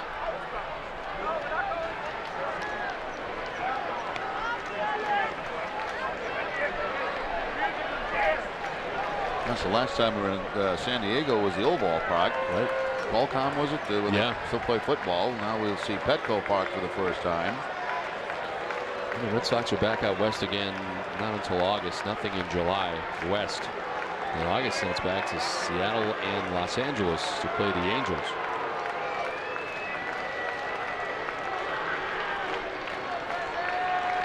Oh, 0-2 the count to Kevin Youkilis. Got him. And the Cleveland Indians are able to salvage the final game of this 3-game series. After the Red Sox took the first 2, it is the Indians who come away with the victory 8-4 tonight as they beat Daisuke, Matsuzaka, and the Red Sox. WB Mason's extra innings right around the corner, so stay with us. Turn out. I'll be right back here at Fenway right after this. Closed captioning provided by Finagle Bagel, Boston's best sandwich, soup, salad, and of course Bagel Cafe, with 20 locations in Eastern Mass. Ford F-150. We're sorry. You can't match Dodge Ram 1500's available 345 horsepower Hemi V8. And Chevy, Toyota, we're sorry Ram Mega Cab is bigger and roomier than your Silverado and Tundra. And since Ram is the longest lasting, most durable family of full-size trucks, we'll be apologizing to the competition for a long, long time. Biggest, baddest, boldest. See the New England Dodge dealers for a test drive today. It's spring cleaning time. When it comes to showing your car a little love, VIP knows what works. And that's what we sell, period. At VIP, we stock a full line of products to make your car or truck shine like new. Anybody can sell wax. We sell what works, and we only sell what we'd use on our own cars. From Armor All, Turtle Wax, and Mothers, to a huge selection of specialty products and accessories for the best prices around. When you want to buy something that works, come to VIP. A little love goes a long way. Seriously, 4 feet by 5 feet. Well, apparently not, because I'm looking right at it. Geico. 15 minutes could save you 15% or more on car insurance. Are you serious? Just give it a try. Role play. What's your name? He doesn't say anything because he's a doll. Geico.com. So easy, a caveman can do it. Stop, Hub! Where should we sit? Right at first base. Wait, how about along the third baseline? Wow, this is great. Just like having season tickets. Looking for great seats? Buy tickets from other fans. Have extra tickets? Sell them to other fans. Go to StubHub.com today for tickets to the hottest sports, concert, and theater events, even if they're sold out. Peanuts. Hey, there's still tickets right behind home plate. Let's go for it. StubHub, your choice, your ticket, your experience. StubHub! Well, the Indians win the final game of the series 8-4. The play of the game is brought to you by Foxwoods Resort Casino, and it's the Grady Sizemore home run in the 6th inning. That kind of gave a nice little comfortable lead to the Cleveland Indians. Sizemore had a couple of hits on the night after having a tough series prior to that here at Fenway. So the final score again, 8-4. Cleveland wins the last game of the series. For Jerry Remy and Tina Cervasio, I'm Don Orsillo saying good night from Fenway. Visit NESN.com where New England sports live online. This has been a presentation of NESN, New England's most watched sports network. It's time now for Tom Caron at the NESN HD Television Center. TC? Oh, Don, thanks very much. A loss for the Red Sox tonight, wrapping up a remarkable month. 20 wins in May for the Red Sox. The first time they've won that many games in a month since August of 2004. We'll put May in perspective for you and look back at what happened tonight. Daisuke Matsuzaka, as Jerry Remy said, not at his most sharp, and he suffers a loss. Dennis Eckersley with us here in studio. It's WB Mason's Extra Innings, and it begins right now.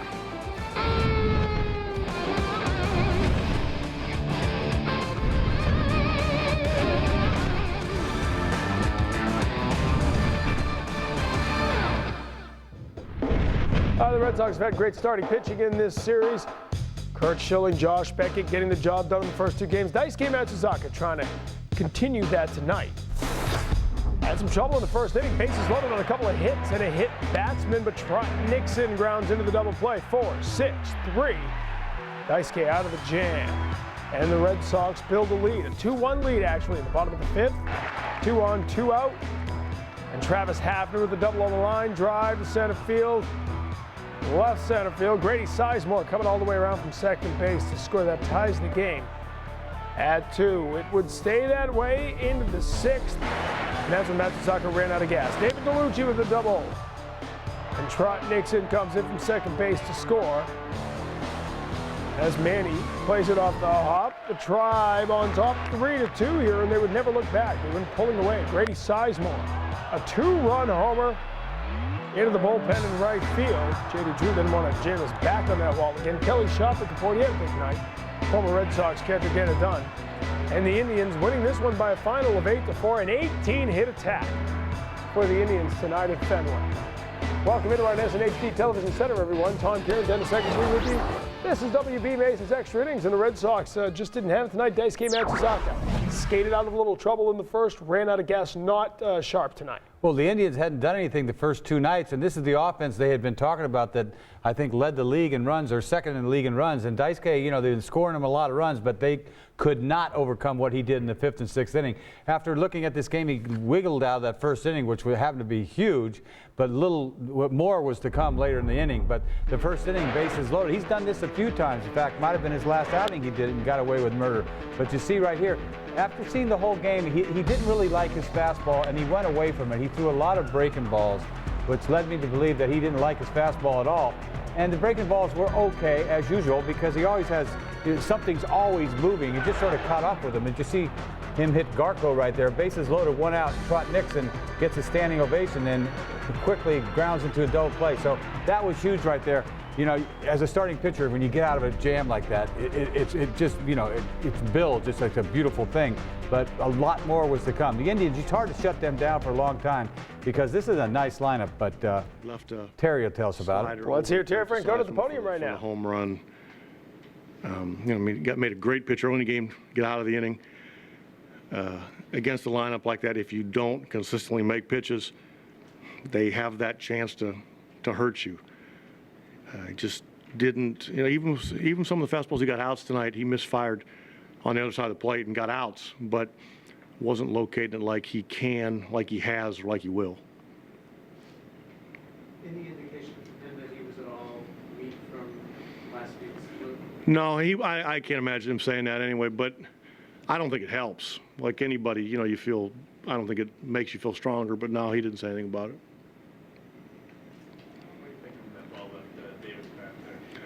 Hoping. Kind of figured, watching the at-bat, he was probably going to have to hit one to left field because that's probably all they were going to give him. And early on, that, you know, he fouled some pitches off, but they were way, way away. And then he laid off enough and saw enough pitches, and he got one to handle, and he pulled it foul.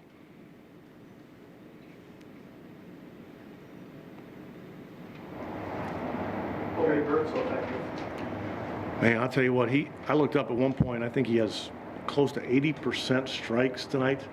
We knew coming in, he's not going to walk anybody. He's got a lot of deception to his delivery, and he threw a ton of strikes, you know, adding and subtracting, staying out of the middle. That was the kind of the pitcher we expected. You have to hit him to beat him. He's not going to give you anything.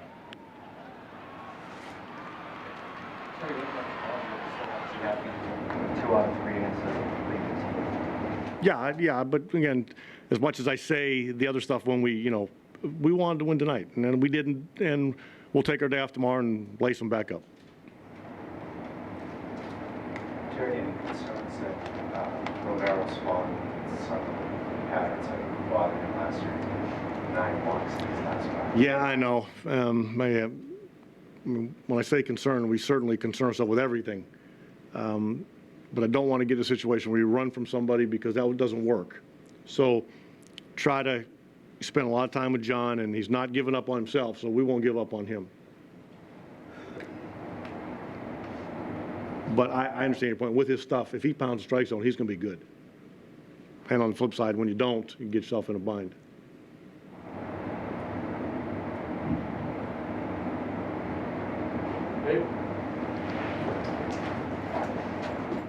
All right, Terry Francona at the end of the press conference. We'll go back to what we were talking about before he sat down at the podium. Talking about Daisuke Matsuzaka. He got out of that first inning trouble and seemed to have it going okay.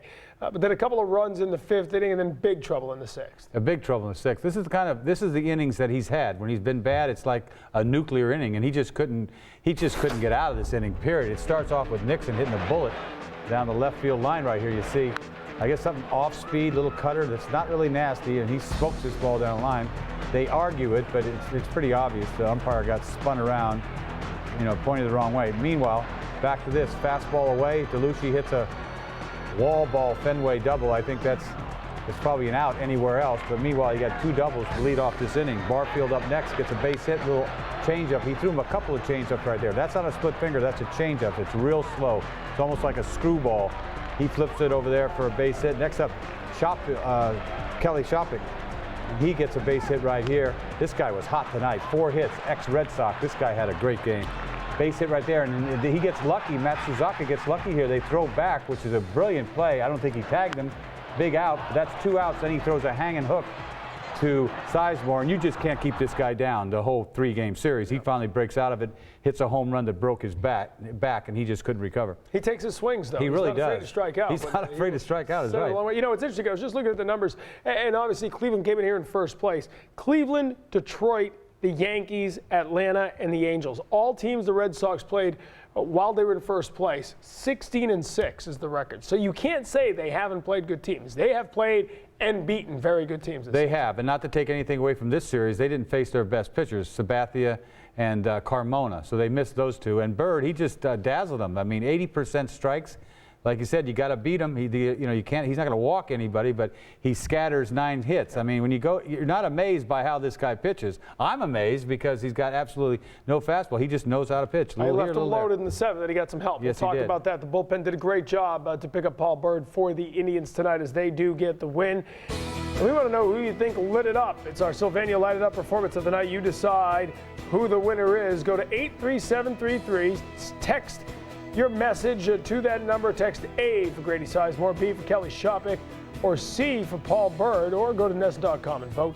Standard text message rates apply. We'll have your vote later on in the show. Right now, back to the ballpark. Back to Tina. TC, we still have more to come from Fenway Park. I'll be heading into the Red Sox clubhouse, get some post-game reaction, but we will also look ahead to the Yankees series. I'll go one-on-one with manager Terry Francona in Terry's Take. All of that still coming up as WB Mason's Extra Innings continues with Tom Caron and Dennis Eckersley. But now we send it back to our NESN HD Television Center and see what Hazel May has in store on Sports Desk tonight. Hey, Tina, thank you. Hi, everybody. Coming up in our post-game update, Kobe Bryant wants out of L.A. Find out why the Lakers star guard is miffed at the organization. And Tiger Woods will defend his title at the Deutsche Bank Championship. Details for you coming up in just a few minutes. More WB Mason's Extra Innings when we return. Back in a moment. It's your world, it's your life.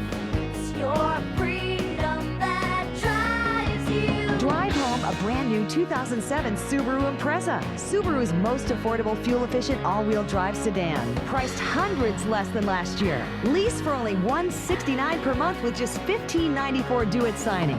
Go to NewEnglandSubaru.com for a list of local dealers.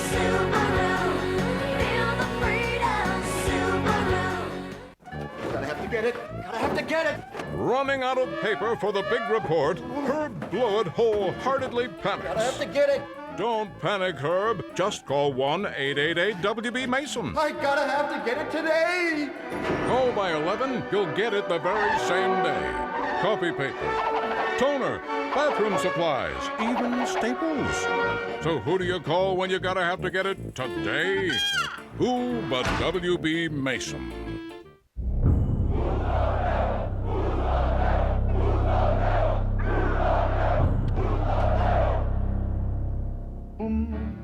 Quand notre cœur fait boum, tout avec lui dit boum, et c'est l'amour qui s'éveille. Boum, il chante Loving Bloom, au rythme de ce boum, quand notre cœur fait boum, boum, boum, je n'entends que boum.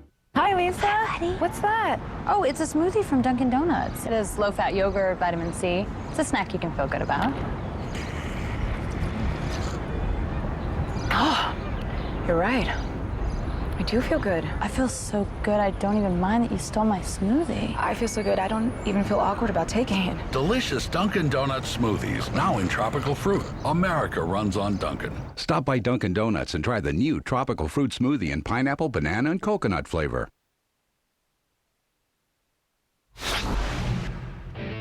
It's time now for the start of the game, brought to you by the Subaru dealers of New England. Subaru Field of Freedom. Kelly Shopik, what could have been. But part of that big trade, he went to Cleveland, and tonight he comes back to Boston, and he makes his presence felt.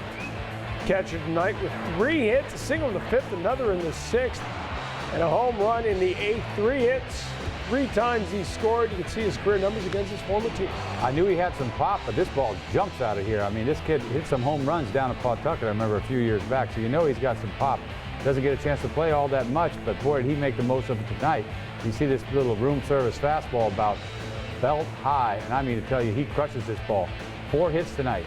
I mean, that's a nice, you know, if you don't get that chance to play like that, you go out there and get 4 hits. Yeah. That's a big night. You know, the rap on him down at Pawtucket, too many strikeouts at times, and now it seems that he's shortened that up a little bit. You don't see as many strikeouts, but he's still got the power. You know, but you look back, I mean, I know what, in hindsight, I mean, this kid would have been a nice backup and taking nothing and went against Marabelli, but there's a lot of things that took place that you look back on. That's a whole that I can't really catch up with. I mean, it starts with not signing Johnny Damon, then you move Edgar Renteria, Andy Marte comes here, then the deal with Cleveland, Shopik goes there, Coco Crisp comes here.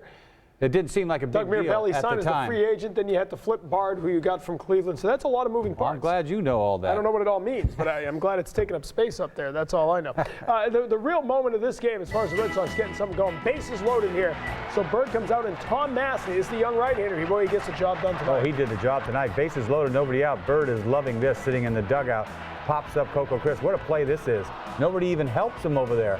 Could have broke his neck over there. That's a big out. And then he punches out the best hitter in the American League right now with a piece of cheese right by him.